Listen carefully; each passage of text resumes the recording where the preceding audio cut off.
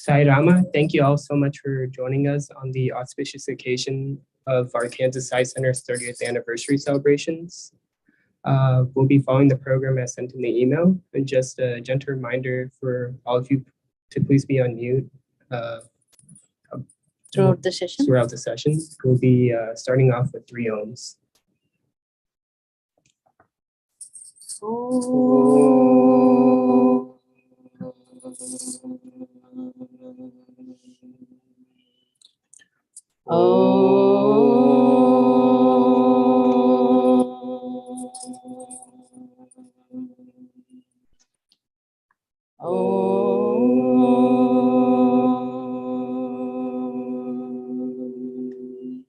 Shri Gurubhyo Namaha Harihi Om Gananam Tvam Ganapatigum Havamahe Kavim Kavinam Upamashravastamam Jyestarajam Brahmanam Brahmanaspata Anashunvannoti Visida Sadhanam Prano Devi Saraswati Vaje Birvajinivati Dinama Vitrayavatu Ganeshaya Namaha Saraswatyai Namaha Shri Gurubhyo Namaha Harihi Om.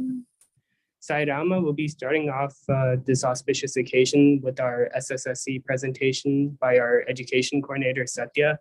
Sai Ram, Satya, over to you. Sai Ram, everyone. Sai Ram. Sai Ram. Can you see my screen? We sure can. Okay, awesome. Sai Ram, everyone. Happy 30th anniversary to the Sai Center. We have so many memories of going to the Samiti. It just comes back to me and gives me a pleasure to talk about SSC program. We have several kids between group 1, 2, and 3, mixed age group in the SSC Center. And we have been learning Swami's the 5 human values: Satya, Dharma, Shanti, Prema, Ahimsa, truth, non-violence, right action, and love. And for the 30th anniversary, the kids have put together their efforts in actually saying the prayers that they have been learning, and also sharing one of the stories also that they learned recently.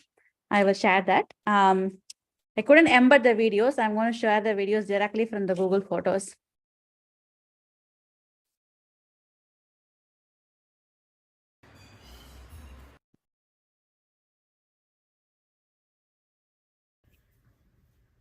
Brahma Guru Vishnu Guru Brahma Guru Vishnu Guru Devo Maheshwara Guru Devo Maheshwaraha Guru Sakshat Parabrahma Guru Sakshat Parabrahma Tasmai Shri Guruve Namaha. Tasmai Shri Guruve Namaha. Thank you, Sai Charan. Smile. Smile. Israel. Israel. Adonai. Adonai. Elohim. Elohim. Adonai. Adonai. Echad. Echad. Adonai. Adonai. Echad. Echad. Om Saishwaraya Vidmahe Om Saishwaraya Vidmahe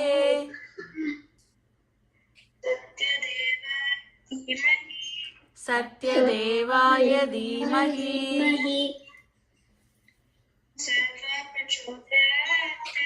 Tanna Sarva Prachodayat Sai Ramaya Vidmahe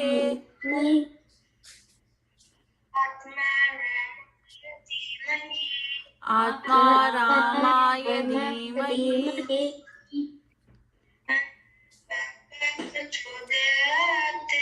Tanno Baba Prachodayat. Sai Ram. O Lord, take my mind, Let my thoughts be in tune with thee. O Lord, take my everything and let me be an instrument for thee. Sai Ram. Sai Ram. That is a compilation of all the kids saying their prayers. I also have a story time from our kid Bhavya. I'll share that as well. Sai Ram. So I'm going to tell a story about a girl getting an apple from God. So her name is Ruby, and she went to heaven, and then she saw everyone's getting an apple from God. So then there's a line, and she waited patiently. And then by the time she reached there, then she got the apple, but she dropped it. So again, she waited, and there's a long line again.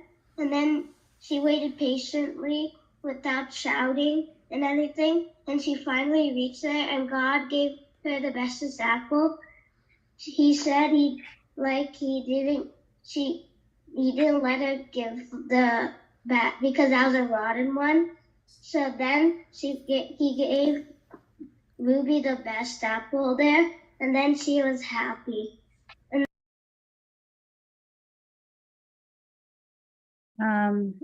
It is spinning for you all. Yes, Yes. yes, Satya. Let me pause and play.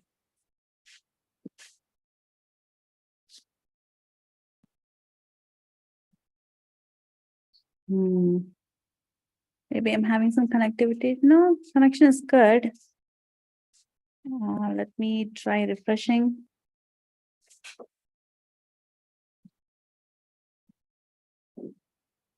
And by the time she reached there, then she got the apple, but she dropped it. So again, she waited, and there's a long line again. And then she waited patiently without shouting and anything. And she finally reached there, and God gave her the bestest apple. He said he didn't let her give the bat because that was a rotten one. So then he gave Ruby the best apple there, and then she was happy. And it's like faith and patience is like the important lesson. Sai Ram. Go. Sai Ram. Sai Ram. So for this beginning of this fall semester, we have been learning a lot about the sub-values of truth, which is faith and patience, just as the two sides of Shirdi Sai Baba says, Shraddha and Saburi. And this story is a reflection of how you have to be faithful and also be patient in order to get what we want from Swami. That is a story that we have been learning recently. Happy 30th anniversary to Cancer Sai Samati. Over to you, Karthik. Sai Ram. Thank you so much, Satya, for such a wonderful presentation. Sai Ram. Sai Ram. Next, we'll be moving on to the special messages presentation. So we'll be starting off live. First, we'll have Dr. Balasubramaniam Karnam, who is the Sri Sathya Sai Global Council USA's national president. Sai Ram, Balu Uncle. Sai Ram, thank you for inviting me for the 30th anniversary of the Cancer Sai Center. Even though God is all pervasive and Swami is everywhere, but when we say what is the address of Swami in Kansas City, we tell this address, isn't it? Because every Sai Center is his home. Every Sai Center is the where we meet to get that energy. Even though God is all pervasive, but we meet at one place. That's a similar way. Puttaparthi is so important for us for the connection to the source where Swami started this beautiful mission. So whenever Swami wants to start, actually he is the one who gives the idea to start a center. He chooses the people actually. this Cancer Sai Center is started by Mrs. Usha Nandakumar in September 24th, 1992, 30 years back. It was in their house until 1997, until they moved to Omaha, Nebraska. Then the center moved to Mrs. Poonam Sanjeev Chaturvedi's family until 2003 when they moved to Dallas. Then from that time onwards, almost 19 years, Sister Lakshmi is hosting this Sai Center in their home, and every Sunday with Vedam chanting and bhajans, and every Thursday with special prayers, and SSSC, you saw wonderful presentation by those children's Swami's angels. In the academic year, they have SSSC programs, and also every first Saturday of the month is Narayan Seva. So all the three components, devotion, like Bala Vikas, and as well as service components. And really, it's not easy to run the center, sustain the center. Again, it is a devotion of all of you in running this center. And I wish you all the I also pray to Swami to bless the Cancer Sai Center and all of you with abundance grace. Thank you for giving me this wonderful opportunity. Jai Sai Ram. Sai Ram, thank you so much, Balu uncle, for your warm wishes. Sai Rama, brother. Next, we have with us Dr. Durjati Mudigunda, who is our National Devotional Coordinator. Now we'd like to hear from Durjati uncle. Sai Ram. Oh, Sai Ram, Sai Ram. First of all, thank you all again. As Brother Balu said, thanks for having us take part in the center's wonderful event today.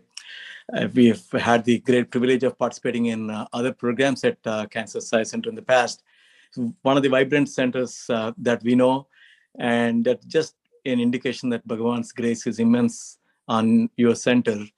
I mean, obviously, Swami's grace is there on everybody, but he said it's up to us to use that. I think you are all really an inspiration for everybody.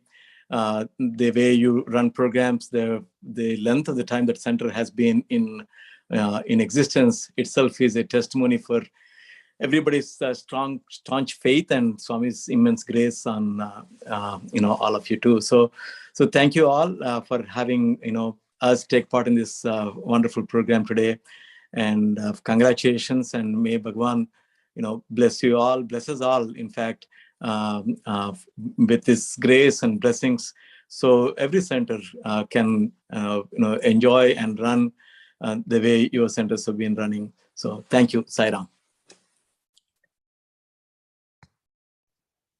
Sai Ram, so much, Durjati uncle, for your warm wishes. Next, we'd like to hear from Sastri uncle. Sai Rama Sastri uncle. He's the one who started study center. And also, one thing I'd like to note is that he was instructed by spread study circle across the world, across the globe. And we are so fortunate. Uncle Sastri uncle is always coming on Zoom to enlighten us. So it's so kind of him. He is creating time for all of us. Thank you so much, Sastri uncle. Sai Rama, please give your blessings to us. Sai Rama. Sai Rama. Sai Rama. May the divine grace, blessings, protection, and guidance of Swami be there to everyone associated with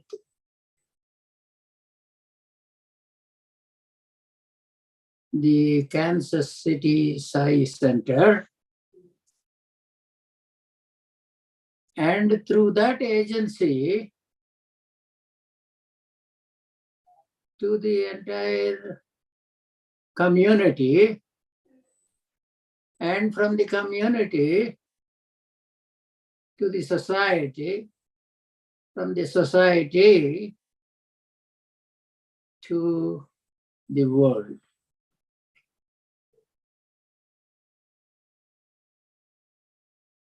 When you talk of an anniversary of any organization,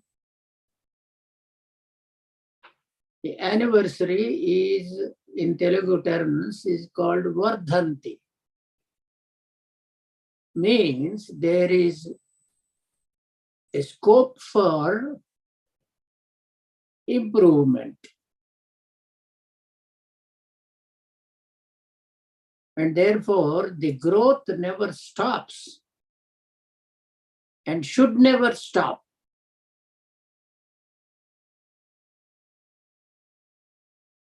And that is what is assured by the grace of God. So for that, what is required is faith in oneself of the participants and faith in the divine whose blessings they invoke for their growth, and spiritual prosperity. Material prosperity may come through lottery, but spiritual prosperity comes only by sadhana.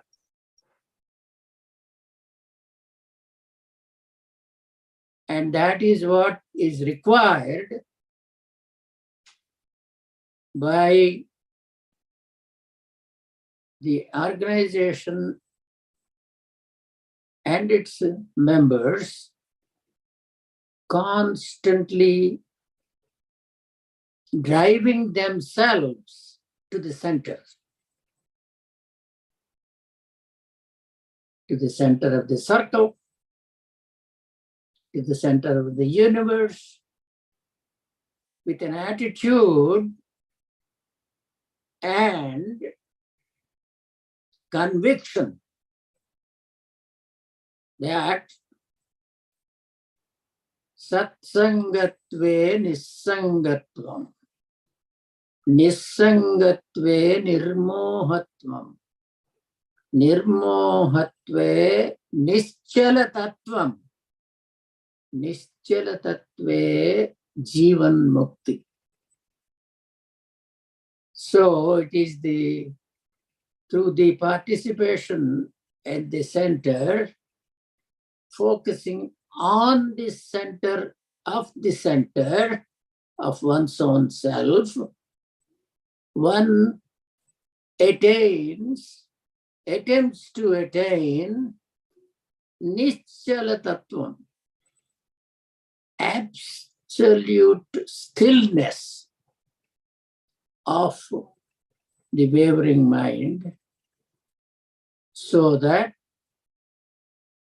the focus is always on the center of one's own self, not in a selfish way, but in a loving way to one's own self, to recognize that that is the center for Atman, and that this focus also should be its source, namely the Brahman.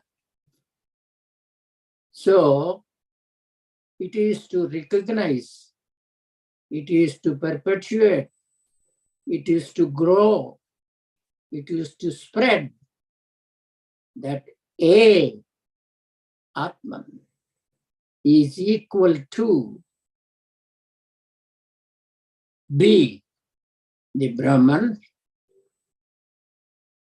and true to the bhajan that Swami has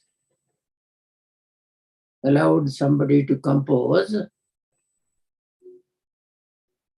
I am God, I am no different from God. But I am God is an assertive statement, but I am no different from God is a source for doubt.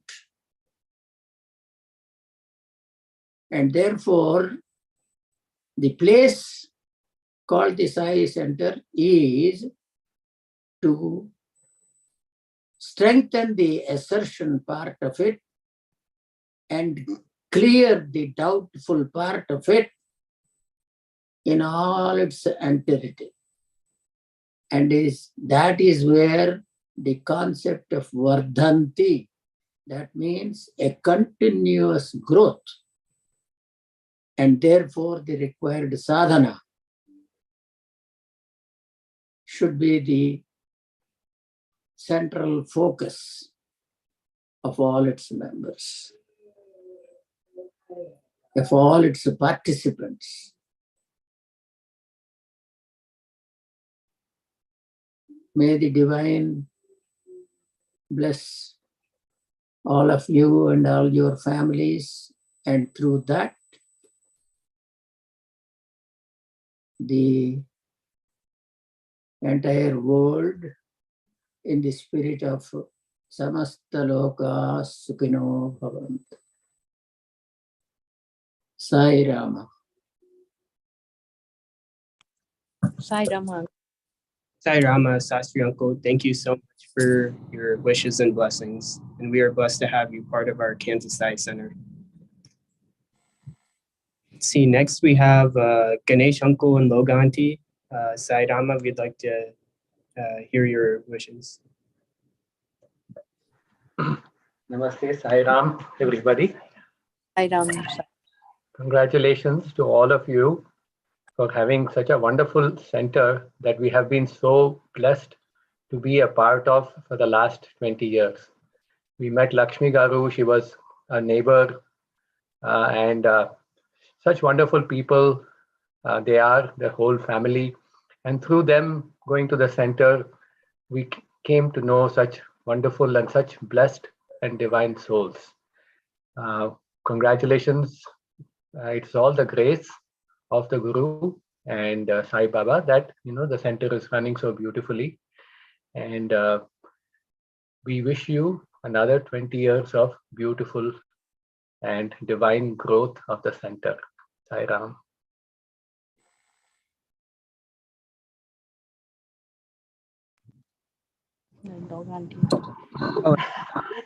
Lakshmi, yeah, Ganesh said everything. For me, it is like going home when I go to your home for the Sai Satsangs. It is just amazing to feel that grace in that space and meet everybody, the enthusiasm, the joy, the welcoming attitude, the openness, and sharing your space with us. We feel very, very, very blessed to be a part of the Sangha. And as I call you always my Sai, sister, it's like going home. And wish you all the very, very, best. You've done an amazing job. I always admire you, how you manage to stay with that smile regardless of whatever is happening. Life has its own curves, turns, twists. Whatever is happening, you've managed to maintain your equanimity and move through it with grace. And that is a great inspiration for all of us. And wish you all, decades and decades of more flourishing activities and service that you're doing. Thanks for allowing us to be a part of it. Sai Ram, thank you so much. It's so kind of you. Thank you so much once again from all of us. Sai Rama. Sai Rama, thank you so much. Let's see. Is it- So Now, I think that we'll move on to the violin presentation by Brother Mukundan Srinivasan. If anyone wants to, they all can talk. If the floor is open to everyone, if anyone wants to give us like wishes and blessings, please feel free. Sai Rama.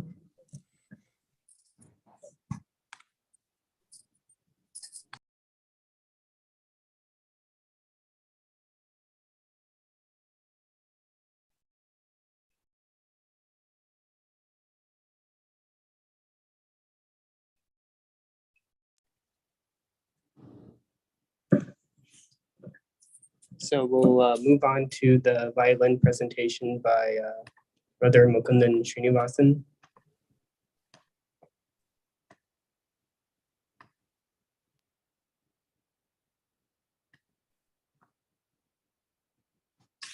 Sairam, congratulations, dear Lakshmi Garu and Ramarao Garu, for the 30th anniversary celebration of Satya Sai Center in Kansas City. We are blessed to be part of the Sai Center. You have been a great inspiration for Sai devotee like me. It is wonderful to see that your hard work, dedication, and kindness is paying off. And here we are celebrating the 30th anniversary. I wholeheartedly wish you many more such celebrations. To commemorate the event, I am dedicating a couple of songs on the violin. I offer my playing to the lotus feet of Baba. Please enjoy. Manavini Vinuma Mahajanaki Rama in Ragam Nalina Kanti, Spencer R. Venugopal Kriti, set to Aditana.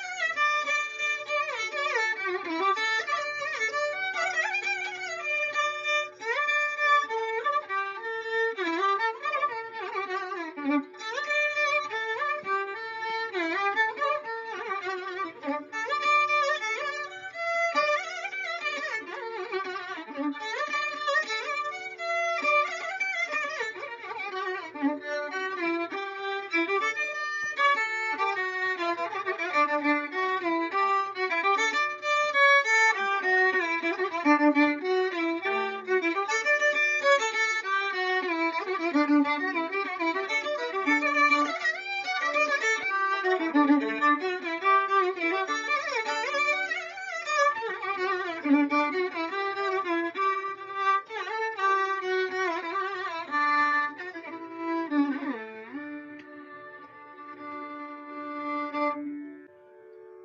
ಬ್ರೋವರ Tyagaraja ಸ್ವಾಮಿ ಕೃತಿ ಹರಿಕಾಂಬೋಜನಾಗಂ ರೂಪಕತಾಳಂ.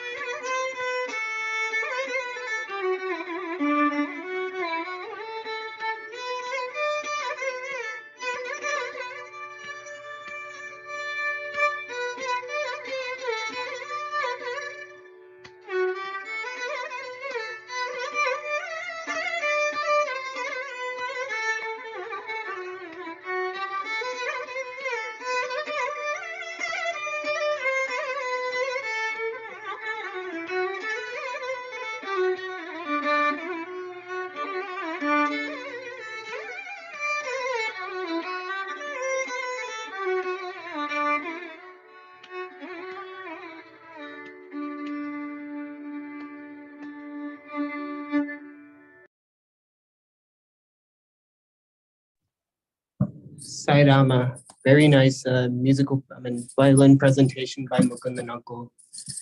Thank you so much, Mukundan Uncle, for playing those two awesome violin pieces for our Kansas Eye Center. We are blessed to have you as a member of our Kansas Eye Center. Yeah, Sai Rama. Thank you so much, Brother Mukundan. Thank you so much for creating time for us. We all thoroughly enjoyed your musical presentation. Now we are going to move on to the next blessing session. Globally, I think starts from Puttaparthi. So let us all enjoy the bliss.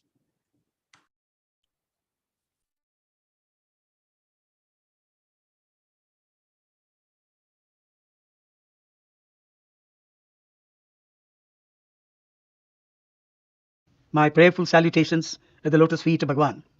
It's indeed a great pleasure to know that Cancer Center is celebrating its 30th anniversary tomorrow, the 25th of September. I'll consider it a great privilege to know you all in person as and when you make your pilgrimage to Prashanti Nilayam. I do hope that such a pilgrimage will be undertaken by you before end of this year. It will be my pleasure at that time to welcome you all and to know you in person. I convey my best wishes to all of you on this occasion and praying to Swami that he will bless you with many more years of active service in Cancer Center. Please accept my best wishes once again for the 30th anniversary of Cancer Center. Thank you, Sai Ram. Om Shri Sai Ram. Cancer Sai Center's 30th anniversary is being celebrated, and I'm very glad that I'm invited to be part of this beautiful program. 30 long years you have all walked with Swami, and Swami held you by hand, and you have made your journey, spiritual journey with him. Very happy that Cancer Sai Center has chosen to be part of Global Council. And as you all know, today Sri Satya Sai Global Council is doing wonderful work across the globe, in every zone, every country, in every Sai Center.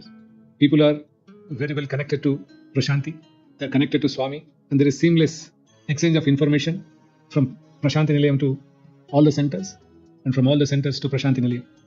The very purpose of Sri Satya Sai Global Council is to unite all Sai devotees across the globe, make them connected to Prashanti and to Swami and his mission. Swami has left his legacy behind, and his legacy is his mission, his organizations, his institutions. And right from his childhood, from the day he declared that he has come for the humanity, he chose this sacred land, Prashanti Nilayam, as a center for his entire divine mission. We are blessed that we are all chosen to be at his feet, connected to Prashanti through Sri Satya Sai Global Council. Swami would say, even 10,000 horses cannot pull you to Prashanti Nilayam if I do not will it. So sisters and brothers, we are all chosen by Swami individually. That's why we are able to stay connected to him and connected to Prashanti. Cancer Sai Center, though it's very far from Prashanti, I'm sure each one of you carry Swami and Prashanti in your hearts. That's why this connection has happened very naturally. Wish you all the very best, and let us walk hand in hand in Sai mission. And the entire journey is within. Swami has come to show the path to go within. So he's always encouraged to people to seek Swami within. And that is what is important for him, that we grow deeper so that we'll find him within our hearts, so that we stay connected for eternity. So have a blessed day, have a wonderful program. Congratulations to each one of you for being part of this beautiful saga of love. And may Swami continue to bless each one of you and your families with abundant grace and his love forever and ever. Thank you. Sai Ram.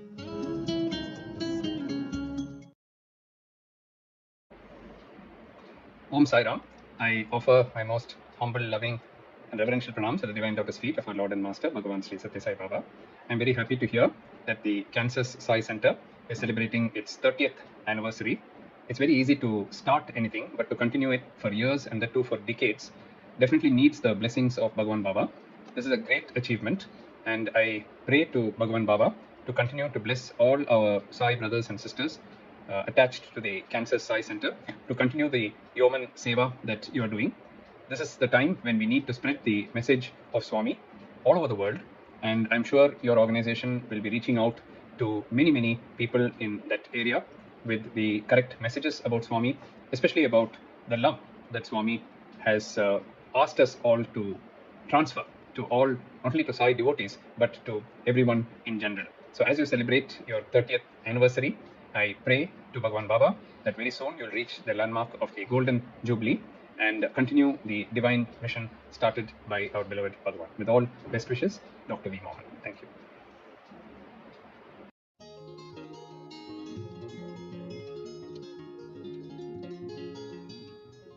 Salutations at the lotus feet of Bhagavan Sri Satya Sai Baba. Sai Ram to all of you. It gives me immense pleasure to know that the Cancer Sai Center is celebrating its 30th anniversary. My kudos to them. It's in fact a great privilege to offer a message on this joyous and auspicious occasion when a center such as I celebrates the 30th anniversary by continuously cherishing and celebrating the ideals propounded by our beloved Bhagavan. Any organization that indulges as a community to propagate the very ideals that the Acharyas and our Avatar Purushas offer to the world. 30 years of continued service is no mean service at all. It is in fact a great event that inspires, instructs, and illuminates many fellow beings to take the path of Dharma. Bhagavan Sri Satyasai stood for 5 cardinal principles called Satya, Dharma, Shanti, Prema, and Ahimsa.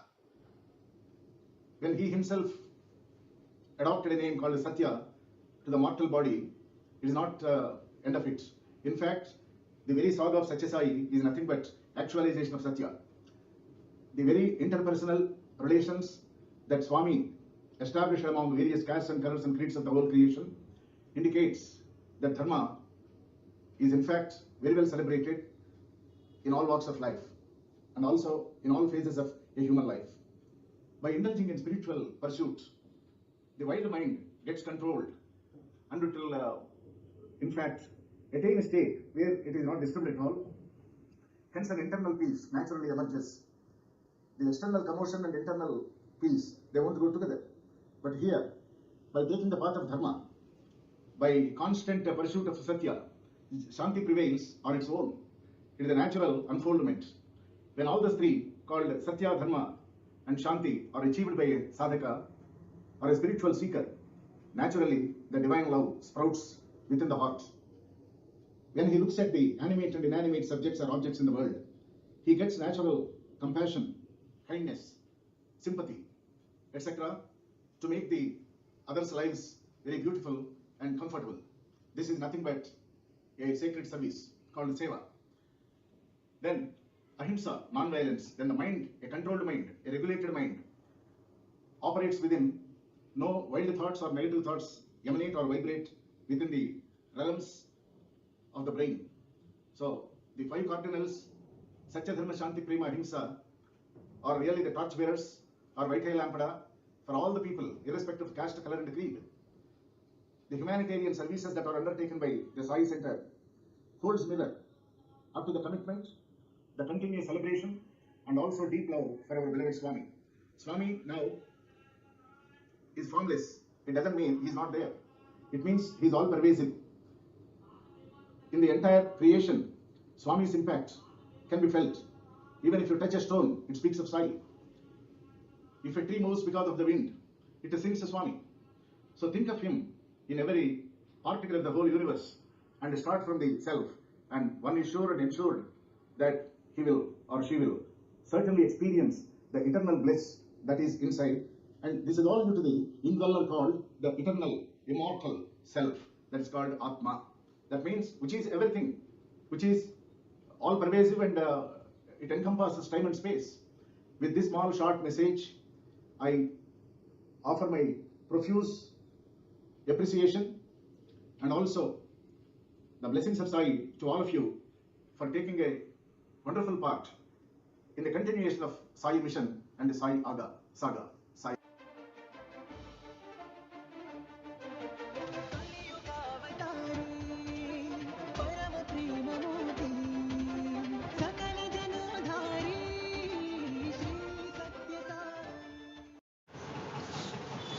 ఓం శ్రీ సాయికృష్ణాయ నమః. సర్వదేవతాతీత స్వరూపులు, సర్వాంతర్యామి, సర్వసాక్షి మన స్వామి, మన బంగారు తండ్రి దివ్య పాదపద్మములకు భద్రాస్వరూపులైన మీ అందరికీ అందరికీ అందరికీ నా హృదయపూర్వక నమస్సుమాంజలులు. విశ్వప్రేమతత్వానికి, అనంత ప్రేమతత్వానికి, మధుర ప్రేమతత్వానికి సాయికృష్ణుడు కేంద్ర బిందువు. సర్వము ఆ బిందువు నుంచి వెలువడిందే. సాయినాథుని ఏ రూపంలో ధ్యానిస్తే ఆ రూపంలో మనకి దర్శన భాగ్యాన్ని ప్రసాదించి దివ్యానుభూతులను మన సొంతం చేస్తారు. నా ఆరాధ్య దైవం శ్రీకృష్ణుడు కనుక నాకు శ్రీకృష్ణుడిగానే దర్శనమిస్తూ ఓంకార పథకం ఉన్న సువర్ణమాలను నా మెడలో అలంకరించి ఆత్మ పరమాత్మ తత్వానికి, అద్వైత సిద్ధికి, అద్వైత స్ఫూర్తికి నిలువెత్తు నిదర్శనంగా నిలిచిన భద్రాకృష్ణుల అద్భుత ప్రబంధ గ్రంథాన్ని భద్రా కళ్యాణంగా నాలో నిలిచి లిఖించారు స్వామి. ఆ గ్రంథం ఇప్పుడు 40వ ముద్రణలోకి అడుగుపెట్టింది. ధన్యురాలిని. స్వామి పరంగా స్వామి ఎప్పుడు చెప్తూ ఉంటారు కదా, బంగారు, నా జీవితం అంతా ప్రేమమయమే, నాలోని ప్రేమే అందరి హృదయాలను ప్రేమమయం చేస్తుంది. ఈ ప్రేమ వలననే స్వామి తత్వం జగత్తంతా వ్యాప్తి చెందుతోంది. సర్వం విష్ణుమయం జగత్, అణువణువున భగవస్వరూపమే. మీ శత్రువులను కూడా ప్రేమించి విశ్వప్రేమతత్వానికి వారసులు కండి, భగవంతునికి దగ్గర కండి. నాలోని ప్రేమ అనే అయస్కాంతమే మిమ్మల్ని నా దగ్గరకు ఆకర్షిస్తోంది. పవిత్ర ప్రేమతో సర్వులకు ప్రేమను పెంచి నిండైన మానవత్వంతో మాధవునికి దగ్గర కండి. ఇలా స్వామి మనకు అనుక్షణం ఉద్బోధ చేస్తూనే ఉన్నారు. ప్రేమ, దయ, క్షమ, త్యాగం, సమయస్ఫూర్తితో నిండిన ఆలన, ప్రేమపూరితమైన లాలన, క్రమశిక్షణతో నిండిన పాలన మనం ఆచరించాలని మన కోసం స్వామి ఆచరించి చూపిస్తున్నారు. అనుసరణీయ జీవన చిత్రాలను, స్వామి ఆదేశాలను ఆచరిస్తూ స్వామి నిర్దేశించిన బాటలో పవిత్ర మనస్కులై, త్యాగ తత్పరులై, సేవే పరమావధిగా, త్యాగమే లక్ష్యంగా, ఆరోగ్య పరిరక్షణ కర్తవ్యంగా, ఆత్మవిశ్వాసాన్ని కలిగిస్తూ, ఆర్థిక సమస్యలను కూడా నివారిస్తూ, హార్దికంగా ఆదుకుంటూ, స్వామి ఆదేశానుసారనే మానవ సేవే మాధవ సేవగా భక్తకోటి సేవా తత్పరులై అందరికీ మానవత్వంతో మనందరికీ దర్శకత్వం వహిస్తున్నారు. ఈ నేపథ్యంలో పైన చెప్పిన దైవికమైన గుణాలను, ప్రత్యేకతలను సొంతం చేసుకున్న క్యాన్సర్ సాయి సెంటర్ తమ విధులను నిర్మల హృదయాలతో, నిర్విరామంగా, అంకిత భావంతో ఆచరిస్తూ 30 సంవత్సరాలు పూర్తి చేసుకోవటం అనేది సామాన్యమైన విషయం కాదు. ఇది కేవలం దైవ సంకల్పానుసారమే, దైవానుగ్రహ ఫలితమే. ఈ విషయాన్ని నా ఆత్మబంధువులు, క్యాన్సర్ సాయి సెంటర్కు చెందిన పరమాత్మ బంధువులు అయిన లక్ష్మీ తురగా దంపతులు నాకు తెలియజేయగా నేను పులకాంకితనయ్యాను. ఈ సందర్భంలో నన్ను పాలు పంచుకోమని వారు కోరటం స్వామి ఆశీర్వాద ఫలితంగానే భావించి ఆనంద పరవశనయ్యాను. దైవపరమైన పవిత్రమైన విధులను, బాధ్యతలను ఇప్పటిలాగానే ఎప్పుడూ కొనసాగిస్తూ స్వామి హృదయంలో సుస్థిరమై దివ్యామృతాన్ని ఆస్వాదిస్తూ ధన్యత చెందాలని క్యాన్సర్ సాయి సెంటర్ వారిని మనసారా కోరుకుంటూ ఆకాంక్షిస్తున్నాను. సాయిరాం. చివరిగా స్వామి స్వయంగా చెప్పిన ధన్వంతరి మంత్రాలను మీకు చెప్పాలనిపిస్తోంది. ఓం నమో భగవతే శ్రీ సాయి ధన్వంతరియే నమః. ఓం నమో భగవతే శ్రీ సాయి ధన్వంతరియే నమః. ఓం నమో భగవతే శ్రీ సాయి ధన్వంతరియే నమః. ఈ మంత్రం ఉచ్చరిస్తే మానసిక, శారీరక ఆరోగ్యాలు సిద్ధించి ఆధ్యాత్మిక పదంలో మనల్ని నిలిపి మనకి శుభప్రదమవుతుంది, ఆరోగ్యప్రదం కూడా అవుతుంది. ఓం శ్రీ సాయి కృష్ణాయ నమః. ఓం శ్రీ సాయి కృష్ణాయ నమః. ఓం శ్రీ సాయి కృష్ణాయ నమః. అందరికీ సుమాంజలులతో మీ కృష్ణక్క. Om Shri Sai Ram. On behalf of the Sri Satya Sai Global Council Zone 1, I want to congratulate all the members of the Kansas Sai Center for their 30th year in Swami's organization. It's clearly evident that our beloved Swami is constantly showering his grace upon you all since you started your center back in 1992. I'm sure Swami is pleased with your dedication to continue his mission over the years, even though families from time to time have had to relocate and your meeting venue had to be changed. Your commitment to carry on his work has been unwavering. You've clearly taken to heart Swami's message that he delivered at the 5th World Conference in Prashanti Nilayam on November 24th, 1994, to all the delegates. And I quote, "When you go forth from here, you must carry with you, wherever you go, the sacred ideas you have gathered here. Moreover, you must interest your friends and relations in these ideas and draw them into service activities." So I pray that Swami continues to shower his abundant grace upon all of you so you can continue to be role models for all of us. I look forward to listening attentively to today's esteemed guests that Swami has blessed us to have, Professor Bhagya and Professor Sridharan. Most loving Sai Rams. Sai Ram, dear brothers and sisters of the Kansas Sai Center. I would like to congratulate you all on this special day of our center's 30th anniversary celebration. In 1992, when I started doing bhajan at my place in Lenexa, I had no idea that Swami had a divine plan to start a Sai Center in Kansas City. Today, after 30 years, I am humbled to say that I had an opportunity to play a small role in Swami's divine mission to initiate bhajans, Bal Vikas, and Narayan Seva in Kansas and later on in Nebraska. I sincerely appreciate Srimati Lakshmi Garu and Sri Ramachandra Rao Garu for their devotion and dedication to serve the Sai community in Kansas City. May Swami shower his divine blessings on each one of you and guide you to continue your selfless services for many more years to come. Jai Sai Ram. Brahma Vishnu Maheshwara Saishwara Daya Karo Kripa Karo Parameshwara Brahma Vishnu Maheshwara Saishwara Daya Karo Kripa Karo Parameshwara Sai Ram, Sai Ram, Sai Ram, Sai Ram. Paramadayala, Papa Vinasa, Paramadayala, Papa Vinasa. Raksha karo, Saishwara, Daya karo, Kripa karo, Parameshwara. Sai Daya karo, Kripa karo, Parameshwara. Brahma Vishnu Maheshwara Saishwara Daya Karo Kripa Karo Parameshwara. Sai Ram, everybody. On this auspicious occasion of the 30th anniversary of our beautiful Science Center of Kansas City, I am expressing my gratitude, my best wishes, and I am really feeling bad that I'm not able to be there in person. But this Science Center is built with a lot of love. The hard work, right from the time it started, the hard work which Lakshmi and her husband Rama have put into it, along with their beautiful boys, has really touched all of us. We do not miss a day. We just love to come. It's a positive energy in that basement whenever I've come. Lakshmi's calm and beautiful spirit of selfless service has really made this what it is today. So I want to congratulate each one of you for being a part of this, and of course to Lakshmi and Rama for making this a really beautiful center that has seen my children when they were little. They have got a lot of values, and look at the boys that Lakshmi has raised. It has really a testament of somebody's feelings, Baba's blessings. You can almost feel it over there, and a lot of good wishes. I wish the very best for future, and I am so happy to be part of this Science Center. So thank you, Sai Ram, and I have no words. I'm really blessed, and I shower all the blessings on everybody. I hope, I pray for it, and Baba's blessings will be there till eternity for all of us. Sai Ram. My pranams to our beloved Swami, and Sai Ram to our Sai family of Kansas City. Congratulations, Lakshmi Garu and Rao Garu. I cannot believe it is 30 years back that we started in Kansas City with in Usha's apartment, just few families.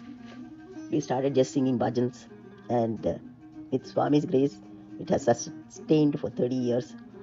So first Usha was there for some years, then Poonam took over for some years, and then for 20 years Lakshmi is running the center. I know it's not an easy task. I remember when we were looking for a house and we saw this house, and I and Richard came over and he said, oh, this is such a nice house and center will be here, and wow, that was such a long back.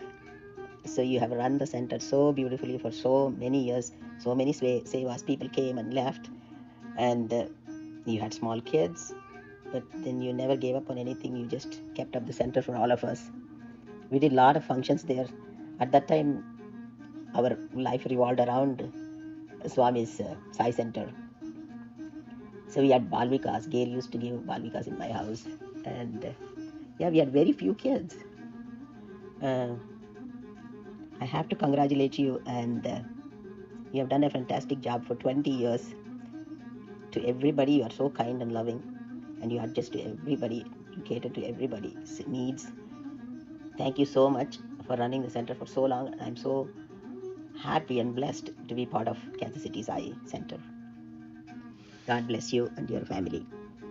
Thank you for giving me an opportunity to say this. Sai Ram.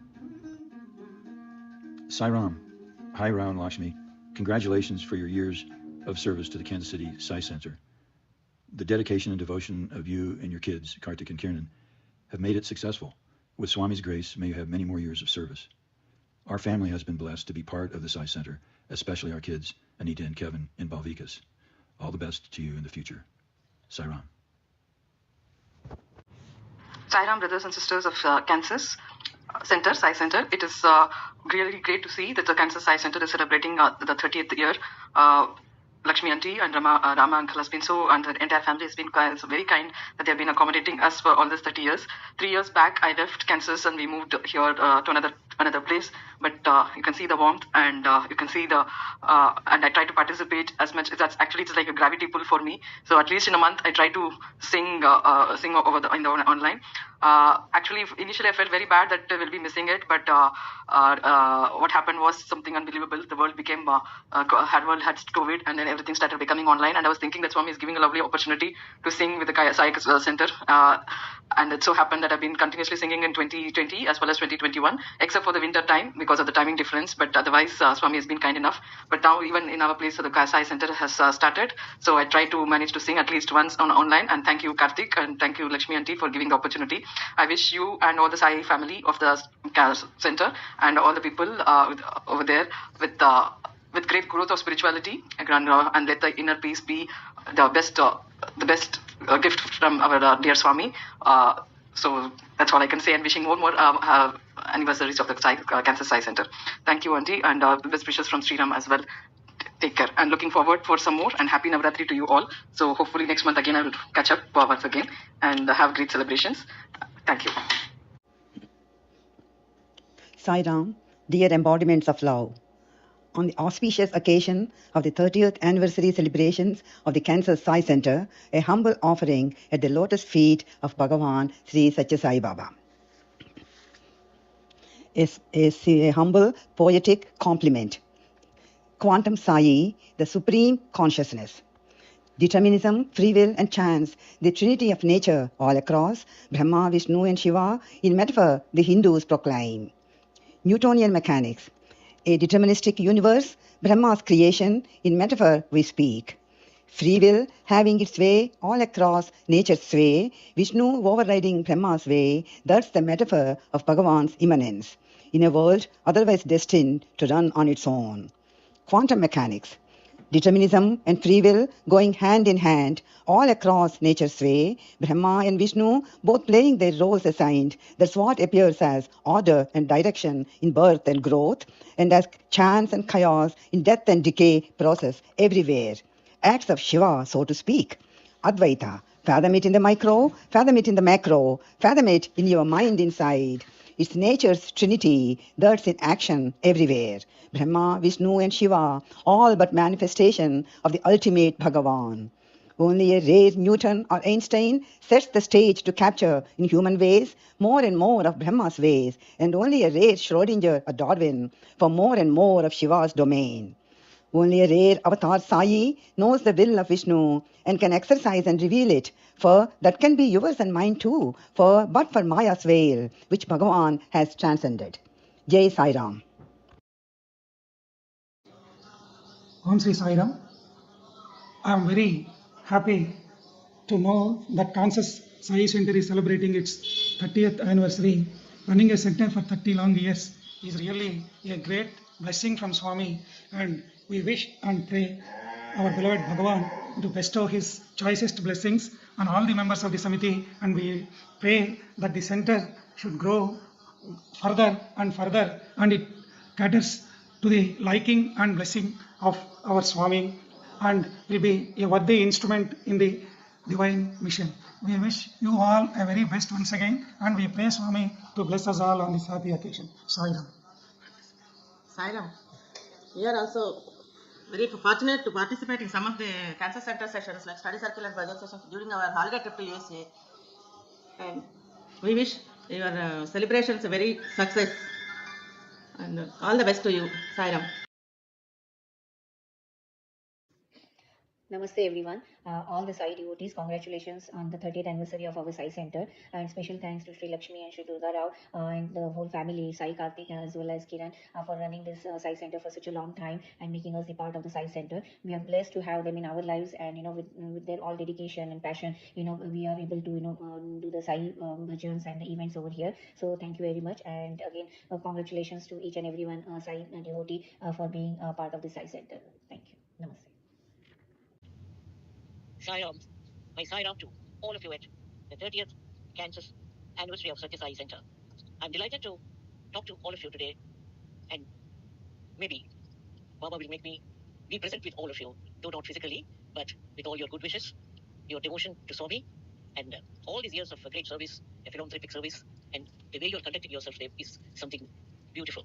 I hear a lot from Lakshmi Turakagaru, Rama Turakagaru, Surya Kiran, and Sai Karthik. They have been awfully lovable people calling me to say a few words to all of you there on this glorious occasion of the 30th anniversary. Sai Center is so popular all over the US. When I was in California, most of the time, when there was an occasion, I used to visit the Sai Centers there in San Diego, and I found that the amount of dedication, the perfection in which they used to organize Baba's functions, which I could not see in India. I'm not trying to belittle anybody, but it's true. That kind of a devotion and a commitment and that love for Baba was more evident there. They evinced such great love and affection towards Swami, and it was all selfless devotion. I could see a kind of dedication, total surrender to Swami. That is how Baba responds to our love. He hasn't been expecting anything from us, though he's not present with us in his physical form. These days, Baba is doing it, a miracle in every home to say that he's not gone, he's with us. If he has created some vibhuti, that means Baba is there that day to you. I'm sure all of you, most of you, many of you must have experienced this kind of miracles, which Baba manifests only to say that he is present with us, just to reassure our. Sometimes we get into a little doubt that is Swami really there, just because we don't see him in physical form. Don't you all ever feel that Baba has forgotten us or he has left us? He's more with us these days. Maybe he was disturbed a lot when he was in physical form. People with their trivial questions, their kind of desire to get something done through Baba might have troubled him. I think most of us must have troubled him. And he said, I would be better off not being physically present with these people, but give my love and my glorious power to all these people. Because he loved his devotees. He loved the students most of the time. That's what I've seen. I've spent years in Swami's presence. I heard all his discourses, all you would expect from you or me or anybody. Only love and nothing else. And kind word to the needy, food to the needy. That kind of even the smallest gesture from our side made Baba happy. He always told us, if you have a rupee, you part with half of it to the needy. You think of other people before you think of yourself. That's all he expected from us, because he never liked anybody without food or education or any small kind of a want which would save the family. So Baba has been, he was so very present in everybody's life. He's touched millions of people's lives, and he still is doing it, though we don't see him, but we can feel him. We can experience him. Like he always said, don't ask me questions. Don't try to understand me. You feel me. You experience me. That's what he used to tell. And all of us should obey his words and obey every word of his when he said to be kind, do service to other people, which I'm sure your Sai Center is doing a glorious service to people. Please do continue to do that. And Sai devotees will never be left alone. You sincerely, honestly surrender yourself and give everything to Baba. He always said, don't worry, then don't ask questions. He said, when you believe in me, you trust in me, that's all you have to do. And all I need is your love. And not pretenses or trying to exhibit yourself with all kinds of publicity or saying he doesn't like people saying they're doing service to somebody else, sacrificing something. There is no word in that. And he's always said, when you do something, you do it honestly, sincerely, genuinely. But don't say you're doing it because it's a sacrifice. There is no sacrifice. And don't use harsh words on people. Even he told me sometimes, even people hurt you sometimes, Janaki, you be kind to them. You don't take it seriously. You just ignore it. You give a nice, beautiful smile and get out of it. That's all. But don't be angry with anybody. And I don't know. He has taken me into his fold. There were many miracles which he did without me asking for them. I never used to trouble Baba when I was sitting in the front row. When he was passing that way, he would say, Janaki, when did you come? Sometimes he would love to talk to me in English. And when I played the Siddhi Sai, Patti Sai, Divya Katha, I played the teacher's role. Most of you might have seen it, or maybe you haven't. I don't know. It was done in 4 or 5 languages. And I played the teacher's role, where I bring the Balavika's kids to Swami. That day he called me for an interview, and he profusely blessed me. And after that, he used to call me Teacher Amma all the time. And I have experienced that love. No doubt, all of us, we were totally like orphans when we heard that Baba will not be seen in physical form in our lives again. But did we ever see Lord Venkateshwara or Krishna or Rama in their physical form? No. We were seeing only the idols carved in stone. We go to the temples and pray there. But how fortunate we are. He was within our reach to talk to us. We could hear him, we could see him, we could touch him, we could feel him. I think we are the most fortunate people on earth today. And we are fortunate because we are all there in the era of Bhagwan, Satya Sai Baba. Please remember that Swami is with you every moment, every day, every hour, whether it is in your happiness or in our grief or in our peril. Please do what you could do in the name of Swami. It might not be a great thing, but think of other people who need help from all of us. Baba will be present, and he will be motivating you to do greater things in this world. Kind things, kind words, they go a long way to make our lives very peaceful and happy. So please continue to do that. And I'm so grateful to all of you for asking me to say a few words to all the devotees there. And I would say that I'm an ardent fan, but my total surrender at the lotus feet of Bhagwan is keeping me alive. I'll be completing 91 years by the end of this year. That will be the 12th of December. Swami always said, Janaki, how young are you? Are you 18? He used to say, no, Swami. When he asked that, I said, there is still time, Swami, 4 years have to pass by. And he would smile at me and bless me. I had the great opportunity of listening to all his discourses in Puttaparthi, Whitefield, and Kodaikanal.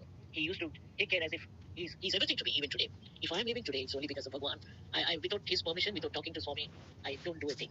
He's taking care of me. He will take care of every devotee, because once we love him, even if we sometimes fail to think of Swami, he will not fail to help us. He will be there every moment. Let things happen. Karma pala, you say. When something happened, we have to bear it, but he will negate a lot of things for us and keep us happy. Have faith in Swami, all of you. And our children, our elders, all of them should have the same feeling. And one more thing he always told, it's not necessary the entire family should pray or dedicate themselves to me. If one person in the family is sincere, I will take care and guard and do everything for the entire family, he said. That's true. That's how my family is surviving today. They all live in the United States, like all of you. They are in San Diego. My one daughter, my son, my grandchildren, my great-grandchildren, they're all there. And all of them, before saying anything, they know that I love Baba's name, Baba's pictures, and they always say Sai Ram before they start talking to me. That makes me immensely happy, and I'm so grateful to all of you for asking me to say words about Baba. And but don't think that Baba was doing miracles only to, impress us or show that he's some divine figure. No, it's not that. He does some miracle to most of us. It's because he says, I am present. He makes his presence felt by giving the holy ash, that vibhuti or any other material. It is because he says, I'm there with you. How could you say I'm not there? But as human beings, we always doubt ourselves, and we doubt if Baba is with us. I think we should stop saying that again, that Baba leru, Baba panato leru. And I మాట రాకూడదు. Baba మనతోనే ఉన్నారు. He's with us. Sai Ram, Om Sai Ram. And my blessings and greetings to all of you on this glorious occasion. Jai Sai Ram.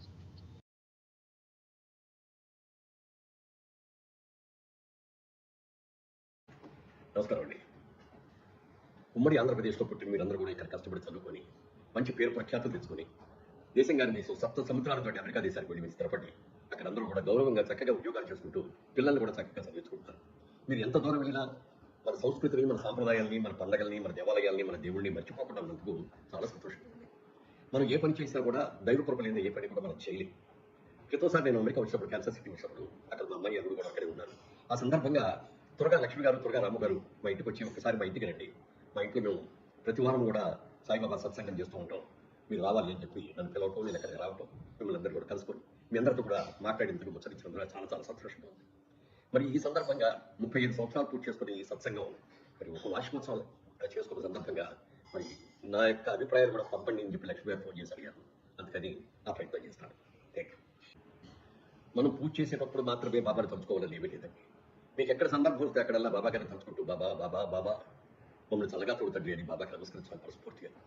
అలా మీరందరూ కూడా బాబా గారి దయ పొందాలని, వారి ఆశీస్సులు పొందాలని, మీరు మీ కుటుంబ సభ్యులు అందరూ కూడా ఆనందంగా ఉండాలని మనస్ఫూర్తిగా కోరుకుంటూ ఇంత చక్కని కార్యక్రమాన్ని మీ అందరితో సహకారంతో నిర్వహిస్తున్నటువంటి లక్ష్మి గారిని, రాము గారిని కూడా మనస్ఫూర్తిగా అభినందిస్తున్నాను. నమస్కారం.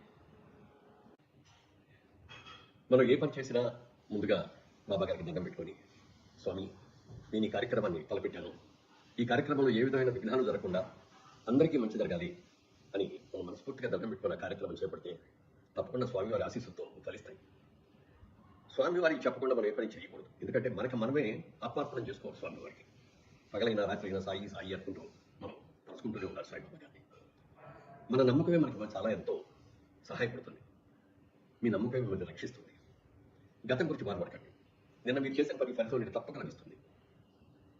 ఏదైనా పని మొదలు పెట్టేటప్పుడు బాబా మేము ఈ పని మొదలు పెట్టాం, మమ్మల్ని చల్లగా చూడండి అని నమస్కరిస్తే ఆ పని విజయవంతం అవుతుంది. అలా విజయవంతం సందర్భాలు ఎన్నో ఉన్నాయి. ముఖ్యంగా నా విషయంలో కూడా చాలా చాలా సందర్భాల్లో స్వామివారు కరుణించారు, ఎన్నో విజయాలు చేకూర్చారు. అలాగే మీరందరూ కూడా వారం వారం ఇక్కడికి వచ్చి కూర్చొని సత్సంగంలో చేయటం చాలా సంతోషం అండి. అందుకని ప్రతిరోజు కూడా నేను బాబా గారికి సాయం పూజ చేసుకున్న తర్వాత ఆఖరిలో మనం ఏ కార్యక్రమాన్ని ప్రారంభించినా మనస్ఫూర్తిగా స్వామివారికి నమస్కరించుకొని, బాబా నేను ఈ పని చేయాలని అనుకుంటున్నాను, మీ ఆశీస్సులు నాకు కావాలి అని చెప్పి మనస్ఫూర్తిగా దేవుడికి దండం పెట్టుకొని చేస్తే ఆ కార్యక్రమాన్ని ఖచ్చితంగా విజయవంతం అవుతుంది.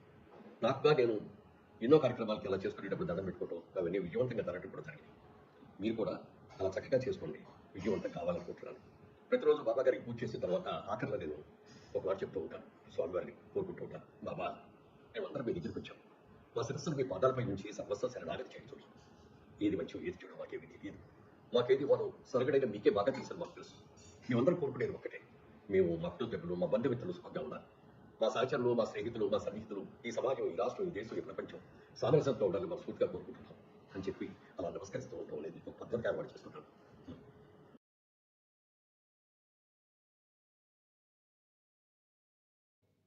Sairam. I'm Dr. Venkatrao Vishala from Hyderabad. I'm a devotee of Sathya Baba from the last 45 years and enjoying and experiencing every day Swami's miracles, Swami's blessings on our family. Sairam to everyone. With the divine blessings of Sri Sathya Sai Baba, the Kansas City Center of Sathya organization in USA celebrating their 30th anniversary. It is a very long way of 30 years to run this and to conduct various programs year to year and improving further. We were very happy to be associated with them and visited the center in 2016 and participated in bhajans and various activities there. We wish them all success in the coming years to come and continue the service to Sathya organization and Swami Seva and participate in various activities. We wish them all success. Sai Ram. This Kansas City Center, under the able guidance and support of Swami, run by Srimati Lakshmi Turga and Sri Ramchandra Garu. We wish them all success in the coming years to come. To all the devotees of Kansas City, and we pray Swami to bless them to be successful in the coming years. Sai Ram. Om Sri Sai Ram. My humble and revered salutations to the lotus feet of my beloved Bhagwan, Sri Sathya Sai Baba Varu. I am Mrs. Lilani Venkatrao from Hyderabad, India. I would like to wish Srimati Lakshmi Garu and Sri Ramchandra Rao Garu on successful completion of 30 years in running Sathya Sai Center at Kansas. Swami always says, take one step towards me, I will take 100 steps towards you. And that's it. Swami has guided them all these years for a successful completion of 30 years in Swami service. I pray Swami to give more strength and long and healthy, happy life to do more seva. Jai Sai Ram.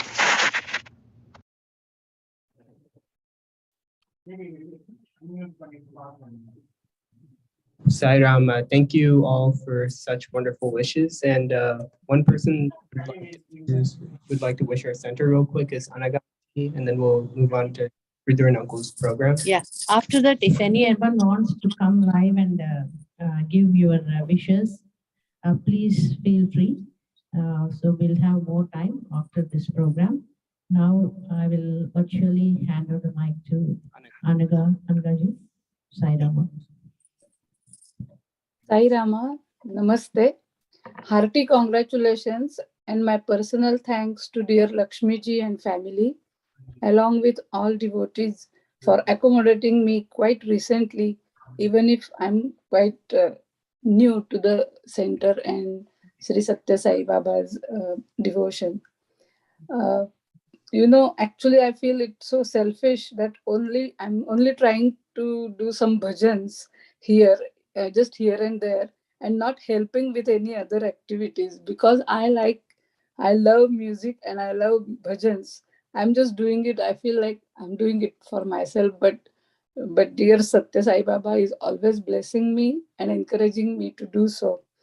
So gradually, but slowly, but surely, I'm getting more and more knowledge about Sri Sathya Sai Baba's great work.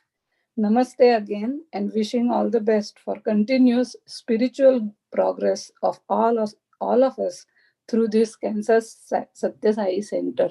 Thank you very much, and Sai Rama. Sai Rama, thank you so much, Anaga Auntie, for your warm wishes.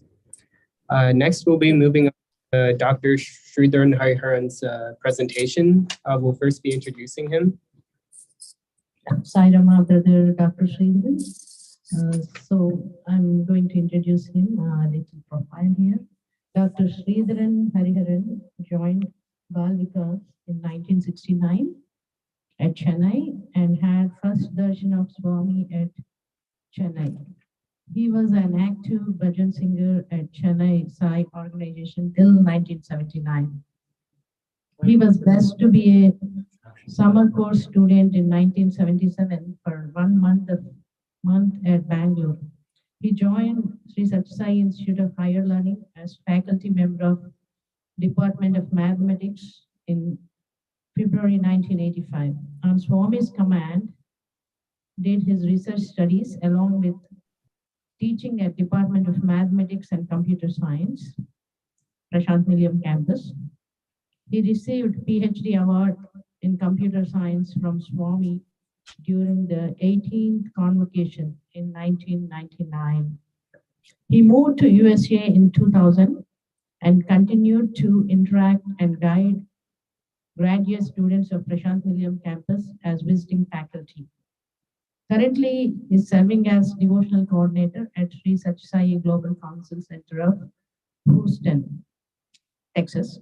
He lived at Prashant William from 1985 to 1999 and had the opportunity to play Veena in Mandir before evening bhajans and had been a member of the Institute Students Music Group, participating in the music programs during festivals at Prashant William. Now, I would like to virtually hand out the mic to Brother Sridharan Hariharan and his team. Sai Rama, brother. Thank you so much for creating time for us.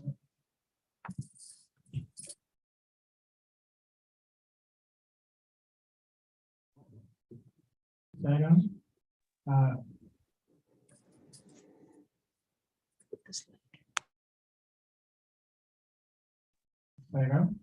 I would like to first check if technically the audio is coming properly from. Yeah, we are able to hear your voice. Is anything else? Wait, actually, could you increase it a bit? Yeah, you can increase your volume a little bit, brother.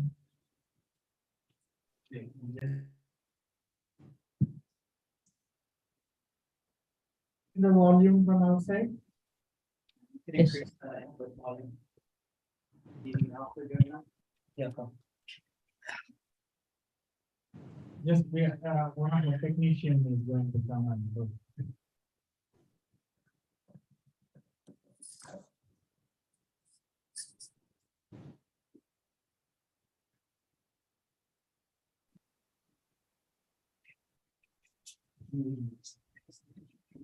Somebody's muting us. Yeah. Okay. Yeah. Speak. Saran? Yes. Is it somebody from that side, from the technical side, from your side, muting our mic in between? I just want to check. Sairam, we can hear you now. I think Okay. it's more. Perfect. Okay.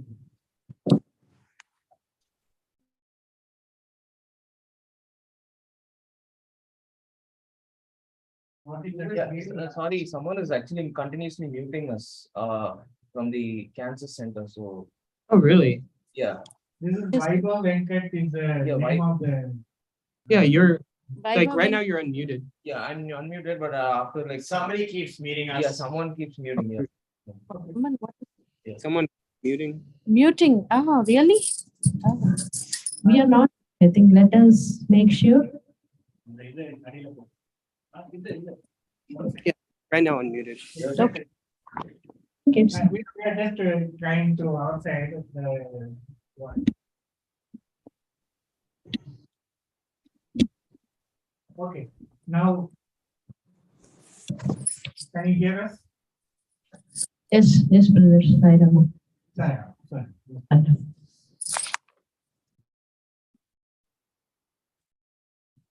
Okay, I request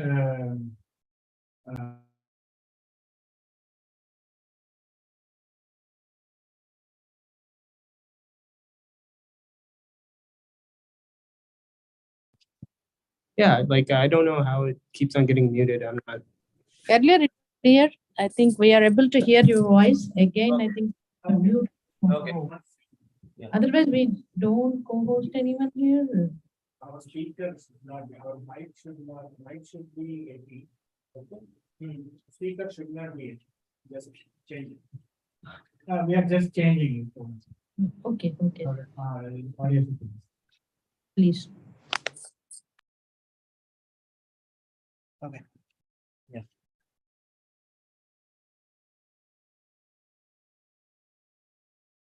The speaker. Hear us, Sayan. Yes, we are able to hear you now.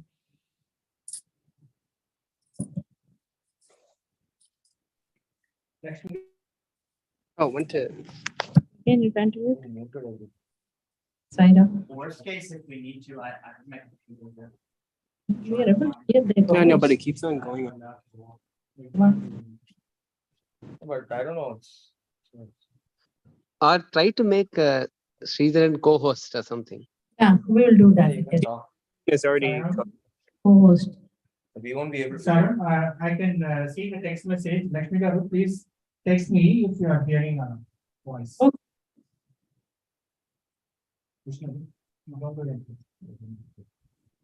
Sairam? Sairam. Can you hear us? Is it audible?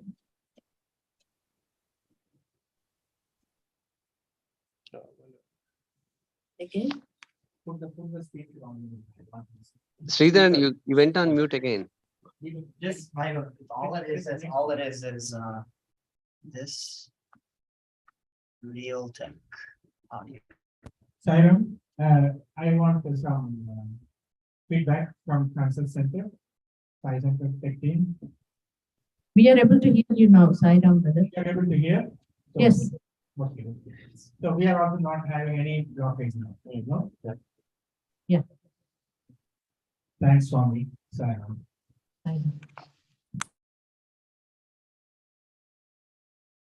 I'll chant 3 ohms, then I will start.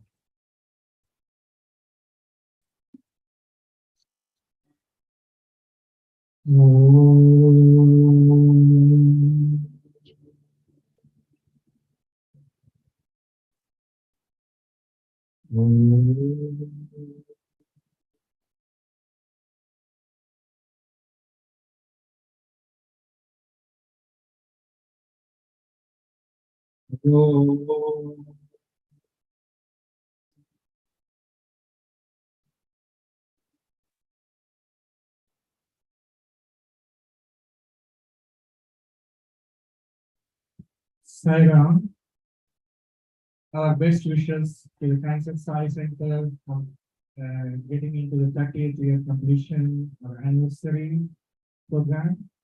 And we thank Swami to enable us to participate in this program. And then offer whatever we would like to offer.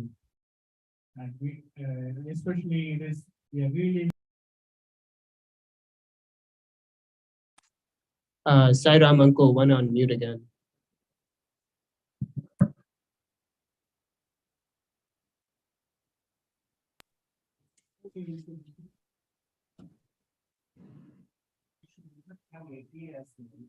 Then change it. Speaker, then put it. Input one needed. Yeah. You said to turn it, not run. Sorry. I did.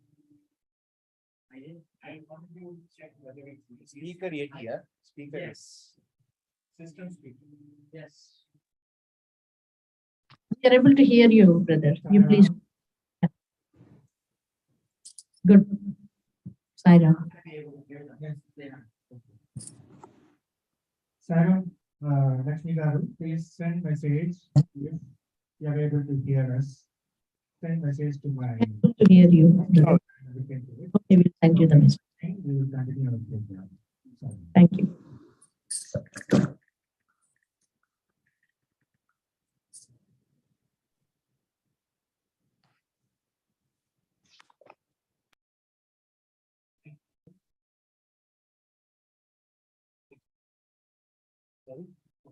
No.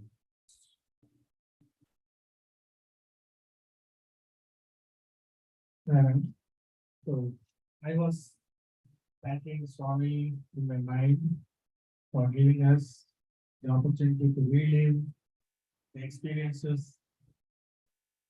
And I now request the tech team to share the slide 1. So I would like to briefly tell how I got inspired to give the name Radha Brahma.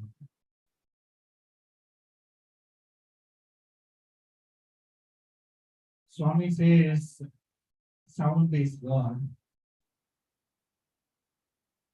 And then we have the known description of the cosmic soul as Shabda Brahmamayi, Characharamayi, Mayamayi, Srimayi, Vanmayi.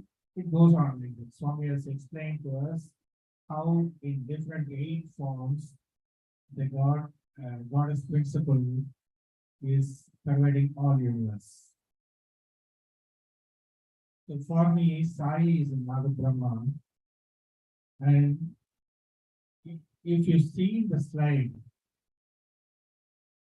right corner, Swami is playing a veena.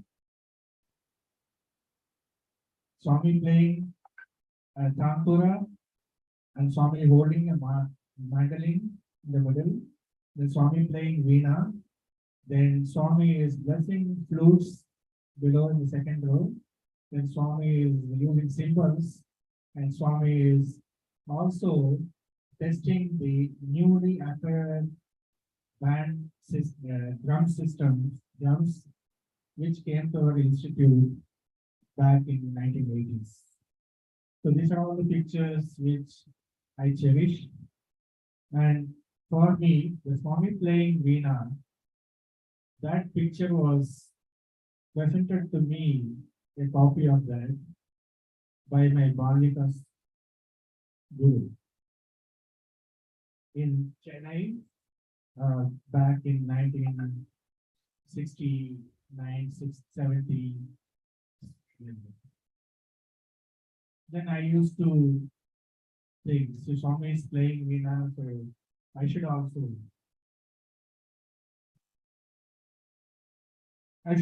try. Because in our family, my eldest sister used to play veena.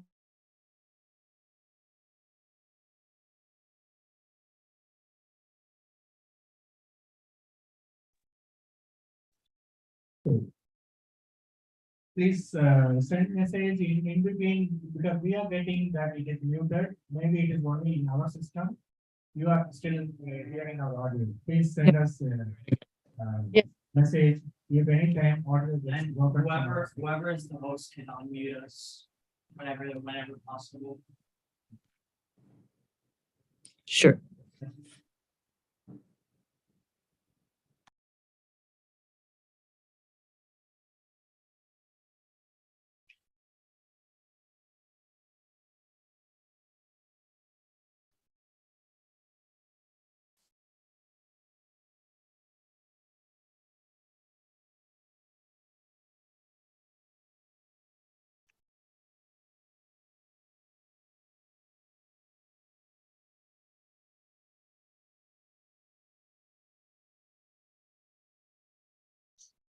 Sam, Lakshmi Garu, please text me if you are still listening us.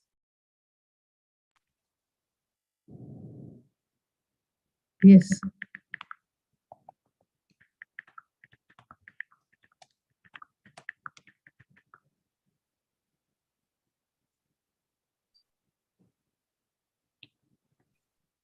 Thank you. Now we are able to hear your voice better. I don't know, in between it's going. Please text me whenever, and then help us unmuting whenever Sure. you find that we are getting muted. All right, all right. Please follow, please proceed. So that picture of Swami, I used to keep. I remember I was studying my 7th grade or 8th grade at the time. Then my father used to play flute at home. Whenever I come from the school, I request him, can you play one bhajan? I want to try in harmonium. And I go into our altar room, lock myself in the altar room, only Swami's picture, myself, harmonium and veena next to me. So my father will play from outside. Flute, no bhajan for me. One line he will play, then I'll just pick up harmonium, play to Swami and start playing harmonium. Once I play harmonium, then I just pray to him, take the veena and play. So this is how I learned the playing of veena for bhajans initially. Then later on, I did learn properly the classical veena playing, some of the techniques from Veena Master Chitti Babu, later from his disciple for a few years. Then I keep continuing playing. Then I was praying to Swami that one day I should play in front of him. So in February 1st, 1985, I was asked to join the faculty of Department of Mathematics and Computer Science to teach in Prashant Nilayam campus. And I was holding a letter on February 8th, evening darshan, requesting Swami to bless me with an opportunity to play Veena in front of him. The letter was kept in an envelope, folded envelope. Then I was showing it to Swami. Swami, while taking, he asked, Veena Nerchukunnava, meaning, did you learn Veena? So that time my Telugu was not that much perfect, because my mother tongue is different. Tamil is my mother tongue. So I learned Telugu only later. So I didn't know what Swami was saying. I was kept on telling in English, Swami, I want to play Veena. I want to play Veena. Vanchu. This is what Swami said, and we moved on. As usual,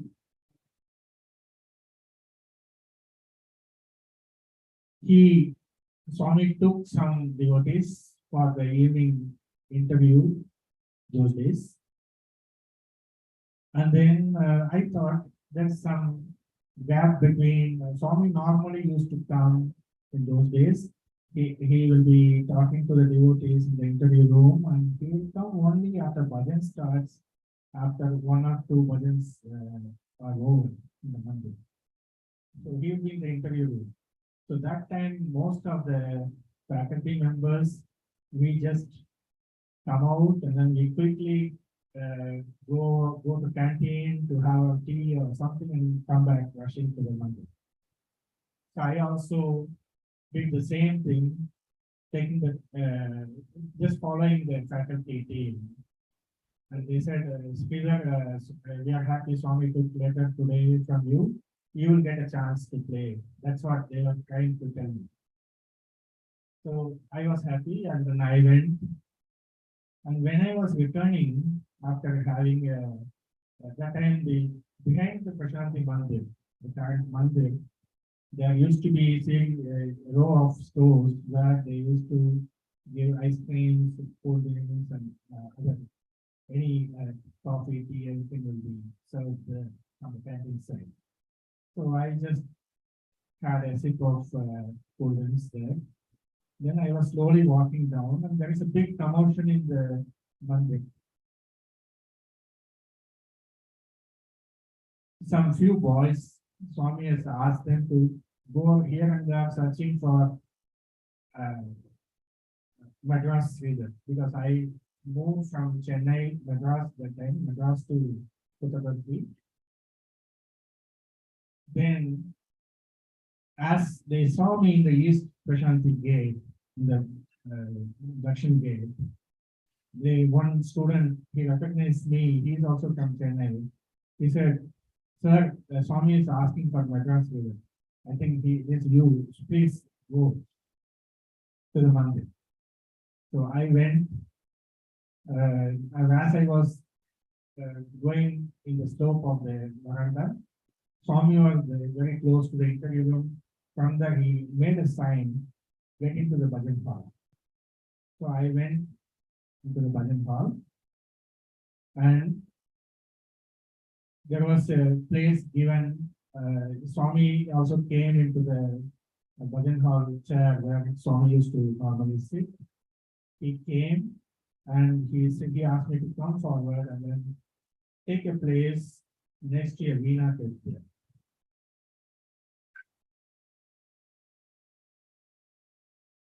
And then he said, you can now play Veena. I want to listen. It was around 5:30 in the Mandir. Those days, bhajan starts at 6. So I sat. The Veena was there, but it was all the strings were not set properly, especially the talam strings. So I was setting that to whatever Shruti it was. I was setting that, and Swami was keenly watching me, and then he asked me, "How is this veena? Is it good? Can I play?" Then I said, "Yes, Swami, I would like to play now." Then he gave a signal for me to start. I started, yeah, because it's the first time I'm playing in physically in front of Swami in the mandir. So I played Vatapi Ganapati Bhaji. So I would like to offer that same song today as my first piece. Then we'll continue our program. Sorry.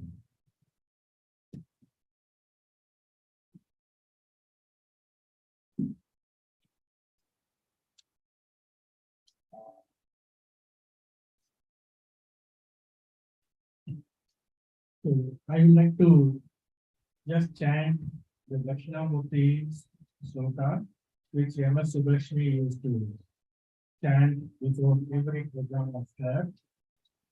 Please keep the slide, first slide running now. The second slide later on. You can.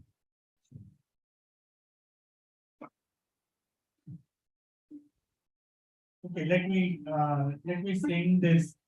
So the Nada Brahma. The Nada Brahma is Omkara, we take as Nada Brahma. So I would like to offer just attempt to sing a bhajan now. It is not, it is just a solo bhajan I want to sing for you and for Swami.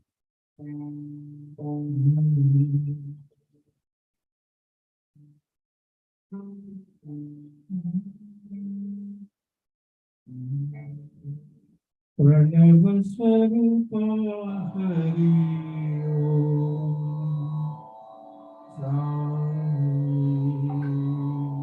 Swami Narayana Hari Om Narayana Hari Om Sai Ishwaraya Hari Om Satya Sai Ishwaraya Hari Om Yadavaya Madhavaya Govindaya Namo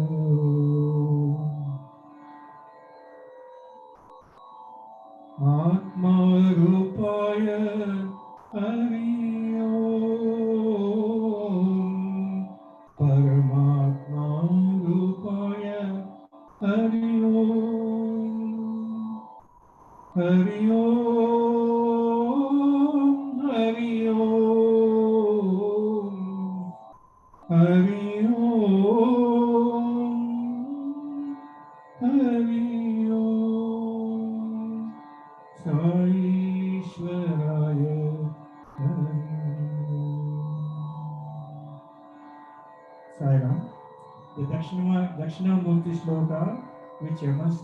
Subbalakshmi used to sing before her concerts, whenever she used to sing in many places, including in Swami's presence. I am going to play in the Raga Hamsadhuni and then play the Kirtan Vatapi Ganapati Bhaji. It is a Ganesh Kirtan and set to Talam, Adi Talam. It is 8 beats. So I'll be accompanied by our young adults group here. So I'll be introducing after we present this song.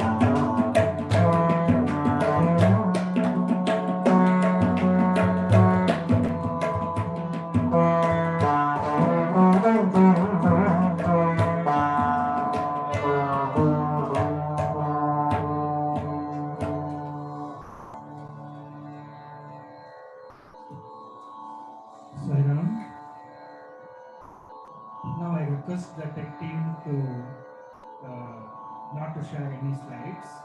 I will just, in between my presentation, I'll be playing the whatever songs and kirtans and bhajans I had a chance to play in front of Swami. I just want, when I was playing this Vata Viganapatin, in the Charanam, when I was doing, I was trying to put the Swara, then Swami just looked at the watch, then asked me, I'm going to play Swaras. And I got the clue. Because those days, 5:45, they are going, there is an old gentleman who used to play flute, a devotee, before every business in the evenings. So it is his time. So Swami wanted to give him the chance. So I took the flute, then I said, Swami, I'm closing now. Then I closed the song appropriately. And while I started playing, that time there used to be a very good tabla player. I still remember that Sai student's name. His name is Abhinav Upadhyaya. I'm not sure if he get a chance to view this video sometime. I will definitely send it to him once the link is available to him. Abhinav Upadhyaya is a very good tabla player. Now, by Swami's grace, I got another younger here. His name is Ashish Shonde. He is very devoted, and I just want him to say Sairam Favorite.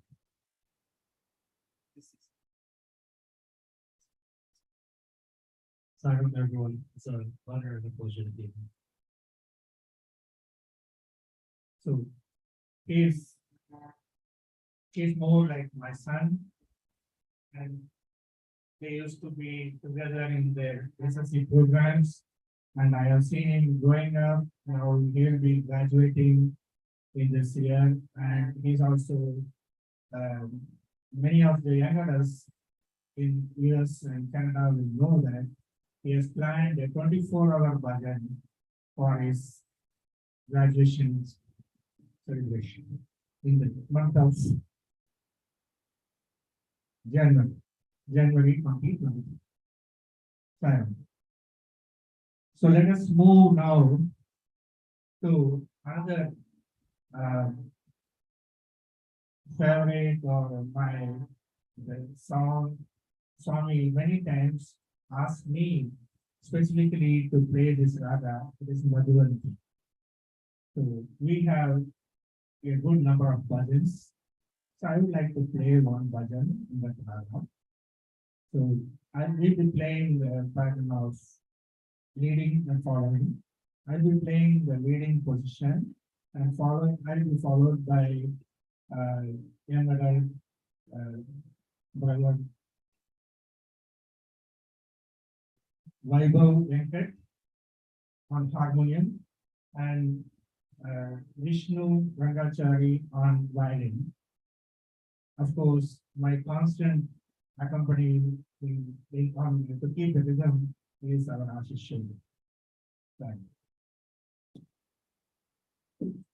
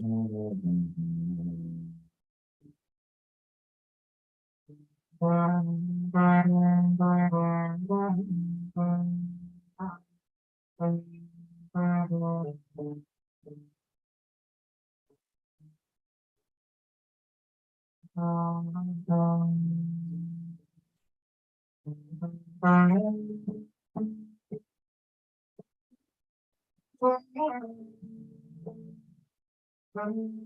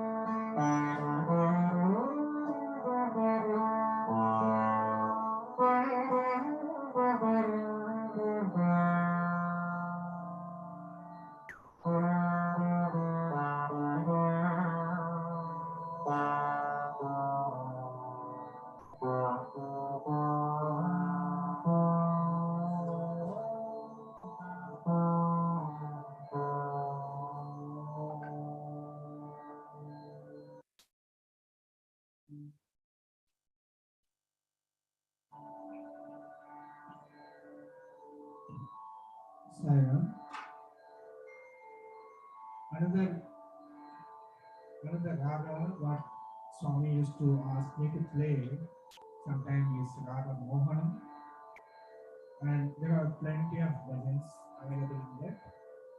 Some of the bhajans are Sri Rama Sharanam, then Jai Jagadisha Hare. You can keep on counting the different songs. So I would like to offer Jai Jagadisha Hare to Swami.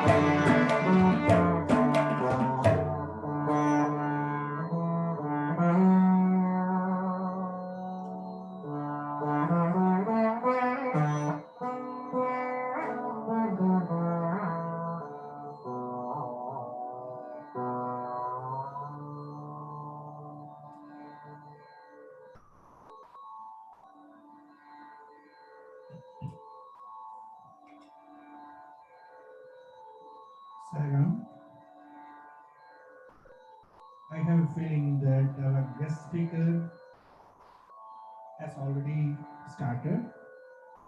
So I request Sister Lakshmi to text me if I can play my last piece offering to Swami today, because I don't want to come in between our guest speaker, Professor Bhatia, who was my colleague for a long time in Prashanti.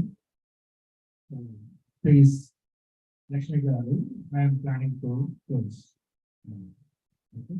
One last piece.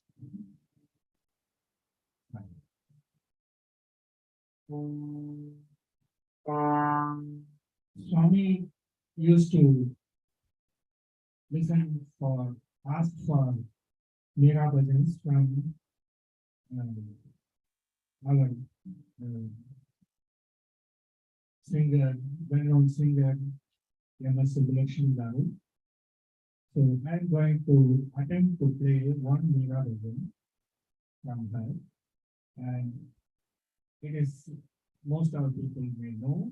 I just sing very fast time. So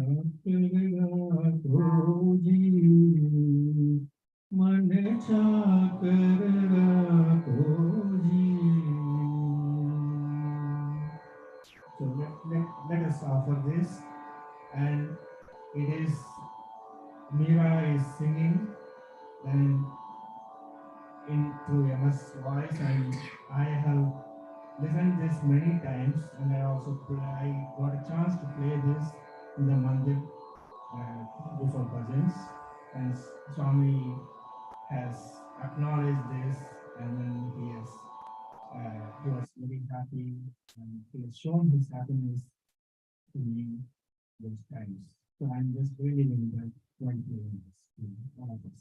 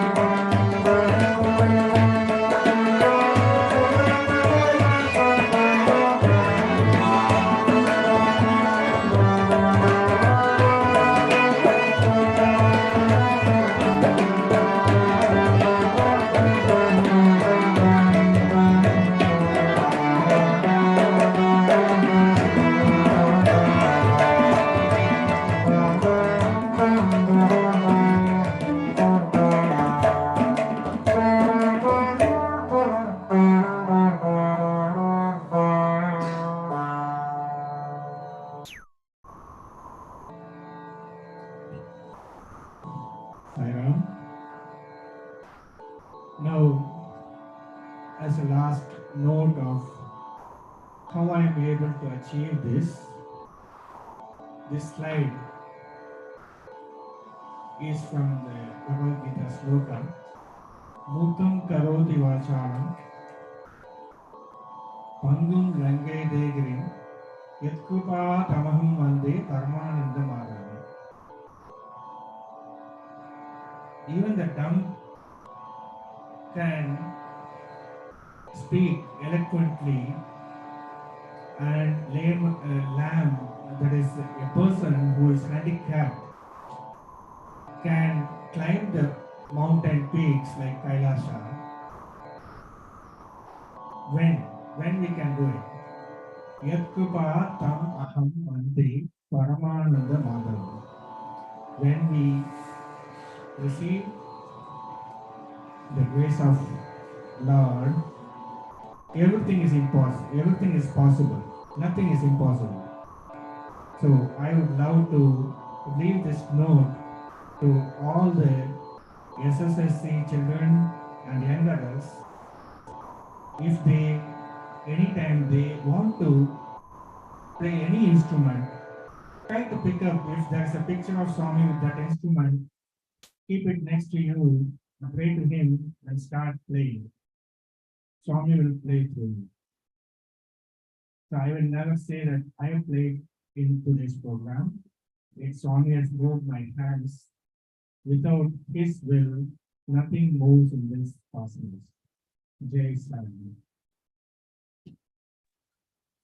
Wow, Sai Rama, Sridhar and Uncle, and the whole entire Houston YA team. Thank you so much for playing such a blissful musical presentation, and thank you so much for sharing your wonderful experiences with Swami. Next, we'll be moving on to Bhagya Sir's experience sharing. First, we'll be introducing him. So Professor Bhagya is commonly known as Bhagya Sir, as he is lovingly called. He has an excellent record as a student, as a working professional, and as a teacher. In 1969, he received a gold medal for his chemical engineering from Bombay University.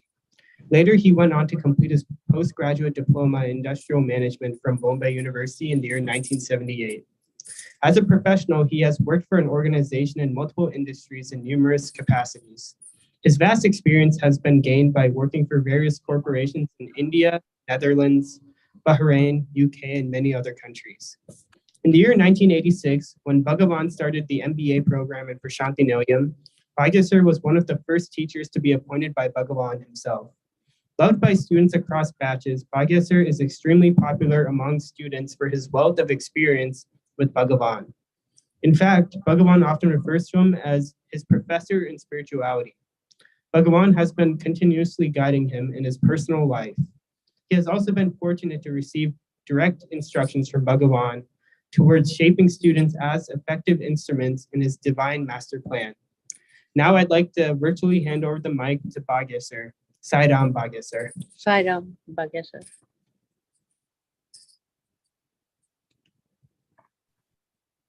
Sai Ram to everybody.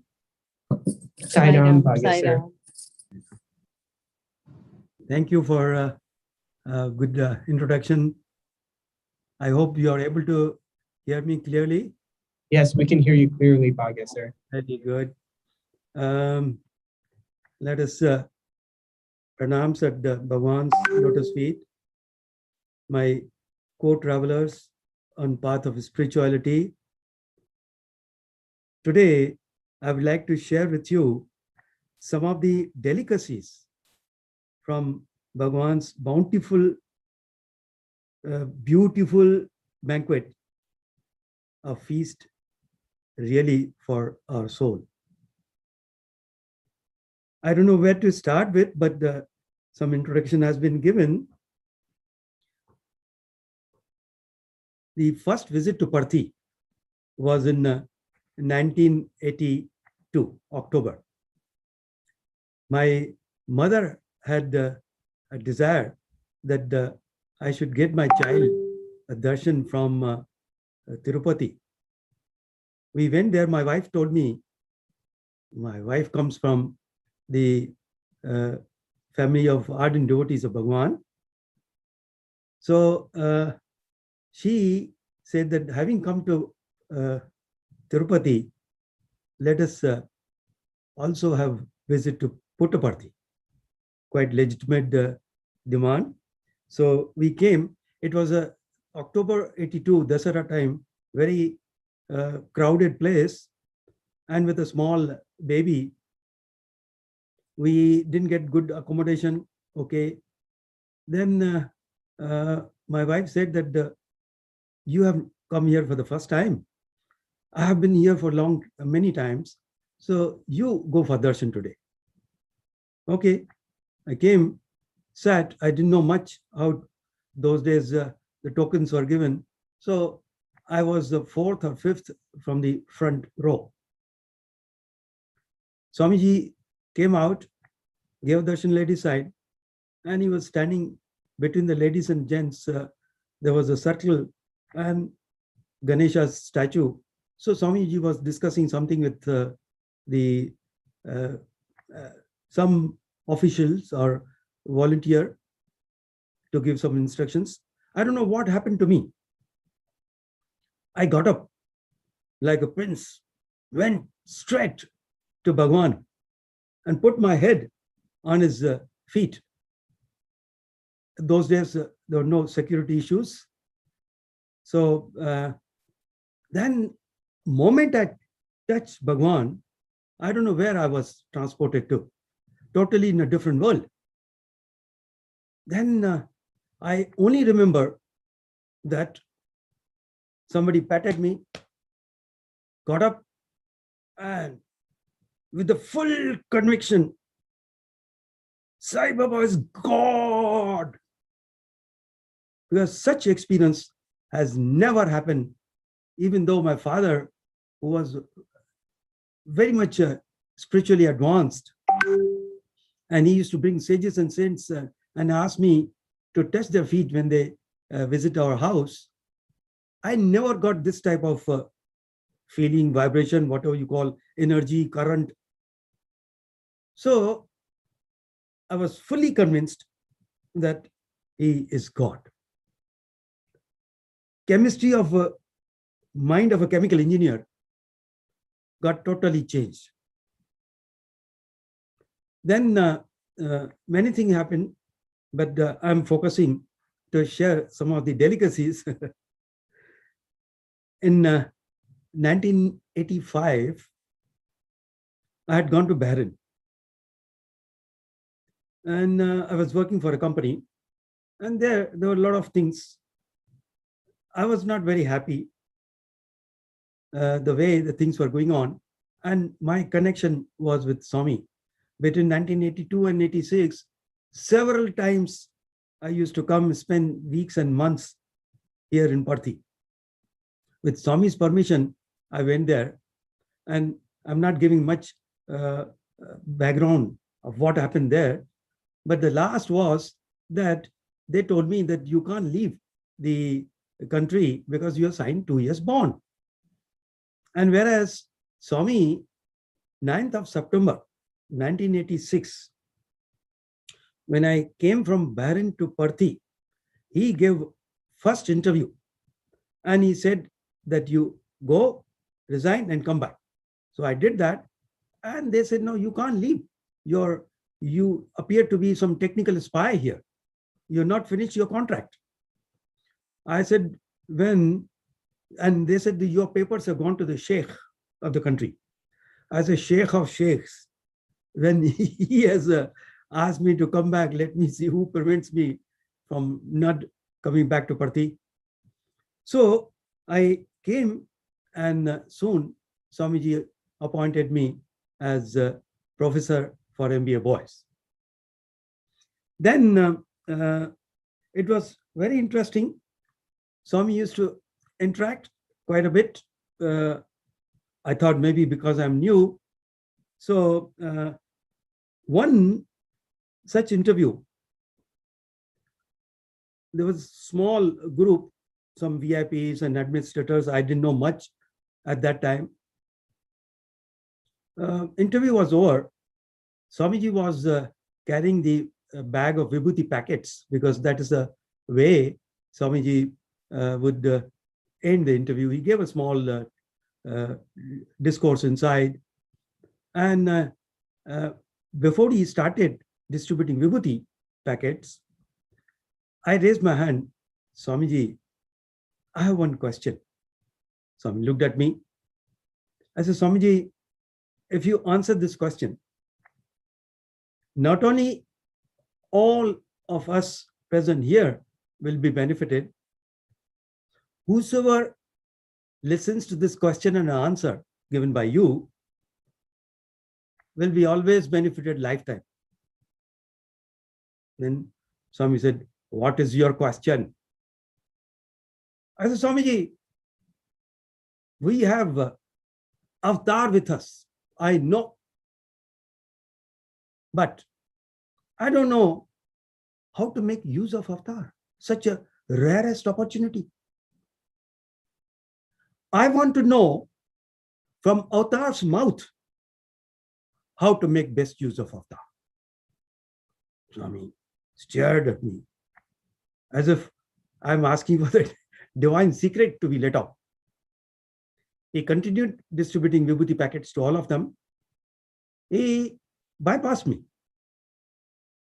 And after finishing, I thought in my mind, oh, maybe Swami doesn't want to give the answer. After finishing everyone, giving vibhuti to everyone, he came, he took a very big handful bunch of vibhuti packets and gave it to me. I caught hold in both the hands and he said, Now, at that time, looking into my eyes, he said two things. Love. Love is God. God is love. Live in love. Second sentence. Aham karam. Aham. I. Atma is one. Akar, when the form gets attached to that aham, it becomes many. Aham karam. He left it there. It took me several months, I would say a few years, to understand the meaning. Of course, for love himself, he has given many times, soon after this interview also, that start the day with love, spend the day with love, fill the day with love, end the day with love. That is way to God. One of the MBA students interview, where Swamiji had invited me also, he gave a definition of love. Definition in the sense, defined what should be love. It's not just a worldly, ordinary, sensual love. It is divine love. Divine love is selfless. He said, I always give, and give. Never extend my hand to receive anything from anyone. It is unconditional. The divine love has to be changeless. It will never change. Today you receive love, tomorrow you don't. Third, he said, it is fearless. Because I love you, I take the liberty of correcting you without any fear. There are so many stories behind this, but the time permitting, I will definitely share some of them to give the more explanation about three aspects of divine love, that is selflessness, changelessness, and fearlessness. Let us go to one wonderful way how Swamiji was, in a simple way, he will give teachings. After a few months of joining, Swamiji came and asked me, what is your name? I said, Swamiji, Bhagya. He said, what is the meaning of Bhagya? And I was looking, thinking, my mind back to my college days. And I said, Swamiji, in my class, my colleagues, students used to tease me, Bhagya means Bhagya. So Swami did not respond to that. He said, see, Bhagyam. Oh, he clarified further. Bhagyam. I said, Swami, Bhagyam means luck, fortune. He said, good luck or bad. Swami, when we are with Bhagwan, it is good luck. Otherwise, he said, hey, I am always with you, in you, around you, above you. So for you, good luck, good luck, good luck. Wow. Sorry.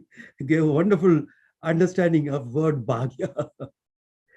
Then again, after a few months, he asked me, what's your name? I was wondering, Swami cannot just forget my name. Why is he asking me? But when he's asking, it's my duty. I can't tell Swami, you know it. No. Then again I said, Swamiji, Bhagya. What's the meaning of Bhagya? Swami, good fortune, good luck. He said, look, I'm asking you, Bhagya. Bhagya. Then, few days earlier to this discussion, Swamiji had, in one of the discourse, he had said, he was describing Bharatiya. So, Bha stands for Bhakti. So, I recollected, I said, Swamiji, Bha means Bhakti. Gya, again, I was just thinking, is Antaryami. So, I was thinking, Gya means Gaya. He said, Gya means Jnana. Wow. Then he said, see, Bhakti and Gyan. Bhakti reinforces Gyan. Gyan will reinforce Bhakti. Both are required. That also has a reason why he told me. Prior to this, in 1987, one of the interviews in Vrindavan, Swami asked me, in front of a interview was with VIPs and some dignitaries and the administrators. So Swamiji asked me, hey, what's your name? There's a unique style of introducing. He said, what is your name? I said, Swamiji Bhagya. Tum kya karta hai? What are you doing? I said, Swamiji has appointed me professor for MBA boys. Hey, what did you do before coming here? I said, Swamiji, I'm first class first in chemical engineering from Bombay University. And he did not allow me to give my biodata as if he doesn't know, but I thought he's introducing me to others. He said, forget about your chemistry and chemical engineering, sir. Inquire who am I. Don't waste your time. I was wondering, Arey bhai, I know you're God. That's why I came here. And you're asking me to inquire who you are. I didn't know what he's directing me to. Came out of the interview room. One elderly gentleman, he asked me, very trying to find out that what did Swami say? What did Swami say? Frankly, I was not interested in listening to or sharing with him. I thought, let me digest, assimilate. But elderly person, so I told him that few things here and there. Then he said, would you be interested in this book? He had a book in his hand, Teachings of Raman Maharshi, written by Paul Britton. So I can't say no. So I took the book from his hand and tried to show that I'm interested or I'm respecting him. So I opened the index. The third chapter in the index was who am I? I said, my gosh, who am I is a topic, is a subject. Yes, yes, sir, I would like to read. So Swamiji introduced me to many books on Ramana Maharshi. Now, having got introduced to path of self-inquiry by Bhagavan himself, initiated, so I was thinking, now I have to do only find out who am I. And I need not bhajans, this, that, chalta hai. But by asking me, what is your name? He said, Bhakti and Gyan, both are required. Bhakti reinforces Gyan, Gyan reinforces Bhakti. Both are required. Oh, nice guidance. Both are required. Well, good, understood. Then after few months, when I had assimilated this, then Swamiji asked me again, what's your name? Swamiji Bhagya. Now I knew something more was coming up. Then he said, what's the meaning of Bhagya? I said, Swamiji, Bhakti and Gyan. He said, see, Bhakti and Gyan are banks of the river, two banks of the river. And water cannot flow without these two banks. The river has to reach the destination to merge in the ocean. So water is required, isn't it? I said, yes, Swamiji. He said, water is karma. Bhakti, Gyan, and karma. All three are required. Because I was thinking that, okay, you have bhakti, love for God, and you keep on inquiring, is enough. No. Then he said, look at that wall clock. It has 3 hands, seconds hand. When it moves by 60 digits, the minutes hand moves by 1 digit. So karma, you do 60 such good karma, then your bhakti, the minutes hand, will move by 1 division. 60 movements of the minutes hand will move the clock hand by 1 digit. Jnana will increase by 1 digit. So such a beautiful way. On just asking me my name, he gives profound teachings. Then not only that, he didn't stop. He would ask any person sitting next to me, are you Bhagya? Are you Bhagya? People were wondering. Even though he will go to Portico and ask VIP, are you Bhagya? So people would come and, Are bhai, Swami wants to convert all of us into Bhagya. What is this? Whosoever comes, it becomes my duty to share this full story. Then they also get guidance. Then it so happened that Swamiji had not started yet, discontinued the summer course after 1979. After I joined 1990, Swamiji again restarted. And in that summer course, wonderful input he had given. He had said that 24 hours you should do sadhana. In fact, in some of the discourses, when he kept on body, mind, senses, and ego, and then finally Atma, some of the incidences which he was narrating stories, I had read them in Ramana Maharshi's books. So it was clearly indication. And when he said, and he had given me an opportunity to video shoot on Swami's discourses. So when he was telling that 24 hours you should do sadhana, he was looking to my eyes. And when I see through the camera, then it was direct instruction to me. So then and there, I decided, okay, I'll not waste my time. And last day, valedictory day, Swamiji came for the dining session. Before anybody is allowed, students and teachers and professors and VIPs, Swamiji would go inside the hall, and I was permitted to go with Swami for shooting. So Swamiji straight went to the kitchen, asked the cook to open the vessel.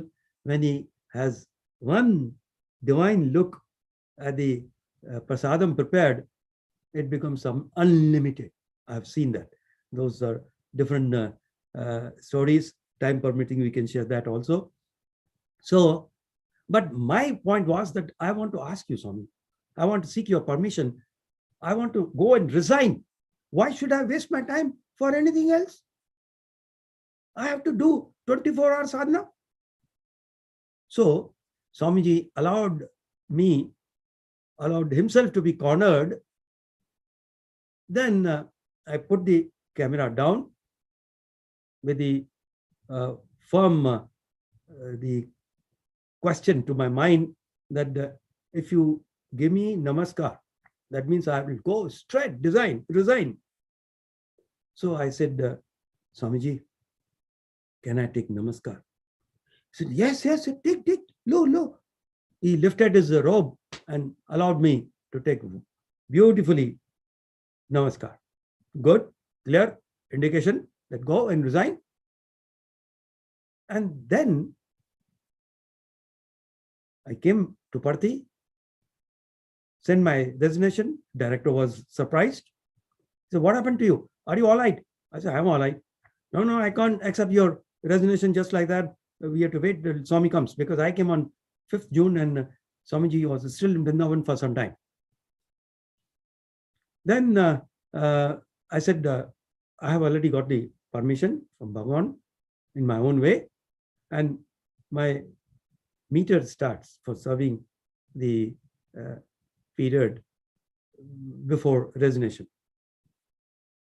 Swamiji came, then he's Antaryami, so I don't have to send a copy to him of my resignation. And he prompted teachers to ask him to give interaction with Bhagavan. Cutting the story short, on 17th of June in the morning, Sunday, 1990, Swamiji finished the darshan and asked the teacher, what do you want? Swamiji, we want to talk to you. And whereas I was seated separately, now I have resigned, I have darshan, till I serve my notice period, I'll be here. Then I saw Swamiji called them for an interview. Then my mind started, hey, they're getting interview. I'm sitting here and I have resigned, but the director has not accepted my resignation. So I'm also entitled for interview. Then I went in. I was the last person. Swami was almost finished the teachers to go in. I was the last person. He patted me and he said, lazy, go in. Mind you, he has a different meaning. Go in, that you are still lazy. You're not gone in. But apparently also is valid, whatever Bhagavan says. So when I saw, my gosh, interview room was full. 70 people in a small interview room. They were squeezing themselves to just fit. Everything is possible in that small interview room, as if the walls will expand. So a thought came to me that let Swami go first in the interview room. Swamiji went and people parted, made a path for Swami. And I walked behind Swami. Swamiji went and sat on his chair in the interview room. Where do I sit? There's no place to even stand properly. And one gentleman, quite hefty, he was seated near Swami's chair. They knew, because I was totally new, they knew that the best place to do Pad Seva for Swami during interview. So Swami looked at him, hey, Dona Putta, get up, you are occupying place of 4 people. Swamiji made me sit there, and this gentleman, whole interview, he was standing, supporting himself against wall. Then Swamiji on his own started. You people came here with devotion to Swami. Then you also have to do the sadhana, personal sadhana.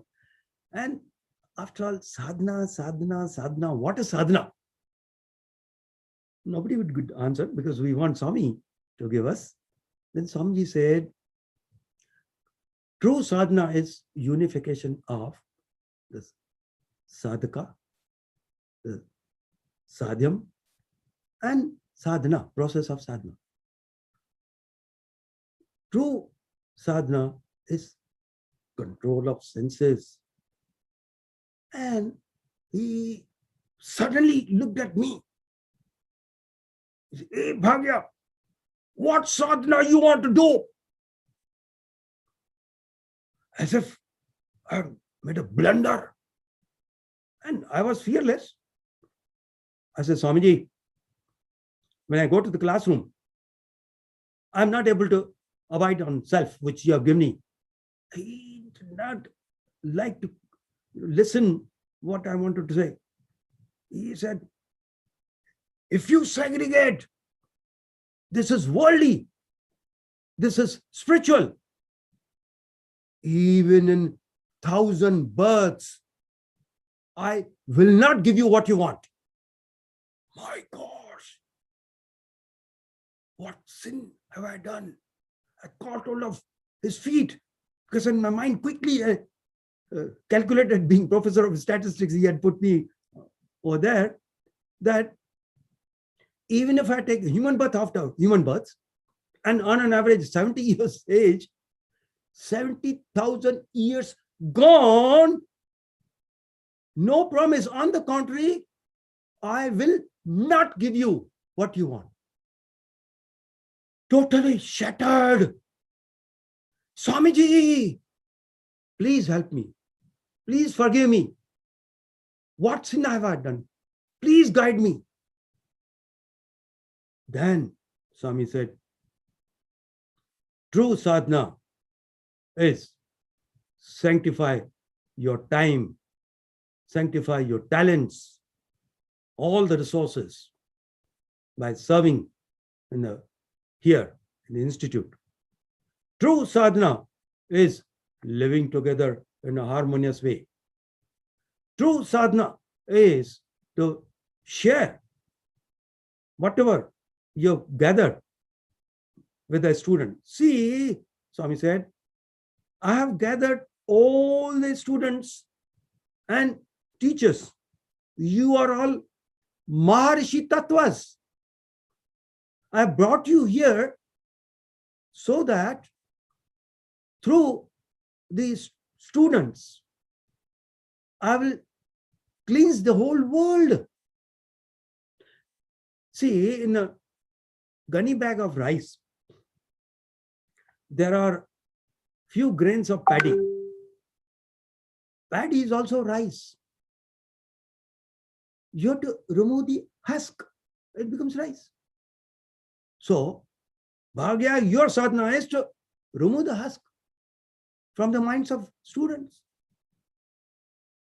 Over the period, being Maharishis, you knew that Narayana is going to come in the human form and he is going to give physical proximity.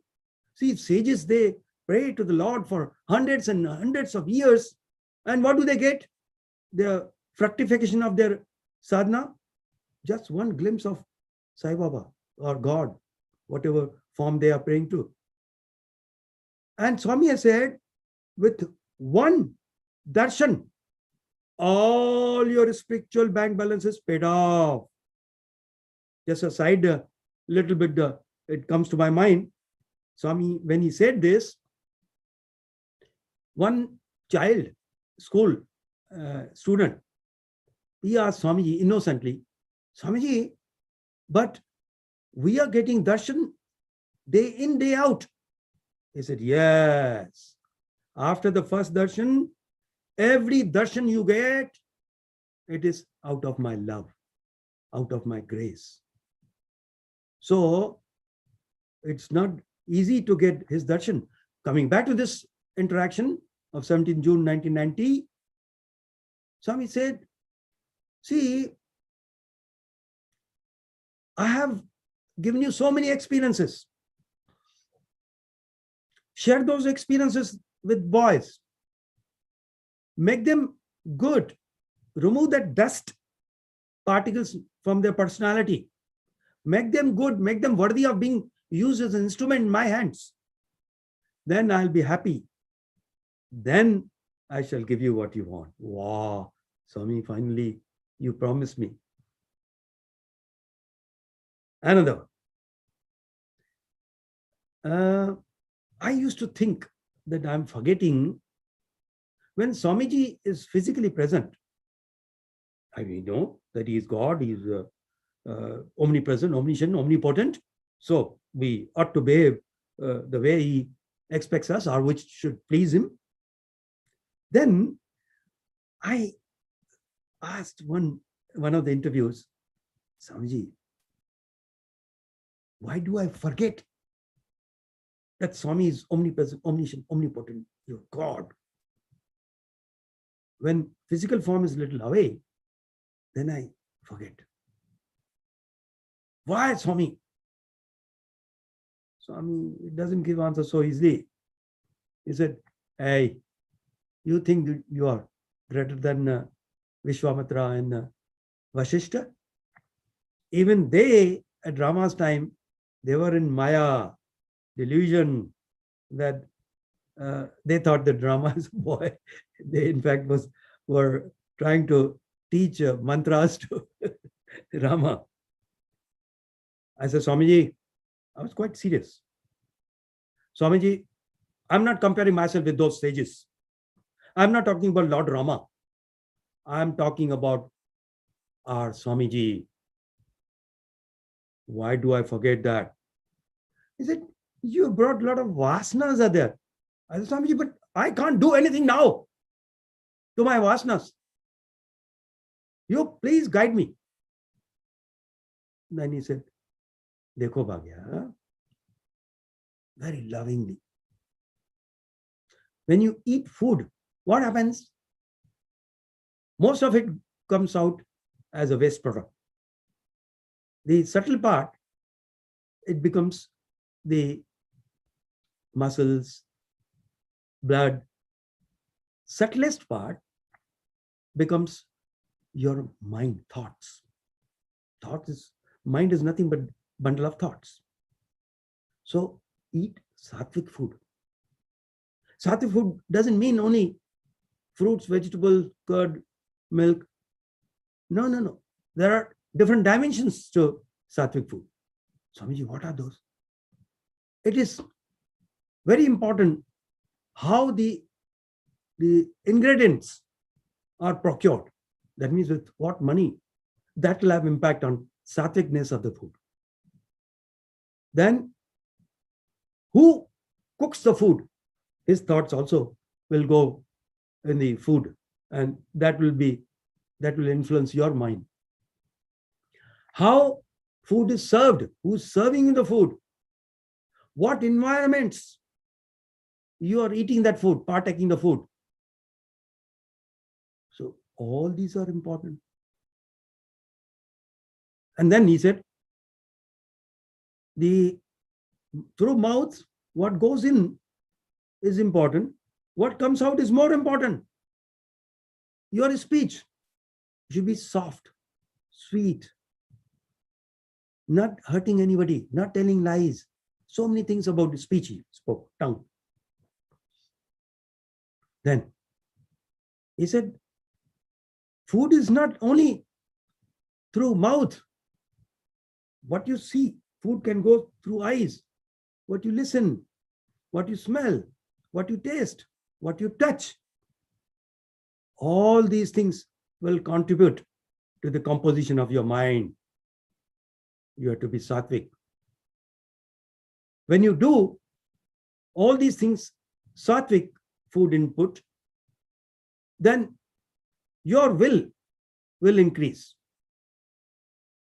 And he said, at the moment, you people bring a small vessel. I said, Swamiji, we need your grace. He said, yes, this vessel is small. What can I do? Swami, how to increase the vessel size? He said, vessel has few holes, outlets. Plug them. Outlets like, throughout the day, what you think, that through which, if you are putting negative thoughts, the grace gets drained. With whom you meet, shaking hand and things like that, no. Your energy gets transferred. Then what discussions you have, what you are reading or seeing the screen, all these things are the, if it is not positive, my grace gets wasted. Plug those holes, then your will increase. Your will becomes God's will. That is the way. You have to, then you'll never forget Swami is omnipresent, omniscient, omnipotent. Thank you, Swami. Then another discussion was going on about Swami was showing a little displeasure that why you people, you means we teachers, are not following Swamiji's teachings. Then I said, Swamiji, we need your grace and all. He said, what about human efforts? And I kept on telling Swami, even for that also, we need your grace. But he was not pleased. Then, one-on-one, Swami said, see, there are reasons. Because finally I said, Swami, you speak so clearly. Where is the problem in communication? Where are the obstacles? Why we are not able to do? Swami said, see, when you come here from outside, there are problems. Do you have complete faith in Swami? Since the faith is not 100%, you try to deviate from what Bhagavan has said. Another one. Even if those who have 100% faith, some of you have fear in their mind that if we put Swami's teachings into action, we don't know what will happen to us, what others will say. So the fear. He said, even if fear is not there, you people have personal desires. When I say something to do, put into action, your desires are so strong that you say, no, how can it be? Swami is just joking. Swami is not very practical. We cannot do that. So because of the personal desires, we deviate from Swami's instructions. Finally, Swami said, you come here with so many mental diseases. Like, even if I give you sweet dish, you taste, if a person has a malaria, then it will taste bitter. At the same time, mother might prepare a sweet dish if some of the children, for Lord, all of us are his children. If a child has diabetes, then mother will not give sweet dish to that child because that sweet dish will become poison. So these are the reasons he gave that why there's a deviation between what Bhagavan gives the instruction and why we don't follow that. Then another occasion in Kodaikanal, to be very precise, this question was put to Bhagwan. The Swamiji, many people come to you. Initially, they are very happy to be with you, follow whatever Bhagwan says. After some time, why people go away, distant themselves from Swamiji? Then Swami said beautifully that you come with your personal expectations. I know these could be the obstacles on your spiritual path. So I fulfill your desires, solve your problems, worldly problems. But you cling on only to desires after desires. You people forget that Swami is Sat Chit Ananda Swarupa. You have to take from him ultimately that. You have to progress. So when they find their desires are not fulfilled, they keep a distance. Then another occasion, one very senior devotee asked Bhagwan,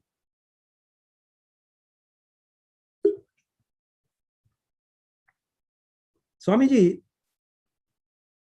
you have been telling us that we should do sadhana, personal sadhana also. Well, also you have told us that everything is God. Swami, if everything is God, where is the need of doing any sadhana? Mind you, very senior devotee, I don't want to mention his name. All of us know about him. So, Swami gave a nice answer to him. He said, yes, everything is God, but have you realized that? Then he gave an example.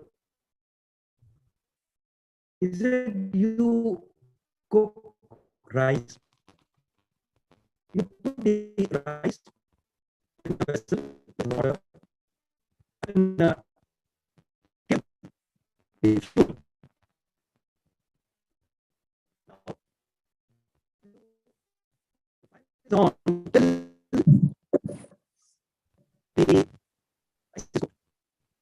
Sairam Upadhyay, we are unable to hear. It's like your voice is breaking up. Sairam. We are unable to hear. I think there's a problem with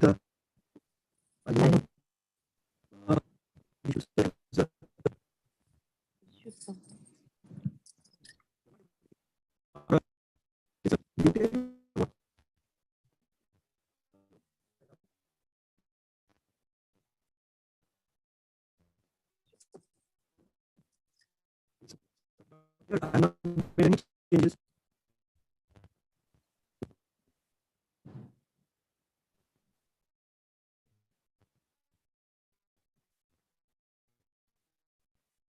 I'm not able to call him also. Yeah.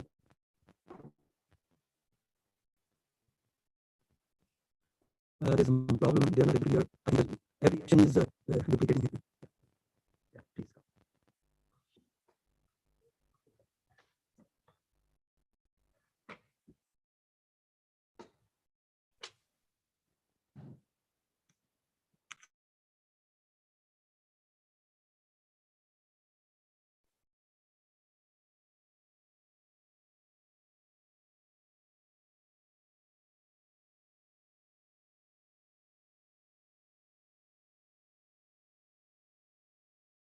Sorry, are you able to hear now? Yeah. Please continue. Shall I continue? Yes. I'll call Pushti also. It's good now, Bhagash. You can continue. We are able to hear you now. Okay. Yeah, sorry for interruption. No, no Um, worries. Please, yeah. please. Yeah, the gentleman asked when he asked this question. So Swami said, you continue your sadhana till you really realize that God, everything is God. It should not be just a lips service, but actually you should realize. Once that self-realization comes, then you don't have to do any sadhana. Till then, continue. Then there was one beautiful interaction. Mind you, I was little short-tempered because came with a specific goal to find out what is happening, what is the ultimate truth. So please don't take it in any other way. My vision was not maybe right at that time. I used to find that many times when we conduct any meetings or anything, we have Swamiji's chair, bow down to chair, and we start with that the Swami is omnipresent and he knows everything. Therefore, we start our proceeding. But there used to be difference. When Swamiji, physically if he's sitting, our behavior will be different. But when we are, when we don't see the physical form, then our behavior is different. Then I asked Swami, I couldn't digest that. So I asked Swami that, Swamiji, why it is so? Then he did not give a reply in just a simple way. One day, there was a management development program. Some VIP was invited. He was presenting the marketing advertisement for MBA students. Swami used to allow them to come and topmost people in the country or even all over, anywhere from the world. So this gentleman was showing advertisement, and he was showing some slides which were not palatable to me, at least. So I told the authorities that, sir, if you can request this gentleman not to show this type of slides here in our campus for our MBA students. They, out of respect for the guest, they did not do that. Then my inside mercury temperature, I just went very close to this gentleman, very humbly, very lovingly, respectfully. I told him, sir, if you can skip these type of slides for our student, our culture is quite different. He agreed immediately, but the administrators did not like it, that I have obstructed the guests' flow. Now in the evening, Bhagwan came. After morning, it was workshop was over. And then evening, Swamiji came out for the darshan and asked the administrators, how was today's workshop? Very good, Swami, nice input to the student, this and that. Okay, which was true. Then Swamiji went and the one person, he materialized ring and gave it. Another person, guest, he materialized vibhuti and gave it. And then Swami came for darshan. Then from a distance, I was telling Swamiji, please come closer to me. I'm going to ask you, you are Antaryami, you know everything. In spite of that, you are encouraging them to, you don't even tell them that what they did was not appropriate. So I was boiling inside with anger. When Swami came closer to me, he looked at me, and suddenly I changed the way I would have put the question. So when he came closer to me, I said, Swamiji, how to develop patience of avatar? Then he just looked at me, went further, few steps, looked back to me, and he said, you can't develop that, Ra. That is my nature. Okay? But it still didn't give me the answer that how to deal with such people. Those who have difference between thought, word, and deed. Then another occasion, this was going on in my mind. Another occasion, Swamiji was going to Vrindavan in the afternoon. And once he goes in month of February to Vrindavan from Parthi, few months he normally won't come till our academic session, new academic session starts. So on that day, suddenly we got a message that in the institute that Swamiji is coming to give us darshan in the auditorium. So Swamiji came, and all students, teachers, we were very happy. Then Swami asked one of the senior authority that ask the students, tell the students if they have any questions, spiritual questions, then I would resolve right now. So this was put. Then he said, any questions, boys? Nobody was raising their hand. 10 seconds, 20 seconds. I said, such a golden opportunity is being lost. I raised my hand. Then Swami said, what is your, first he said, are you a student or a teacher? I said, Swamiji, in front of Swamiji, all of us are students. Swami liked that answer. He said, yes, what is your question? I said, Swamiji, when we see physically your form in your presence, we behave in a way which will be pleasing to you. When physically you are away, then there are people, they behave in a way which is not same as what could be in your physical presence. How to deal with such people, Swamiji? Swami listened to the question, he didn't give me the answer. He said, any other question? So since I put a question, one student raised hand. Swami said, yes, what is your question? Then he said, Swamiji, how to deal with the mind, how to control the mind. Then Swamiji said, hey, that is KG class question. Teachers will give you the answer. Then Swami started a beautiful discourse, a short discourse.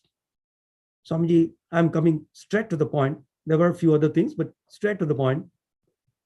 Swami said in this world, there are 3 categories of people. 1, those who are awake. I was very intensely looking because he looked at me and started this answer for me. He said, those who are awake. Second category of people are those who are sleeping. So I was thinking that, okay, we are awake. Other part of the world, some people must be still sleeping. Then third category of the people, he said, are those who, Swami said something, but the translator translated. Third category of the people are those who are awake, but pretending to be sleepy. You can't wake them up. Swami did not approve of that. Swami repeated again. Again, the translator said the same thing. Then Swamiji himself gave the English version. He said, third category of the people are those who are sleeping but pretending to be awake. Everybody raising eyebrows. Then Swami said, see, first category of the people, those who are awakened. Bhagya, you don't have to do anything with them. Second category of the people are those who are in tamas, who are in ignorance. It's a duty of those who are awakened to wake them up, help them to wake up. Third category of the people are those who think they are awakened. I know everything. I have been with Swami for such a long time. Hey, don't talk about this. I know. Those type of people, they have a spiritual pride. But actually, they are in tamas. Swami said, you can't wake them up. Leave them alone. Don't waste your time on them. Further, Swami said, even God cannot help them. My gosh. So, there I got the answer. I'll share. Please tell me till what time you want me to go on continuing, and we leave some time for interaction. Okay. I'll give another beautiful incident. In 1997 December, Swamiji had organized international cricket match where the cricketers had come from many parts of the world here in Prashanti Nilayam. There, Swami, like an innocent child, every evening after finishing interviews, he would come and tell us that how the developments are taking place. One day, Swamiji came and told me, Bhagya, today they told me that they are going to bring the equipment through which we can broadcast live match. Mind you, this is 1997. At that time, technology was not very good as we have today. So, to get such equipment for the match to be seen or watched by all the people all over the world was some special development here. So I told Swamiji, how compassionate you are. You have ways and means to give your darshan to all. Even when they don't come here, having got your darshan, they will be tempted to come here. Millions of people will come. There Swami say, hey, I don't want that. I don't want any advertisement. I'm interested in quality, not the quantity. I said, Swamiji, they will ultimately come here and get the salvation, realization. He said, no. During this avatar, just few of them, you can count them on a finger, they will reach the goal. I said, Swamiji, why? Even other ordinary gurus, they take so many disciples for reaching or taking them to the destination, whereas you have unlimited capacity in your ship. All can be accommodated. All can reach to the destination. Swami, he said, see, last Sunday, you people had a match for the teachers. Yes, Swamiji, sports time, some preparation. Swami has said that teachers also should participate in the sports. So one of the game was that they gave one demarcation or line and made all the teachers stand there. And other side, they showed the goal, and they said that whistle will be given. And in 5 minutes, whosoever reaches will be considered the winner. So Swami said, how many teachers were you there? I said, Swamiji, about 150, 200 teachers, including school. Then after the whistle was given, and after 5 minutes destination, how many reached? I said, Swamiji, one properly reached. Another one, when the time was over, he just touched the goal. How many were there? 150. How many reached the goal? 2. Then I said, Swamiji, that is a game. I'm talking about your spiritual upliftment for the mankind. Is it? Wait. All the people were standing on the starting point. Whistle was given. After the whistle, second whistle, what happened to all the people? I said, Swami, they moved. Everybody progressed. Some people were reaching almost to the goal, I told Swami. And some people were middle. Some people had just made a beginning, depending upon the condition. So similarly, during this avatarhood, only few will reach the goal. But I have made goal clear. There's a clarity of the goal. Also, path is indicated. All the participants, if they continue with the same zeal, they will reach the goal. Nahi? I say, yes. You will be surprised that Swamiji in 1950 had gone to the Ramana Ashram, because the title of the talk is Morsels from our Loving Lord's Banquet. So it reminds me one beautiful incident. Swamiji went to his ashram. Bhagwan Raman Maharshi, we call him. And at that time, Swamiji was a lad of 24 years, physical body. Then, moment Ramana, he saw that the Swamiji is coming to the ashram, he ran like a small boy. Wow, oh, Parabrahman has come. Parabrahman, oh, welcoming Swami.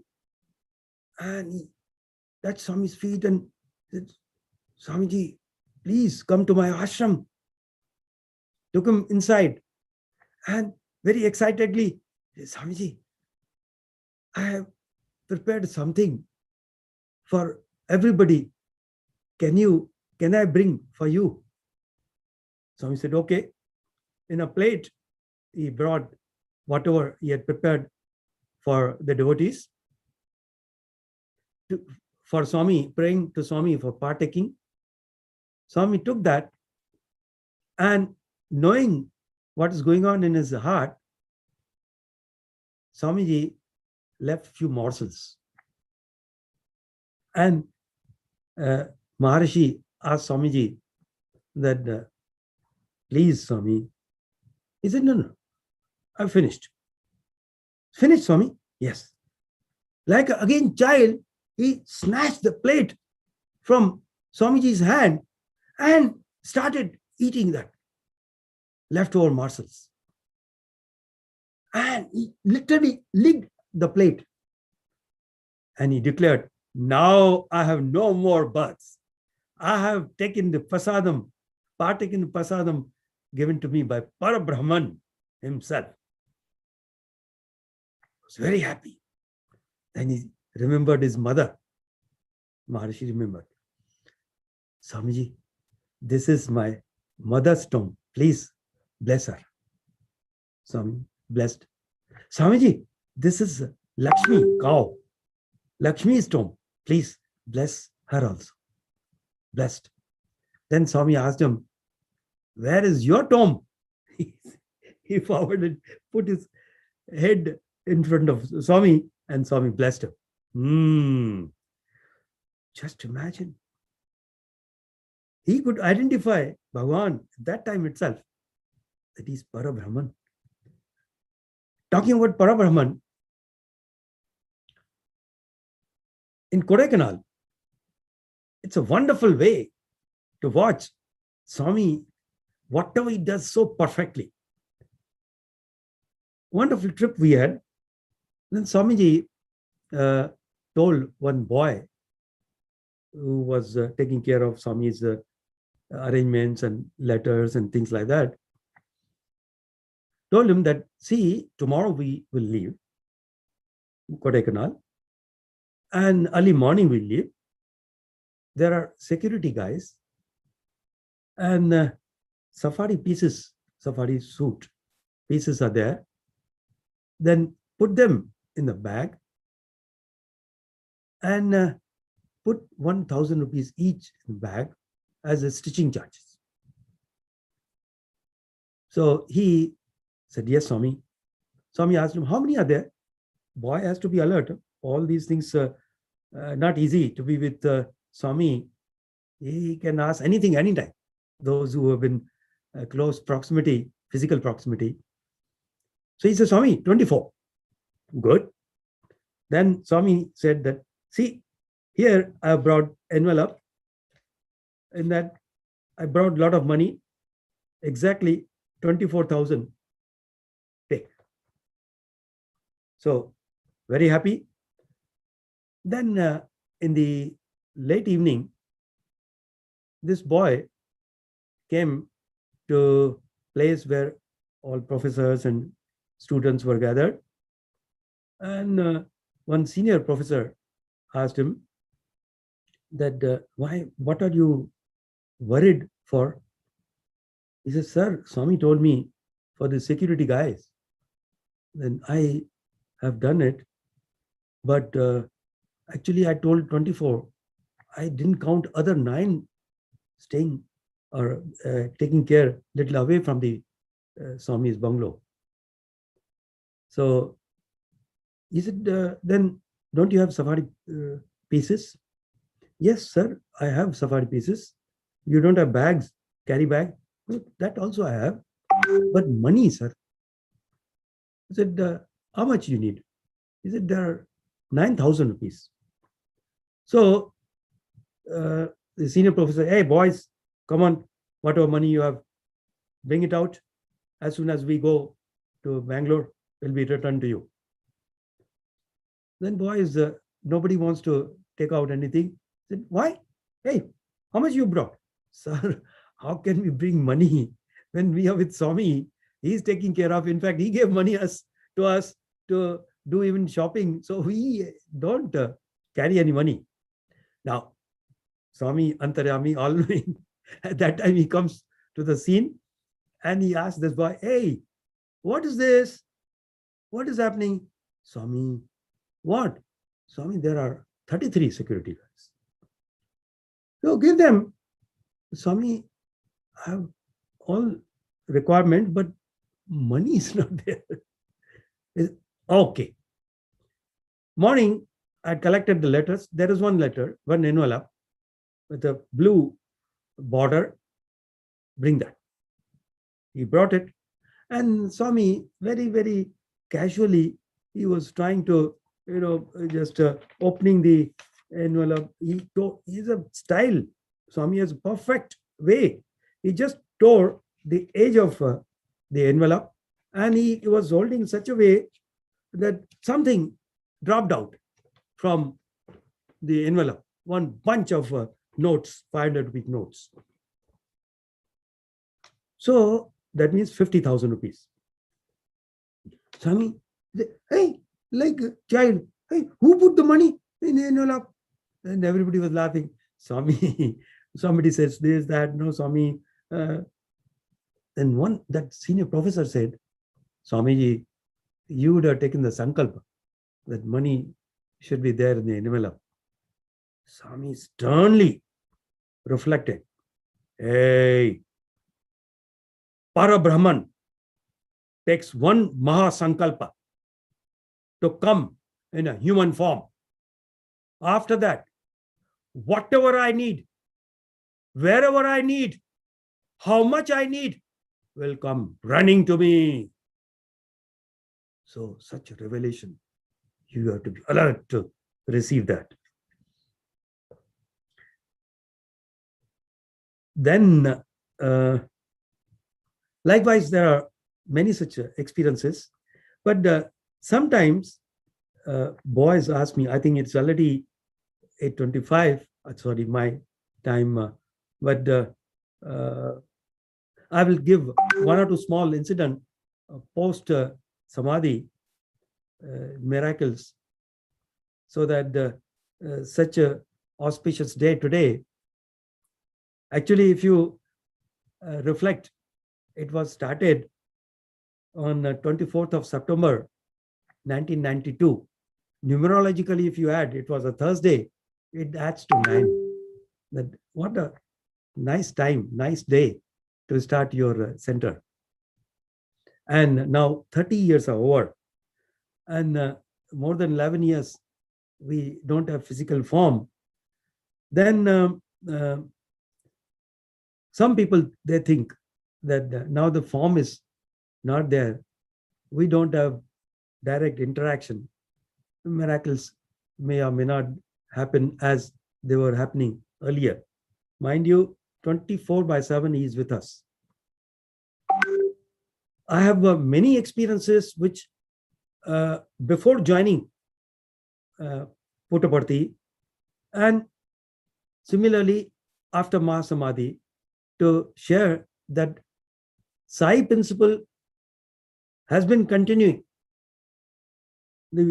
Many times, many talks, you would have heard my experience of Swami appearing in London when I was on way to international market for the exporting mangoes, Alfonso mangoes. So because time is not enough, I'm not sharing. Or Bahrain, then Holland.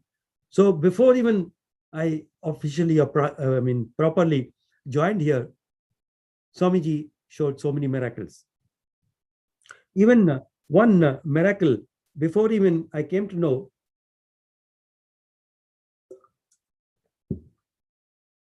here, I was working in a company called Nosul. My colleague, after finishing chemical engineering in 1969, he went abroad, US, for his MS, then a PhD over there. In the meantime, I got a job in a good company, the best petrochemical complex in Asia. Then after several years, 1975 or so, he met me in India, in Mumbai, and we greeted each other. We were very happy. Then he said, I left US because my parents want me back, and I have got a job. I said, where? He said, the one company has appointed me as a technical consultant for their PVC product, as giving guidance to the consumers. I said, which company? He said, Nosul, National Organic Chemical Industry. Arey bhai, maybe I am also working for that company. He said, yeah, really? I said, I'm in the plant, process engineering side. He said, I will come and meet you. Good. But they have gotten very tough targets to show the sales. Then on one Friday, he came to my plant. He said, today I've got a meeting. I said, what happened? Over the phone, he used to contact me. So he said, my boss wants to assess me, it's the end of the month, that how much target I have completed. And based on that, they will decide whether I should be retained or during the provision period, I'll be asked to go away. Okay. So, but I'm scared. Really, Bhagya, I have not completed even 30% of my the target. So boss has called me. I'm scared. I said, you have been on a righteous path. He said, you know what happened? One person who is a big chunk consumer, the dealer in PVC and special grade. I went to him and he says that you're a new person and the other person, he has not told you, but you have to give me per ton of PVC, you have to give me X rupees cash. Then only I'll give you the order. Which I said, no, I will follow my dharma. Dharma rakshata rakshata. And he refused. Now that dealer has been an old customer. So our boy, or my colleague, my classmate, he was a little scared that boss will not like it because I have not completed the quota. Friday he waited, and that time the office timings were up to 4:30. Waited at 5 o'clock, 5:30.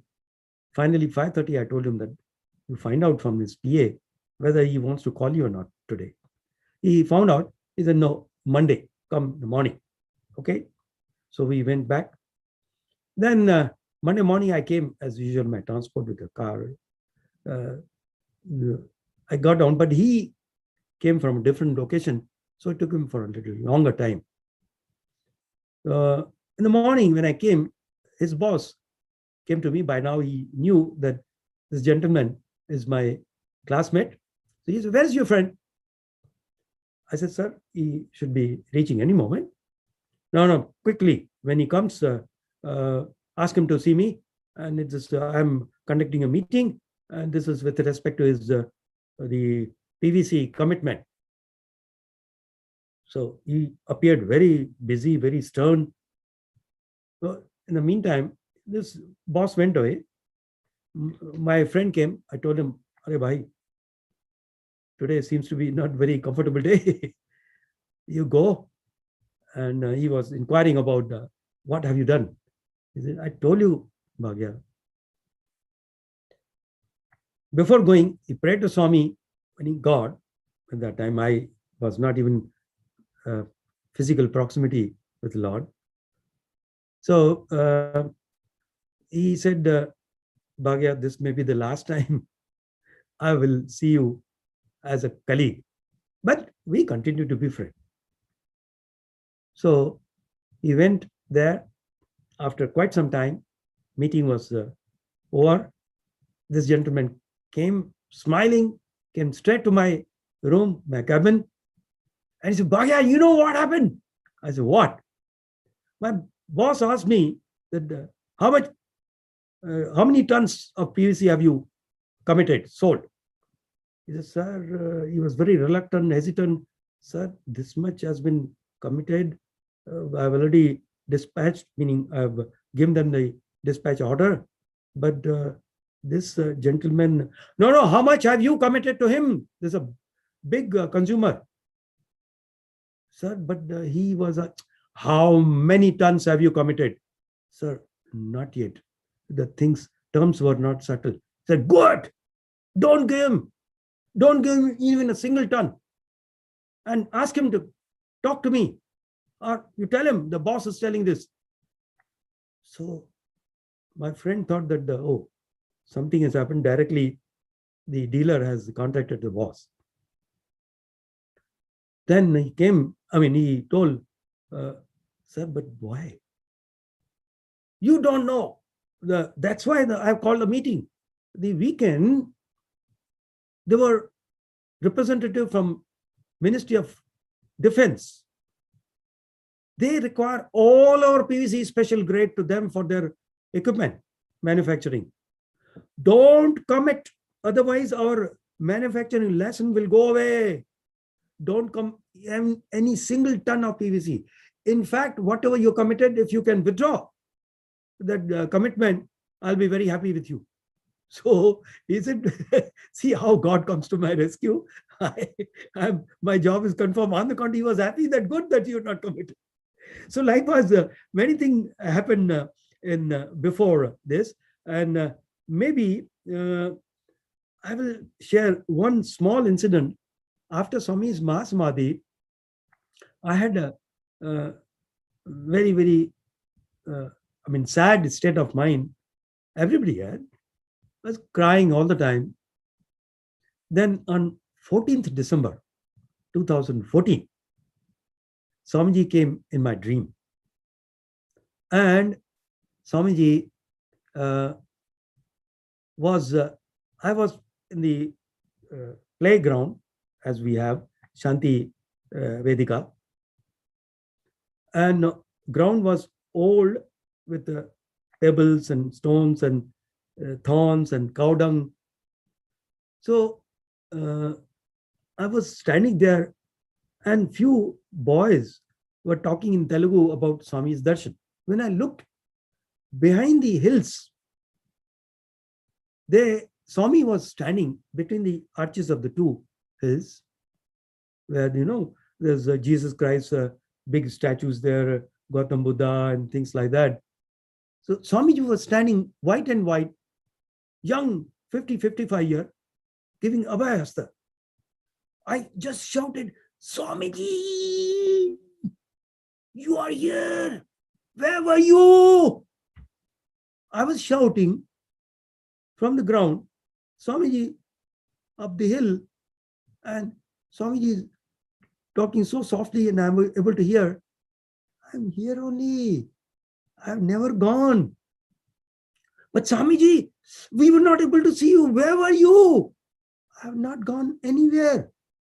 Then Swami showed models, two models of temples on right side, two models on the left side. He said, Dekho, charo dham idhar hi hai. All the four big places of visiting are here only.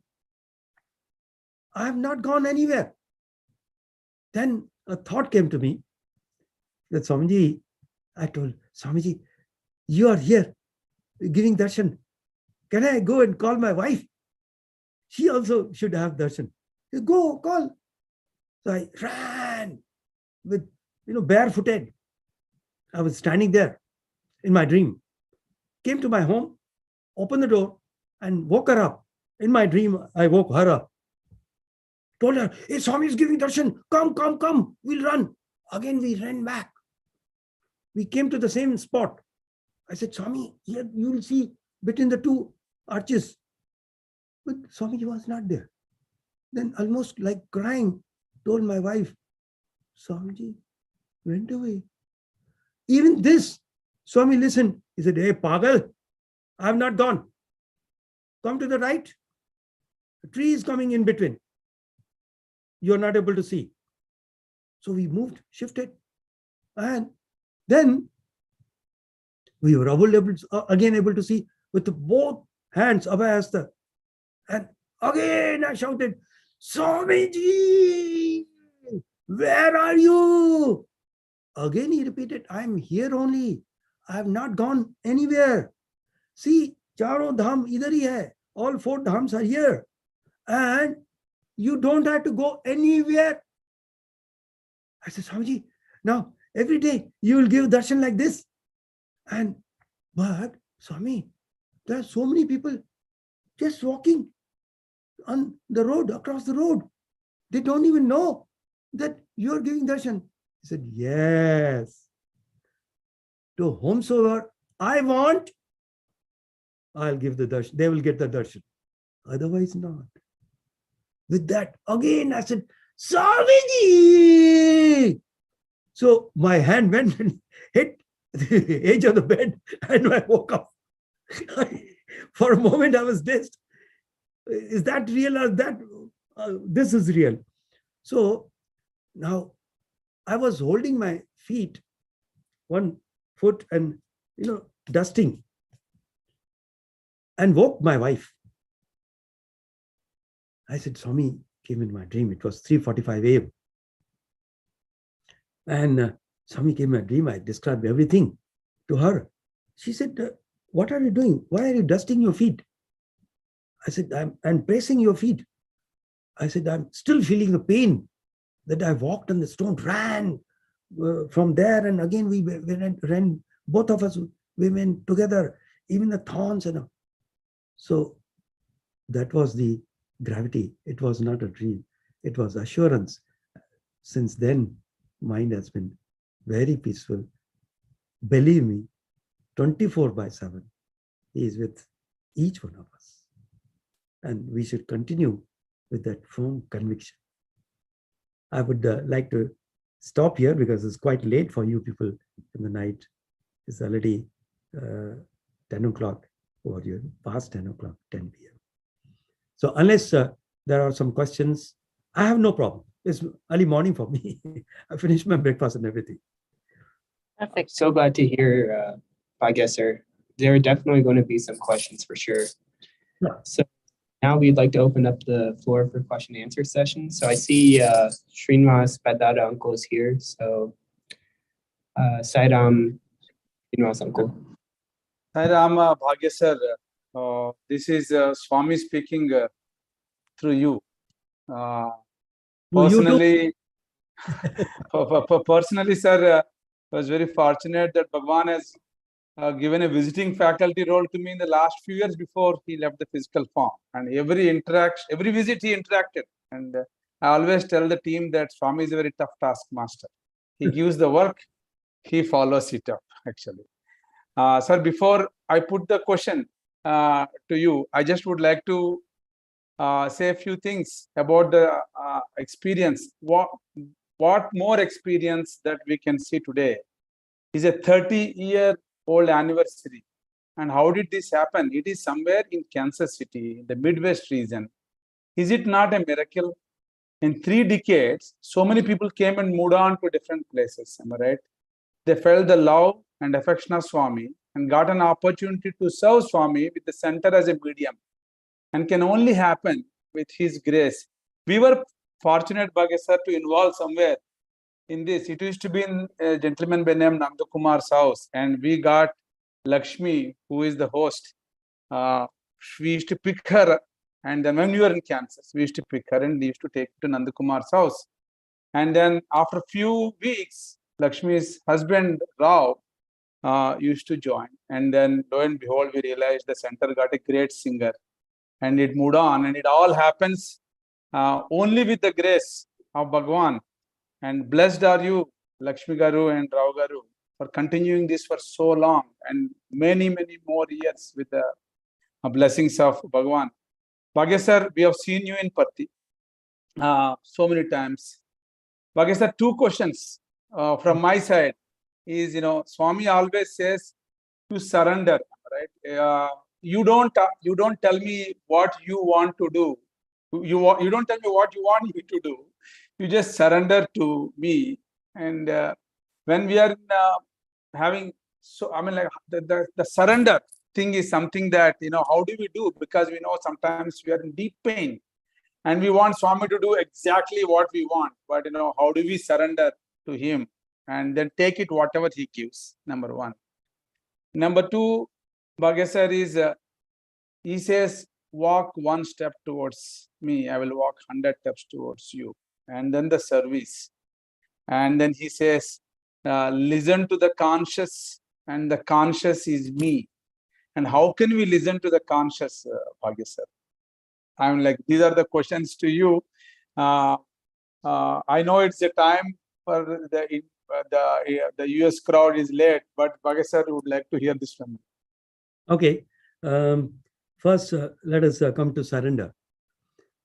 Actually, very simple, jokingly, surrender, if you convert in Hindi, sar under means bend your head, meaning the humility. But true surrender, as Bhagwan has said, or even another question answer to Hislop, also Swami has said this, surrender means total trust that he is the doer, I'm merely an instrument. And then accept whatever happens. That is called surrender. Truly speaking, the ultimate definition of surrender is then when you realize that you're not the body and the mind. There's one consciousness which is manifesting through all of us. So there will not be any problem with us, because as an instrument, as a link in the chain, you have to do your best and leave the rest. Even Bhagavad Gita also teaches the same thing. We have a right over action, not the fruits thereof. We have to go on performing Nishkam Karma. Now, it is all our ego which comes in the way, or expectation that if I do that, Swami, you should respond this way. That is not surrender. Once one lecturer, he wanted to give a letter from his daughter. Then she wanted to inquire that, Swami, what should I do after this 12th class? Swami opened the letter. Then the girl had written, Swami asked me to do anything, but don't ask me to join BSc here in Anandpur. Then Swami said, what should I guide? Already you're putting the condition. Then where is the surrender? So surrender is easily said, but not that easy to put into practice. May I, it may be a little longer, but I think it's quite late. It attempts me to share one interaction with Bhagavan in Trai session. Shall I do that or a little later? Please do, Uncle. Please do, Bhagavan. Please do, sir. Okay. It so happened that the students, when we take them for an industrial tour or summer project, the students used to be very tired by the evening, and when they come sometime late, they would be dozing. Whereas Swami's intention was to give input to the MBA students. So one such week in the beginning, we prayed to Swami, Swami, please talk to the boys. Talk to us, boys were telling. Then Swami said, hey, you're come for the project. I said, Swami, please, Sunday we have no project, no industrial visits. So please talk to us. So Swami told me, no. So the boys were telling, please, Swami, please, Swami. And Swami looked at them. He said, please, Swami. First, you must please Swami to get this opportunity. Again, Swami said, Bhagya, let them finish this project. Send them back. Boys said, no, Swami, no. Then Swami said, no, Swami. First, you should know who Swami is. So likewise, I said, Swamiji, the boys the whole day, you know very well, Swami. There have been whatever free time, either bhajans or parayanan, or please, Swami, they are actually, frankly, summer project is, I tell them, Swami, that it is somehow project, you finish. But actual project is to have interactions with Bhagavan. He said, see, I'm not the MBA business, give and take. I always give. Anyway, so a lot of things were happening. Finally, then Swami said that all these things, they are a part-time devotion. Bhagya, in your earlier industry, how many types of workers were there? I said, Swamiji, 2 types. One, contractors, temporary part-time worker, and one permanent. Temporary worker, what you used to give them? Swami, based on whatever work they have put in, wages according to that was given to them. And full-time employees, Swami, for them, full salary every month, then TA, DA, and pension and things like that. He said, I'm also a spiritual manager. For all of you are part-time devotion. When you have a problem, you pray, pray, pray, pray. And according to that, I give you. But full-time devotion, if you have, then I'll give you not only your salary, that means continuously you will get the grace, but you'll get nearness, dearness allowance. That means you will be nearer to me, dearer to me. I'll give you pension, which will be useful to you for the birth hereafter also. So be full-time devotion, full-time devoted.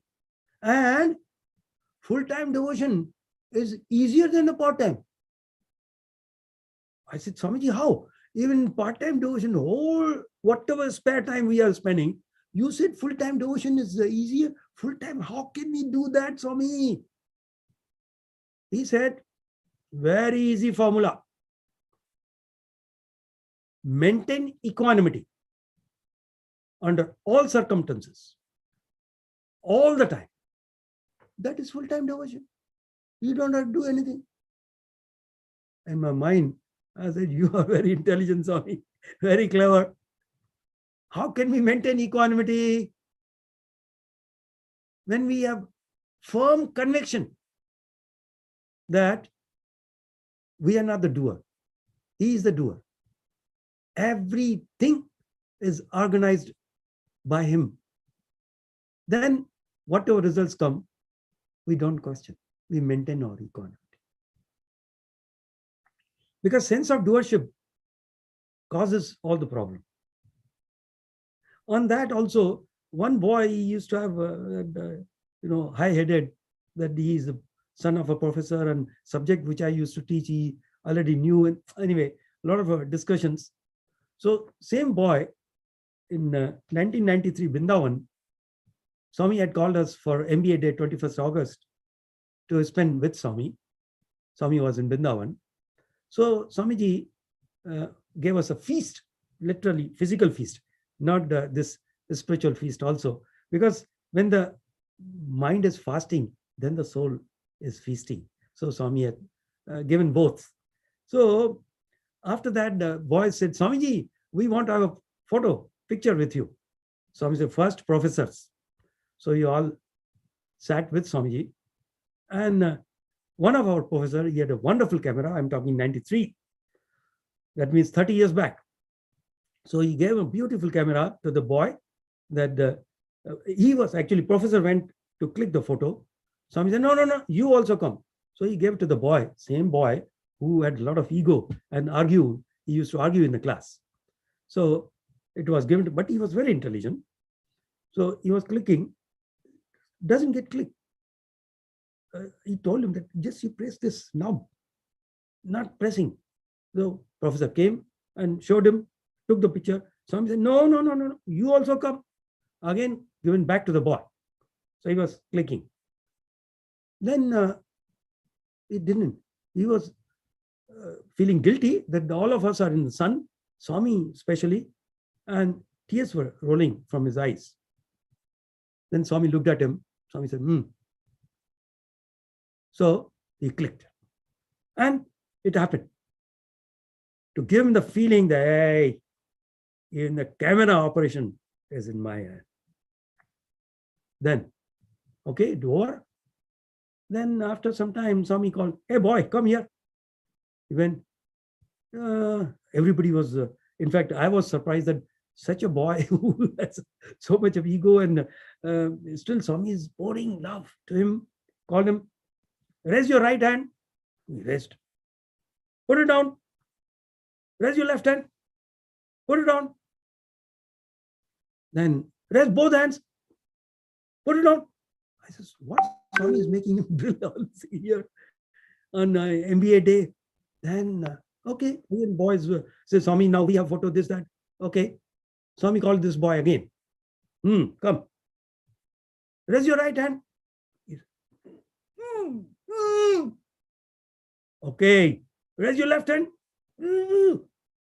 Not able to. Raise both hands. Question doesn't rise. There, Swami gave a nice one.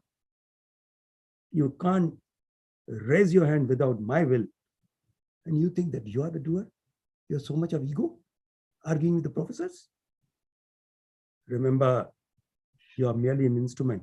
That instrument also works with my will.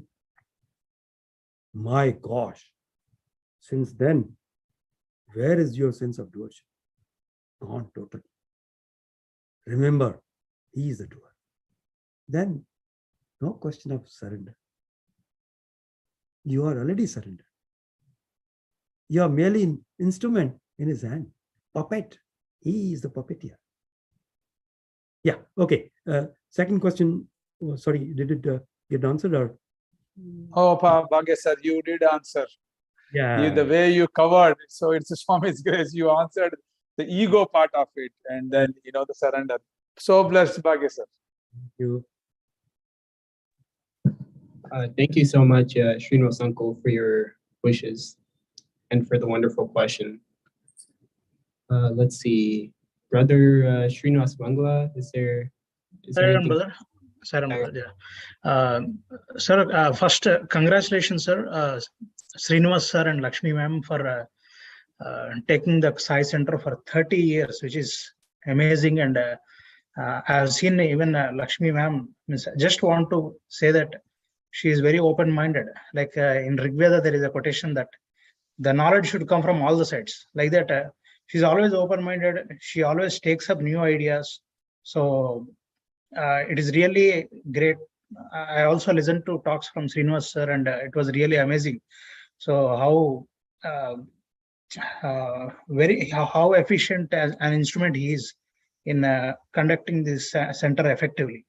So, sir, coming back to Bhagya sir, sir, I'm your big fan when I was in Satsai hostel, because I used to visit the hospital sometimes. So once my leg broke and you treated that, so I just came there. One hallmark comment I want to make about Bhagya sir is that maybe some other people, all the students in the hostel may have difference of opinion. You see, every person, we may have, even Tendulkar, we may have difference of opinion. Somebody may like Lara, somebody in a different way. But with Bhagya sir, all the hostel we have same opinion. So same opinion. The three words, that is, he is very simple. Second, he is very peaceful. And third, he is very duty-minded. This is all we'll tell. Okay, maybe somebody is lying. I'll take him to a bus stop somewhere, and I know that nobody is watching. If I ask, how is Bhagya sir? He will tell only these three words. So that's how sir used to conduct. Means everybody will have same opinion in the hostel about Bhagya sir. So that is why I'm telling this is that people having same opinion on a particular person is an indication that sir has no attachment for the human relation. He just interacts with people in a duty-minded way, or treats equally everyone. That's why we don't have any difference of opinion, because that's how the difference of opinion may come for some people. So that is the hallmark characteristic. He is a walking example of how to live a Swami, the life that was designed by Swami. Thank you, sir. Thank you for the opportunity. Thank you. Thank you, Brother Srinivas, for those kind words. Thank you, brother. Let's see. And then Sastri uncle, Sai Rama, we'd like to hear from you.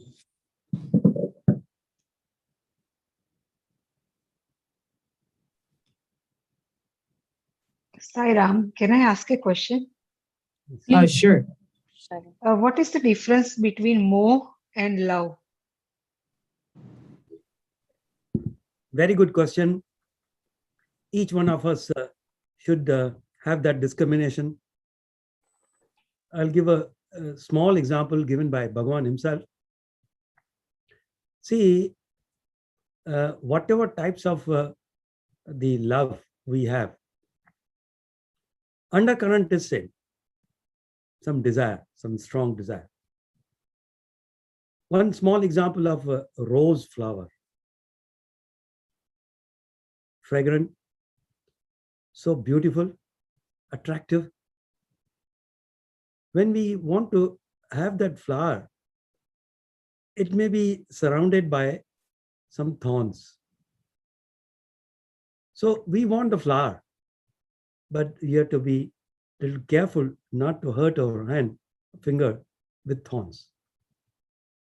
So pure love from the heart is like a flower which speaks silently the language of fragrance.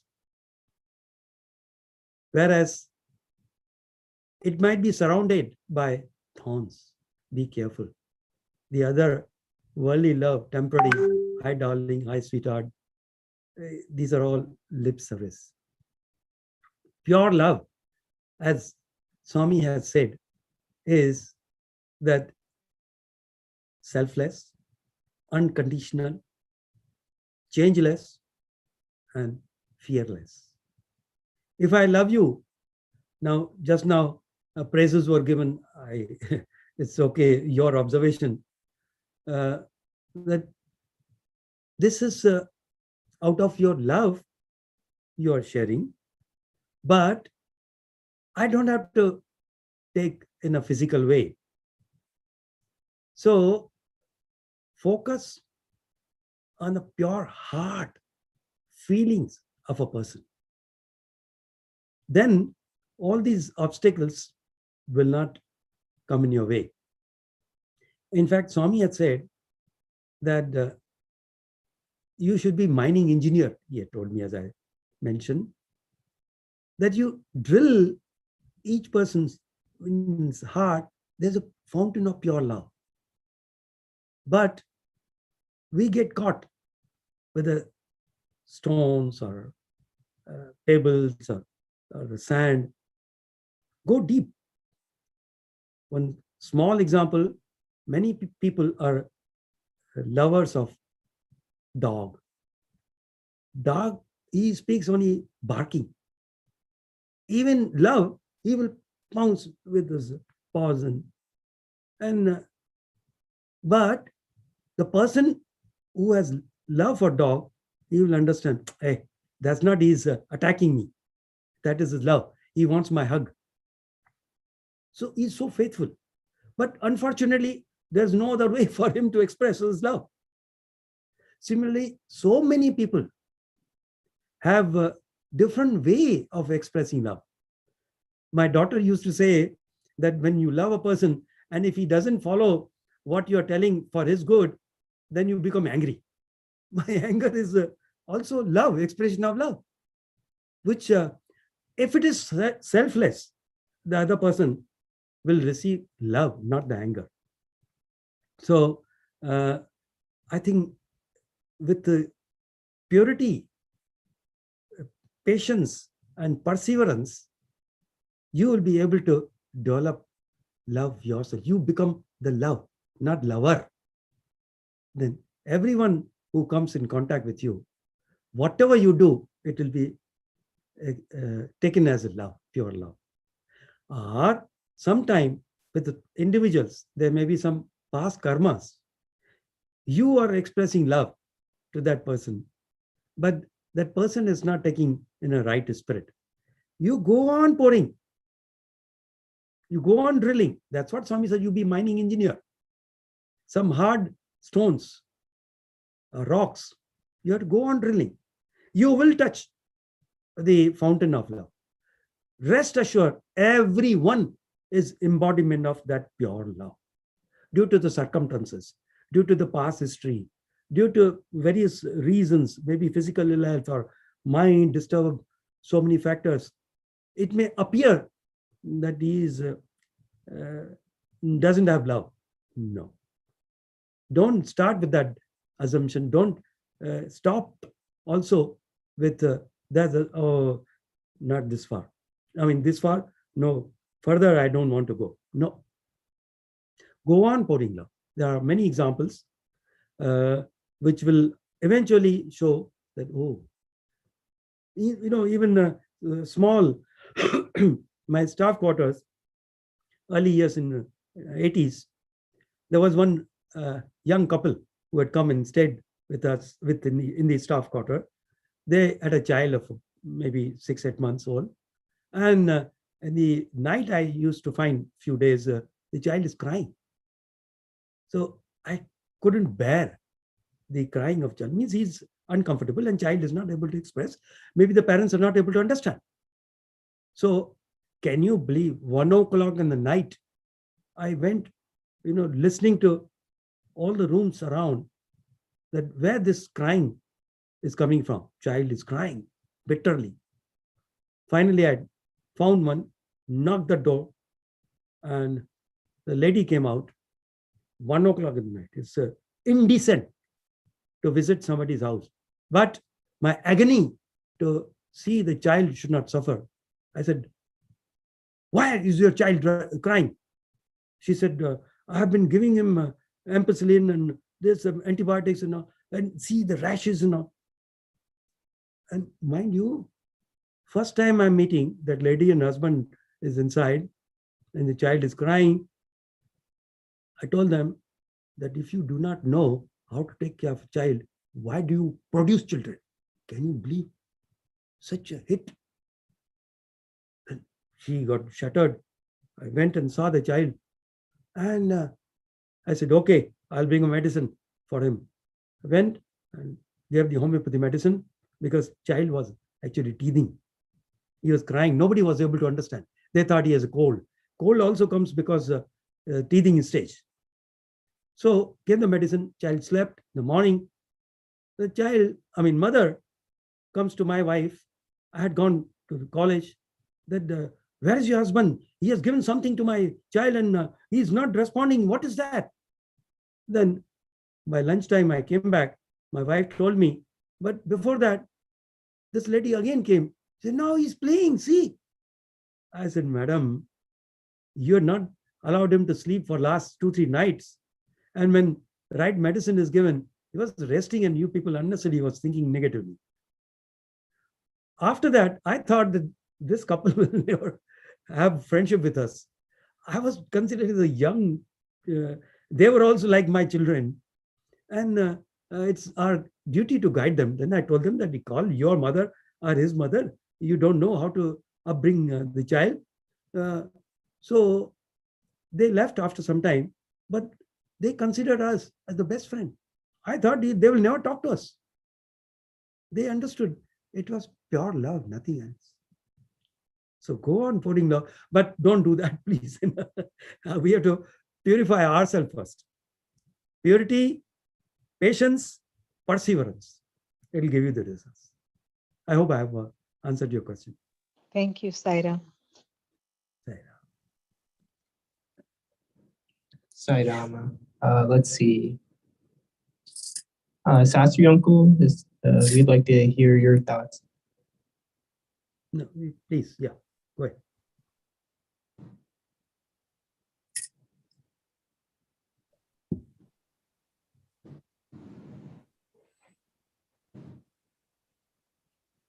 Thank you for spending so much time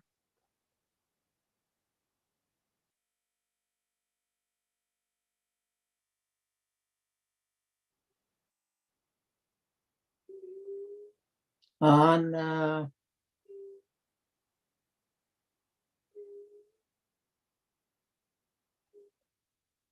the mystery called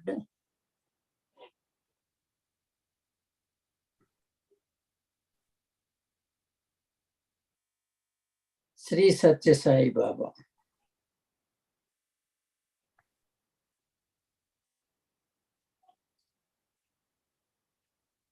A mystery revealed, a mystery unfolded, a mystery pervaded,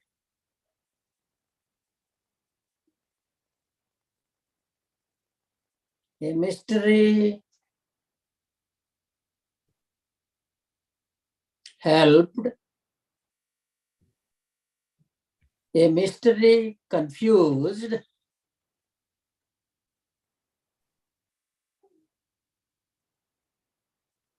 A mystery played games.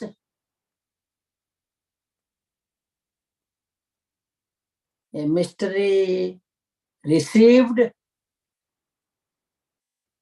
A mystery has given.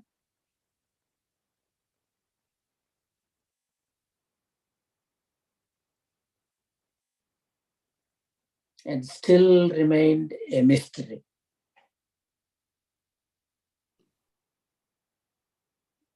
That you would see a mystery, the embodiment of a human form, demonstrating the capacity of mystery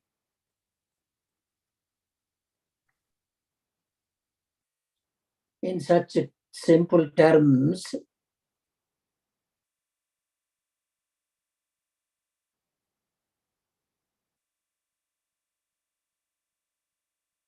And that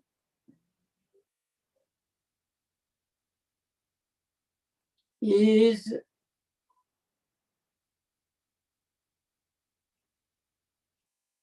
something to cherish,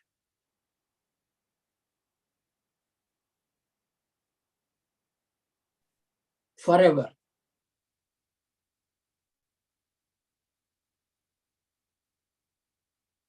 Those who have come across the physical form, those who have heard about that physical form, those who have experienced that physical form,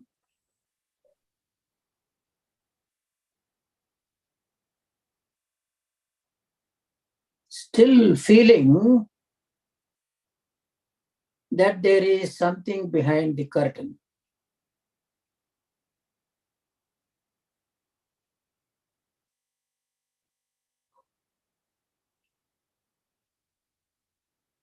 As he used to do when the ladies are behind the curtain and when the men are with him in the interview room or a room,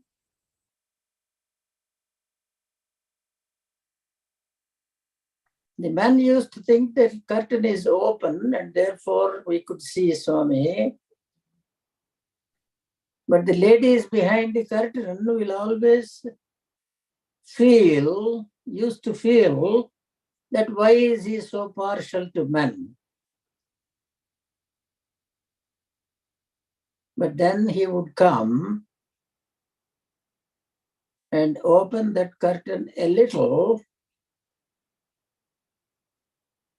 and ask the ladies, how are you all?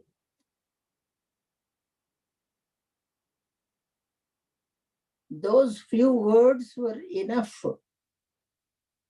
to satisfy the gopikas behind the curtain so immensely that the gopis inside the room, the men,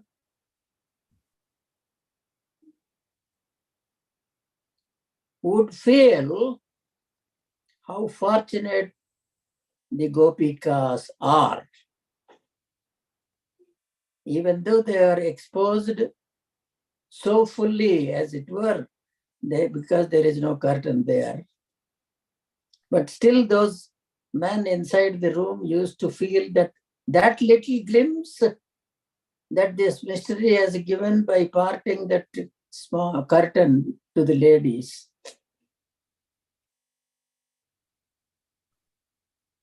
And that is the profound nature of divine in an embodied form. And that is why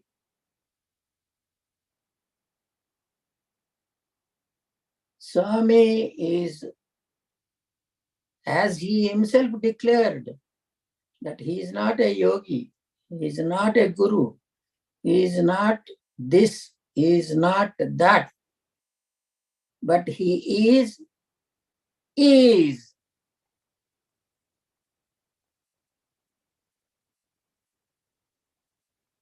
I am I.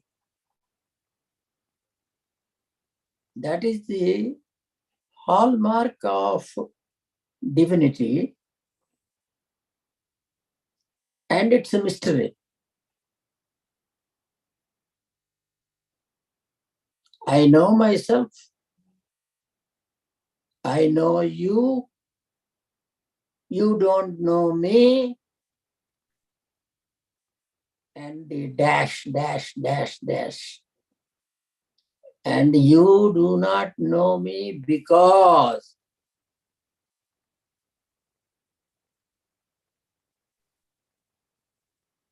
And therefore, go back to square one and start all over again.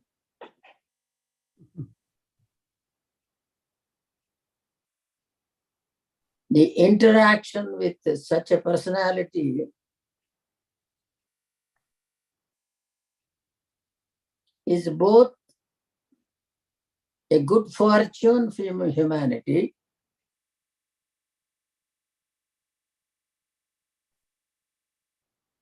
and also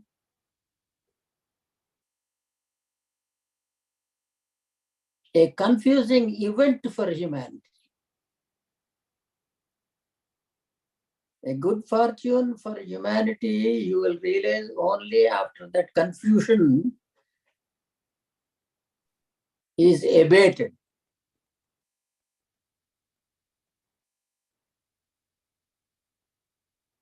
And how that confusion can be abated is what we need to learn from him.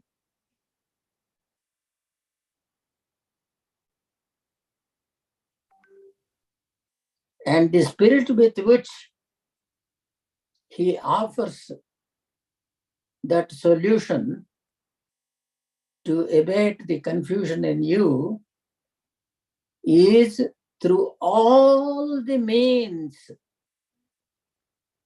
that are available to a teacher, to a preacher, to a mother, to a father, to a husband, or what have you.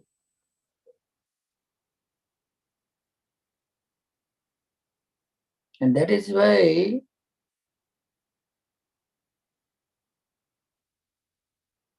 sometimes even when he said that surrender, he would always emphasize, it is not as though you and I are on a battlefield and that I needed you to surrender and wave a white flag. But we are on the same plane where I know who I am and I want you to know who you are, and then you will know me. It is as simple an equation as that. And therefore, to put it in the simplest of arithmetic is A, you are Atman, B, I am Brahman, A is equal to B, and the equality of A with B, you will understand only when you know what your A is. Then you will know what B is.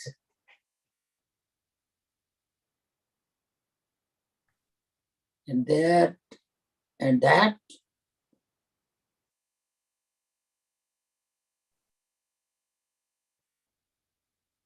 he has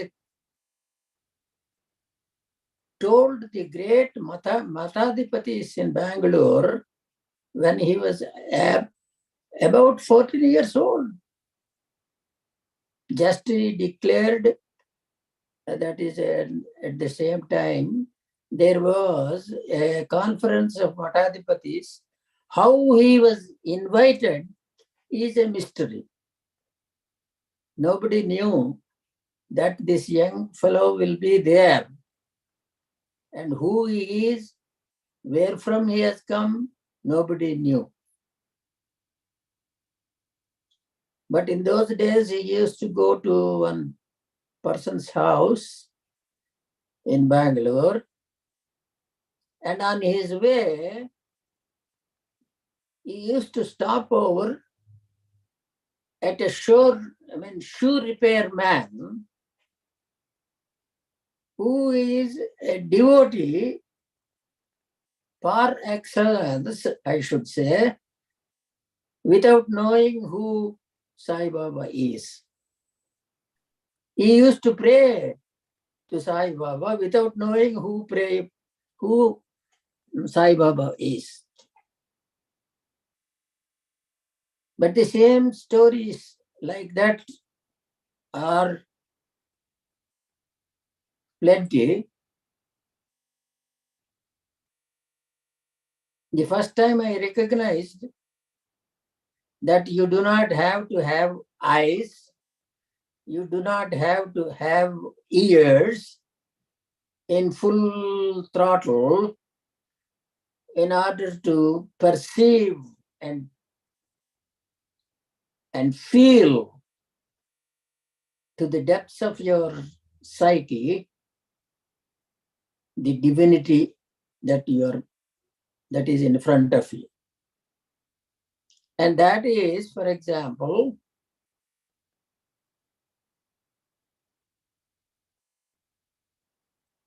when first time when Swami asked me to travel with him to Puttaparthi in his car,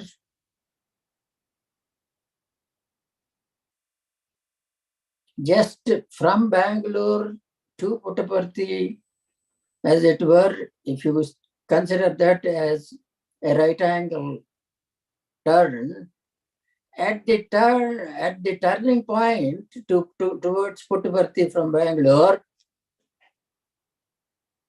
there is a visually impaired person at that street corner.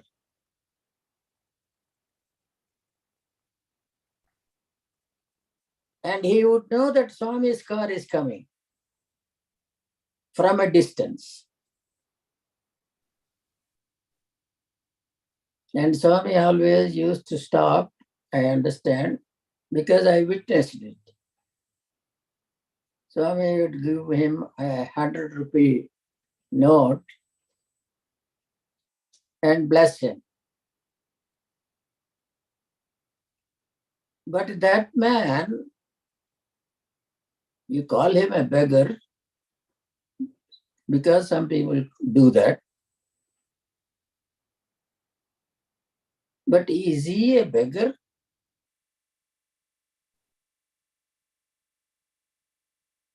He could sense the divinity from afar, despite his visual impairment.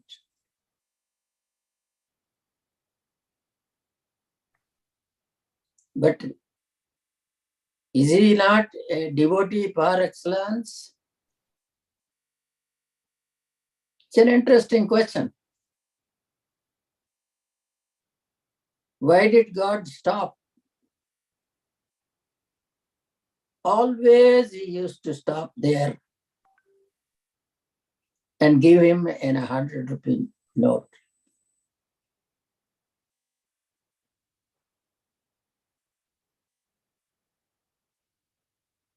But the same thing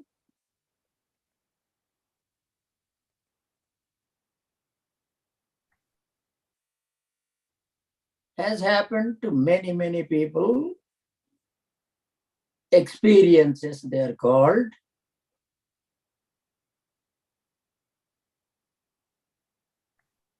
But the thing is that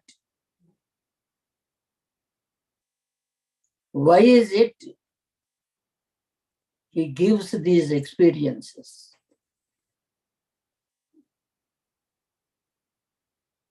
The simple answer to that question is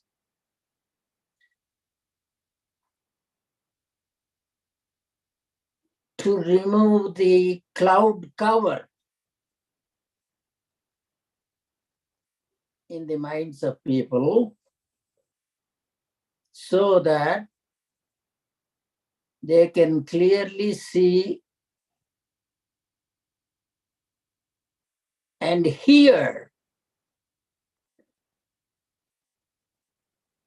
clearly see the divinity and hear the voice of divinity in all its glory.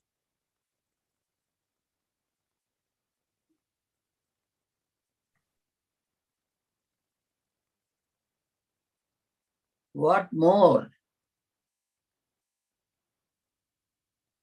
mankind can aspire for than that gift that Swami has been so gracious.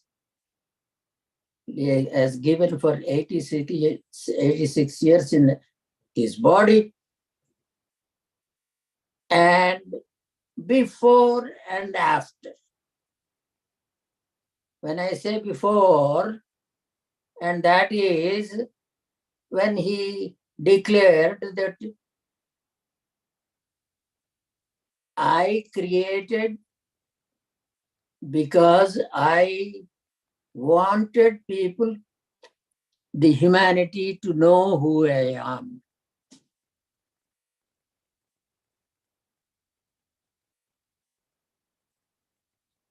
And therefore, the answer then itself in that statement is very clear. That don't be mourned when you do not see this body. Because the body is gone, the body is there to be gone. But I will be there. Therefore, I was there, I am there, I will be there.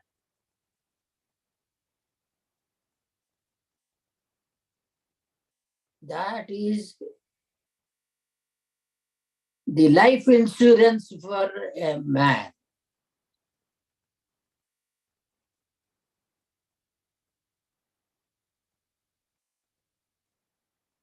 And that is the gift that this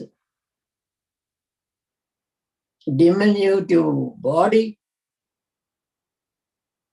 and unimaginable stature of divinity has given us.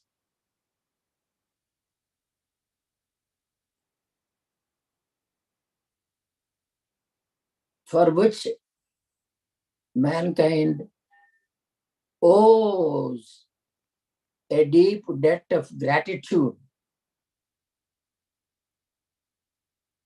irrespective of their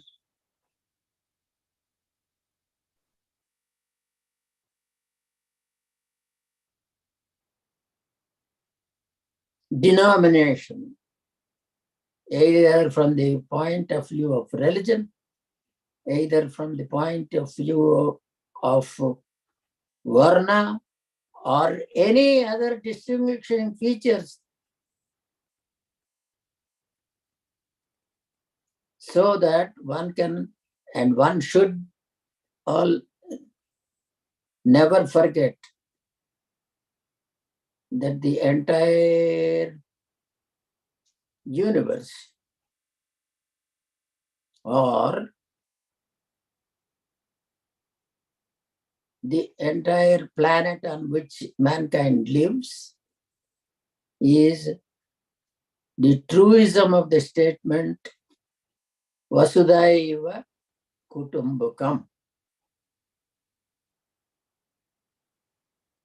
the entire earth is one family.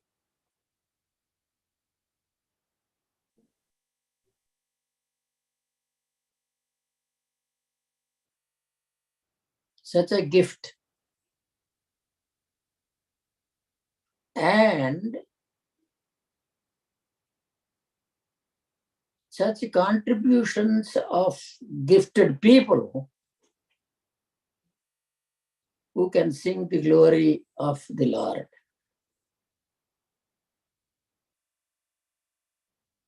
Thank you, sir.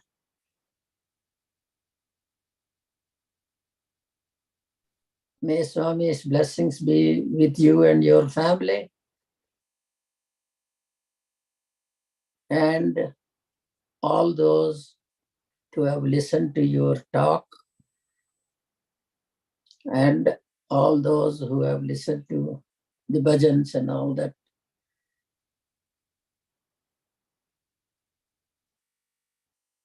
Sarvam Sai Ramarpanam.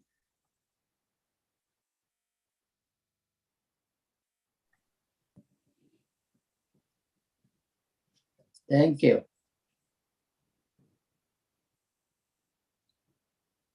Thank you so much, Sadhu, for your beautiful message.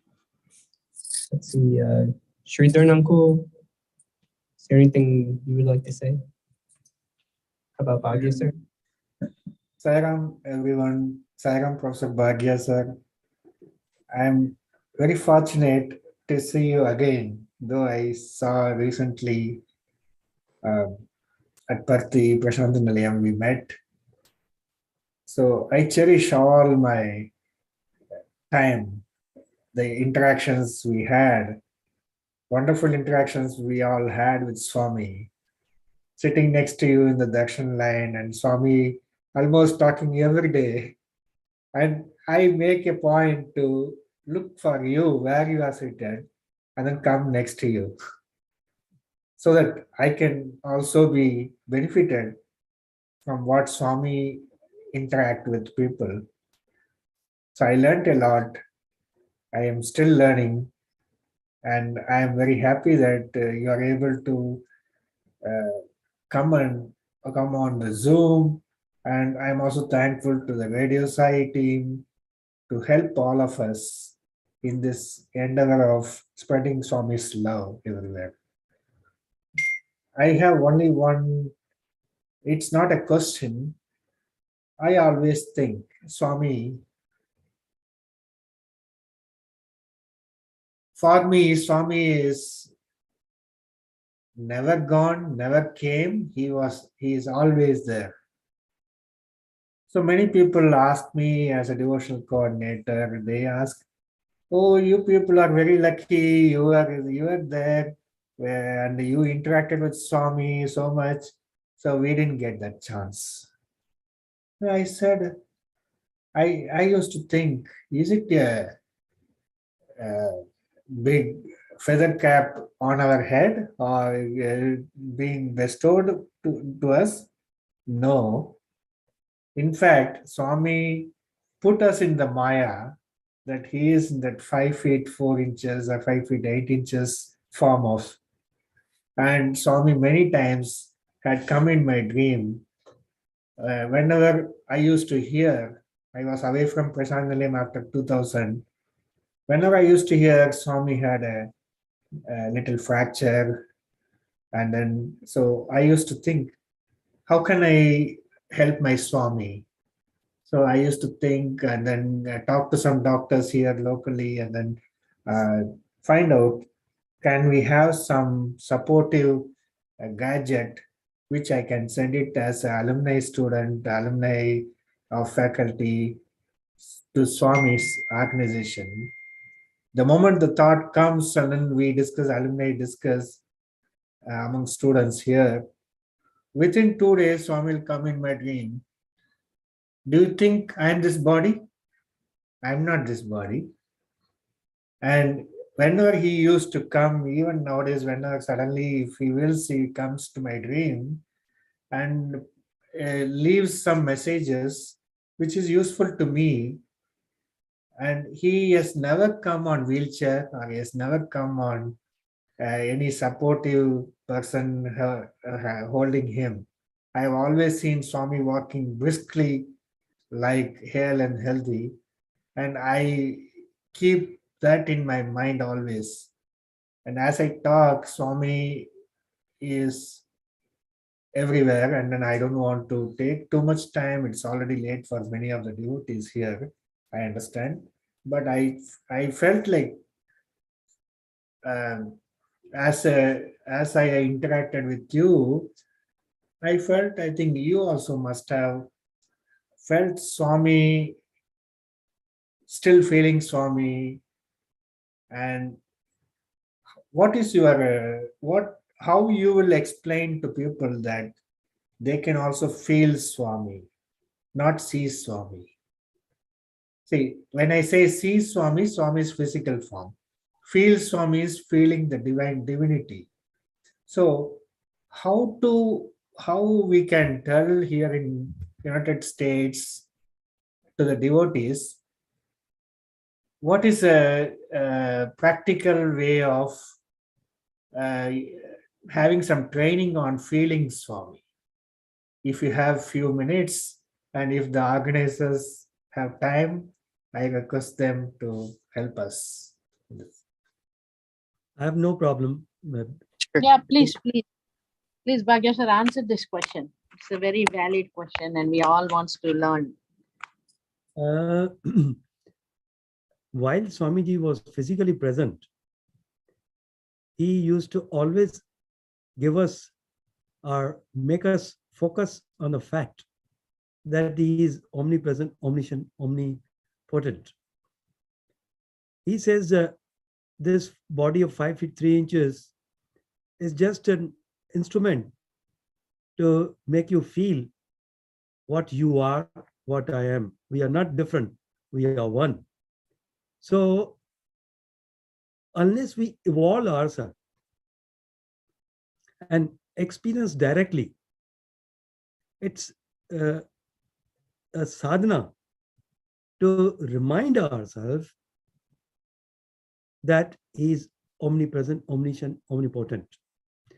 In small thing, every day, every moment, you can feel him. How we think that it is just a miracle, just a coincidence. No, it is all his divinity is making us experience. Can you believe that for you it's night, for this is morning here.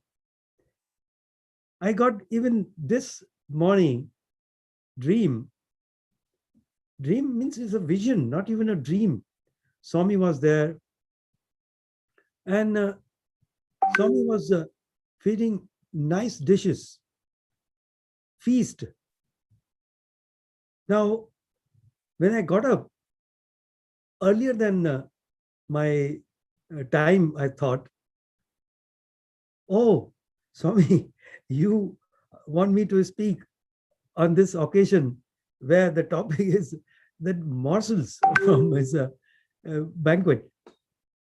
Really, he made me, enjoy that. Now, who can do that? You may think it is my imagination. Okay, leave aside dream. Just some time back, a guest came in our house. And after discussion, he said, okay, I will go for bhajans. Fine, evening. He got up and he wanted to open the door himself. Door has automatic, I think it's a common thing, every door. But this gentleman did not know how to operate the lock in our house, in a room. So he got up and he played with the knobs and he went. And I also said, okay, we'll also get ready, both of us, going for bhajans. We got ready. We came out, both of us, me and my wife. And moment I closed the door, there was a click, tick. I say, hey, what is this sound? Then I took out key from my pocket. I opened it. It won't open. Because that gentleman had put the latch of night lock, which cannot be operated from outside. Now, we two were locked out.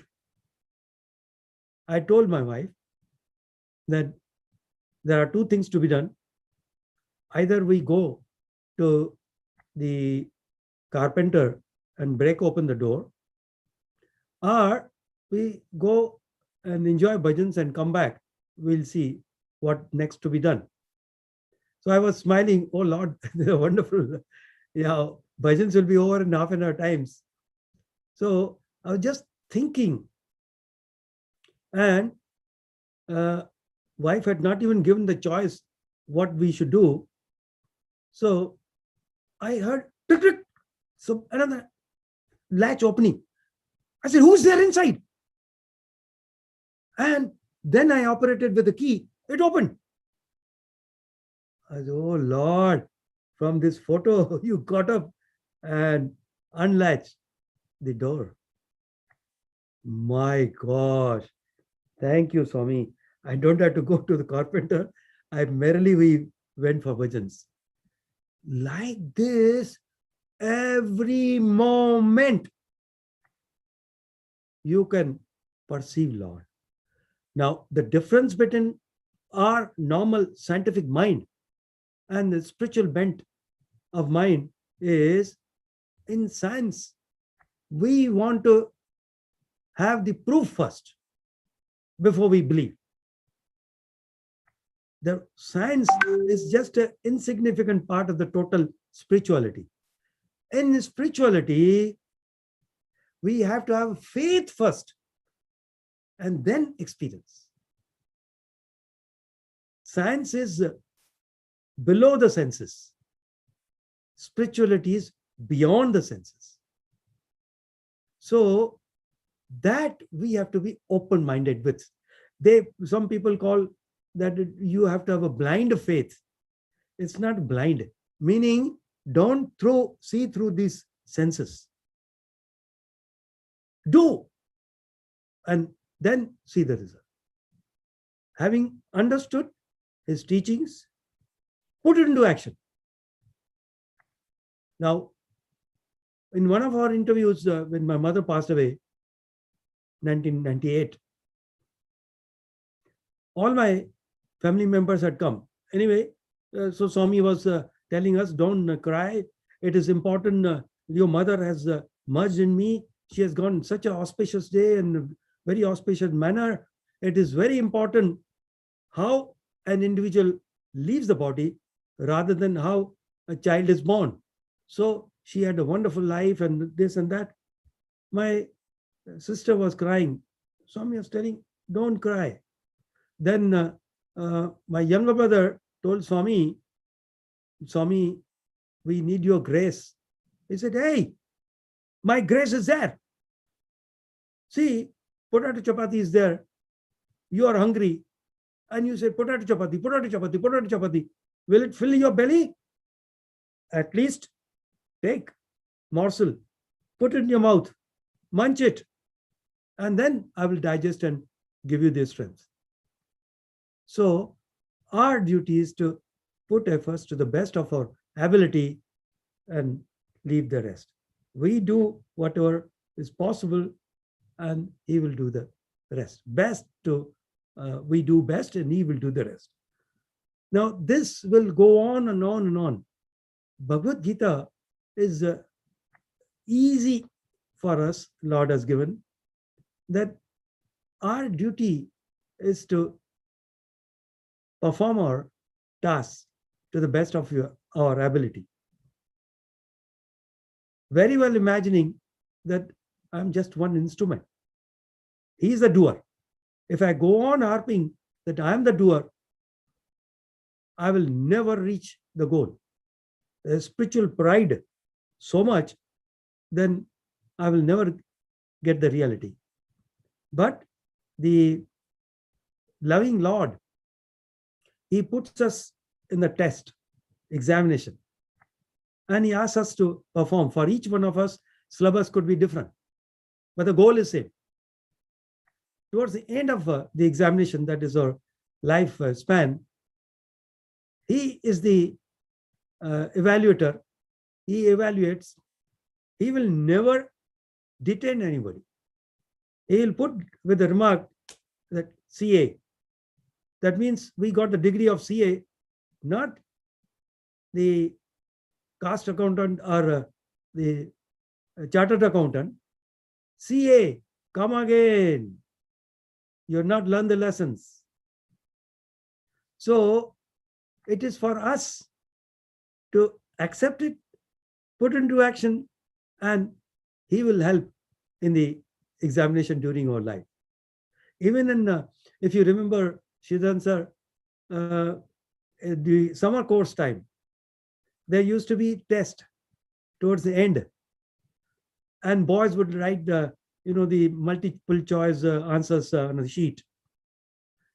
One such day, towards one such year, I was also asked to do the invigilation for the boys, me and another gentleman. So Swami came to see that how we are conducting the test. Physically, Swamiji came, and all were very happy. And Swami went through the examination hall, between the benches also. And one boy was stuck thinking. Swami asked him, "Hey, what is this answer for this?" Boy was not getting it. Swami looked at him. Boy was nervous. Then, before coming out from that hall, I witnessed that I was next to Swami. Swamiji whispered the answer in his ear, and boy was very happy. I said, "Swamiji, in the examination, you yourself are giving me answers." That is our Lord. He will make us sit in the examination hall. He only will give you the understanding. He will only give the answers. But our willingness is very important. That yes, I want to sit in the examination. But if I said, "No, Swami, I don't want to sit," okay, he said, "Come again. Where will you go? You cannot escape." So by this, that Swami is not just a physical form. Even Swami used to tell some people, a student, he told one student, "Bring your father." During November period was there, November month. Father's very sick. He was asking Swami, "Swami, bring your father, ask him to come to Puttaparthi." "Swami, but the birthday time, how can he come? It will be so crowded." He said, "Did I ask you to bring him in the mandir? Ask him to come to Puttaparthi." Boy brought his father and mother, and because of his the good association, good offices, he made his father sit next to the water cooler on the black benches, if you remember those things. He's still there, setup, same setup. So he used to sit there. 1 week, father was here. And every time boy would get up and tell Swami, that father has come. Because boy thought that Swami will give us an interview and we will, father will get rid of his ailment, very terminal problem. So whole week, Swami did not talk to him. The day in the morning, his parents left. Swami asked him in the afternoon that, "Where is your father?" He cried, "Swami, 1 week he was there and you never asked, I have been asked." Swami said, "Hey, I know. Your father was seated next to the water cooler, isn't it?" "Yes, Swami. I saw him every day. I used to see him." Okay. The father went back. Then he had to go for checkup. Went to the doctor. Doctor said, "Hey, where is your problem? Are you the same person?"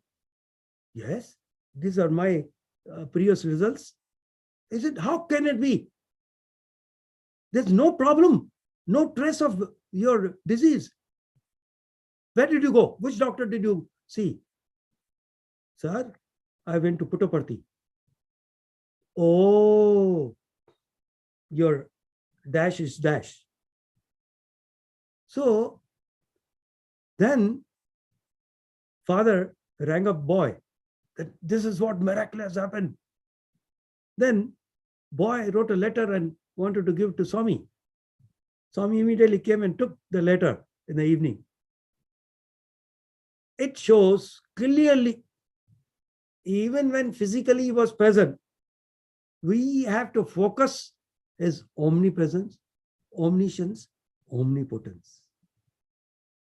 Now, physical form has come to give us a taste of what is God. Otherwise, we cannot fathom, as Sir just now gave a wonderful input. It is all his leelas, you cannot solve. But be, submerged in his leelas, his love. A small example which may not be very appropriate. The current is passing through the wire. You may ask, I can't see current. Light is there. I'm able to speak.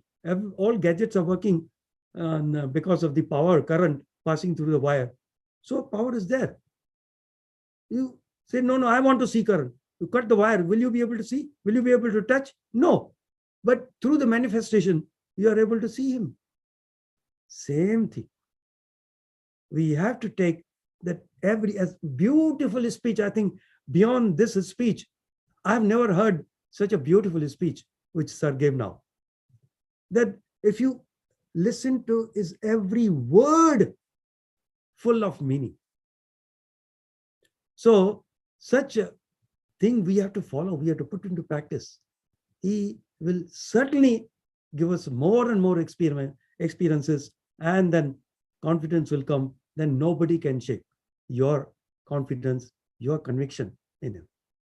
That's the way I feel that we have to continue. And it's there for everyone, not partial for ABC, as very beautifully Sir said. It is there. Just you open your heart, meaning the mind to be open, not the physical heart, the spiritual heart to be open, and we'll be able to see. Don't have a preconceived notion, prejudices, or concepts. I'm sorry I've taken a little longer time. Does it give you the answer or anything else? Thank you. It's wonderful, and I am happy that I could relive, as if I'm feeling that you are talking in person, coming next to me here in USA. That's how I feel. In 2015, I had come to New Jersey, and more than 2 weeks we were there. One such interactions in one of the centers, I was really perplexed. What way? One mother came to me that my daughter, very small, maybe 4 years old, she's crying. She wants to talk to you. I asked her, what is the question you want to put? She said, no, I want to directly talk to Bhagya. She came to me, caressed her. Beta, what do you want? Why are you crying? I said, Uncle, you have seen Swami. You have seen God. I have not seen God. When can I see you crying and more and louder, weeping and howling? I said, now how to pacify the innocent child, pure heart? Then I said, Beta, your mother loves you? Yes. How do you know? No, she loves me. You love her? Yes. Because Swami gave me the answer. Then I told her that love is God. No. That love is everywhere. That is Swami. That is God. That is you and me. She pacified. Yes, uncle. So she was so evolved at that age that she understood the pure love, which Swami always says. When I asked him that how to make best use of avatar, I want to listen from Avatar's mouth. He said, love. Love is God. God is love. Live in love. Start the day with love. Spend the day with love. Fill the day with love. End the day with love. That is way to God. I feel love is the remedy. Pure love, selfless, without any expectation, unconditional, changeless, fearless. Thank you.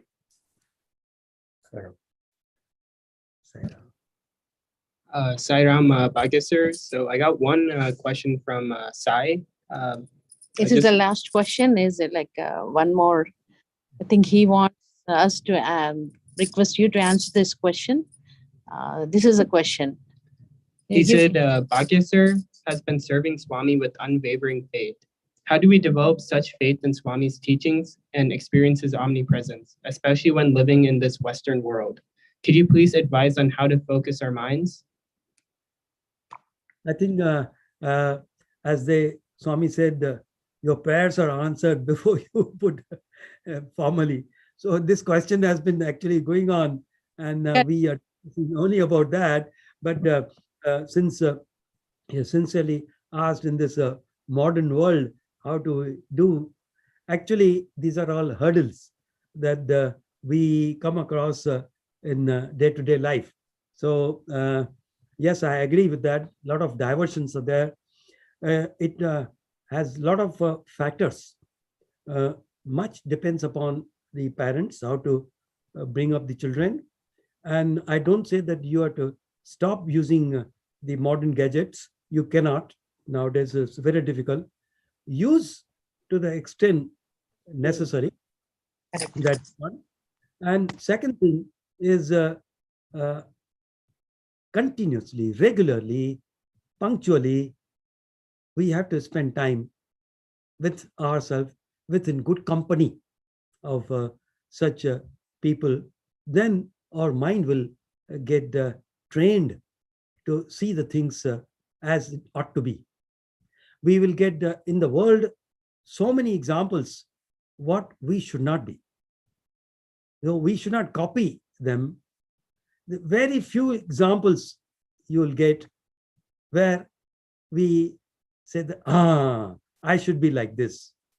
So when we focus our attention on those things, then we'll learn. You have to have clarity of goal in your life. If you think that it is life is meant for khana pina sona marna, as Swami says, then so be it. You don't spend the life fruitfully. But if the goal clarity is there, then you will be able to find a way out.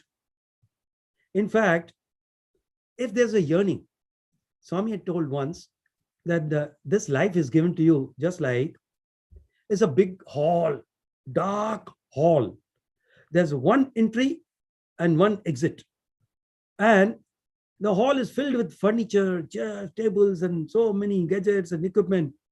And you are told that find a way out. Door, you are pushed inside, the door is closed, and now only one outlet, which you don't know where the outlet is, and it's totally dark.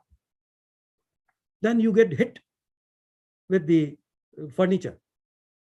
And then you pray, oh Lord, you're suffering. Please help me, please. Depending upon sincere prayers, Lord listens to your prayer. He doesn't come to remove the obstacles on your path. What he does, he will go, he knows where the switch is. He will touch the switch on the light, and he said, now you walk, find a way out through the obstacles. So, prayer is very important. When we pray to the Lord, out of mercy, he will show us the path. He will show the goal. He will make the path visible to us, and he will give the strength also to find the way out. So my humble suggestion will be that if the boy is asking, means the spark is there. We should encourage such thoughts by protecting. See, when the sapling is there, you grow a seed inside the soil, sapling will come out, and a small plant will be there.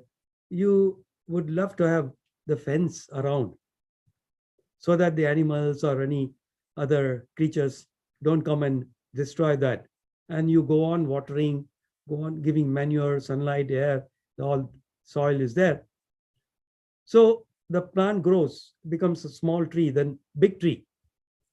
Once the plant grows in the tree, you don't need any fence around. You don't need any protection. But initially, it is our duty to protect the plant. So such the very brittle hearts, we must help them to protect. And best way is to give them love. More than that, it's a example we have to set. Ball is in our court. Don't blame any children. I'm so glad that this child is so wise, so evolved. This time, I mean, nowadays, I have seen quite a good number of generations of students. Nowadays, you get the students very sharp, with a full good discrimination. When you tell them something, they will assess, which was the guidelines given to me by Bhagwan before going for the first lecture in my college. He said, see, 36 years back, which Swami did. See, boys are very intelligent. You teach them in the class what it's not given in the textbook. That should be out of your own experience. You should have experimented, found out result, that you share. If you read something from the textbook, same thing you tell them, they can do themselves faster than what you teach them. If you do something, say something, do something which is contrary, even if one boy observes this, the respect, your respect in the minds of students will just go away.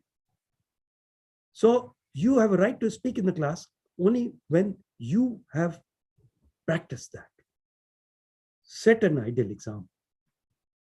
That is the best way to show or put the children on the right path. Fault lies always with the elders.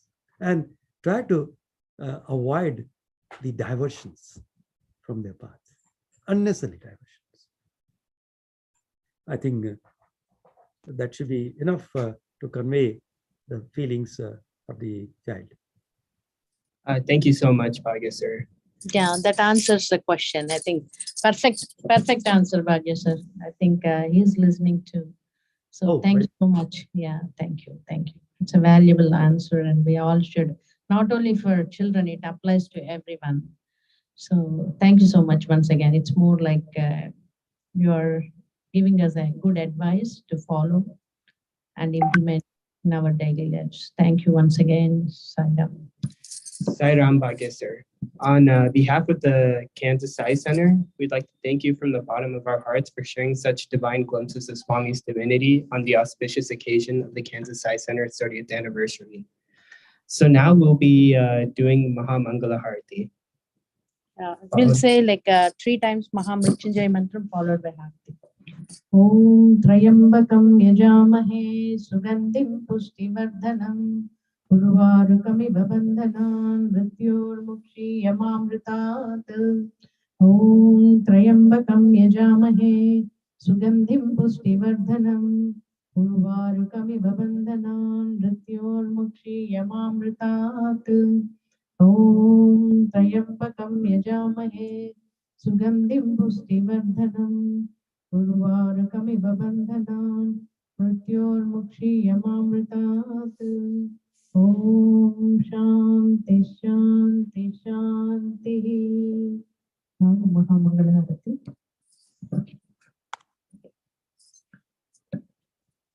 Om Jai Jagadish Jagdish हरे स्वामी सत्य साई हरे भक्त जना संरक्षक भक्त जना संरक्षक पति महेश्वरा ओम जय जगदीश हरे शशिवदना श्रीकरा सर्वा प्राणपते स्वामी सर्वा प्राणपते आश्रित कल्पलतिका आश्रित कल्पलतिका आपर्तांडवा ओम जय जगदीश हरे मात पिता गुरुदैवमु मरियन्तयु नीवे स्वामी मरियन्तयु नीवे नाद ब्रह्म जगन्नाथ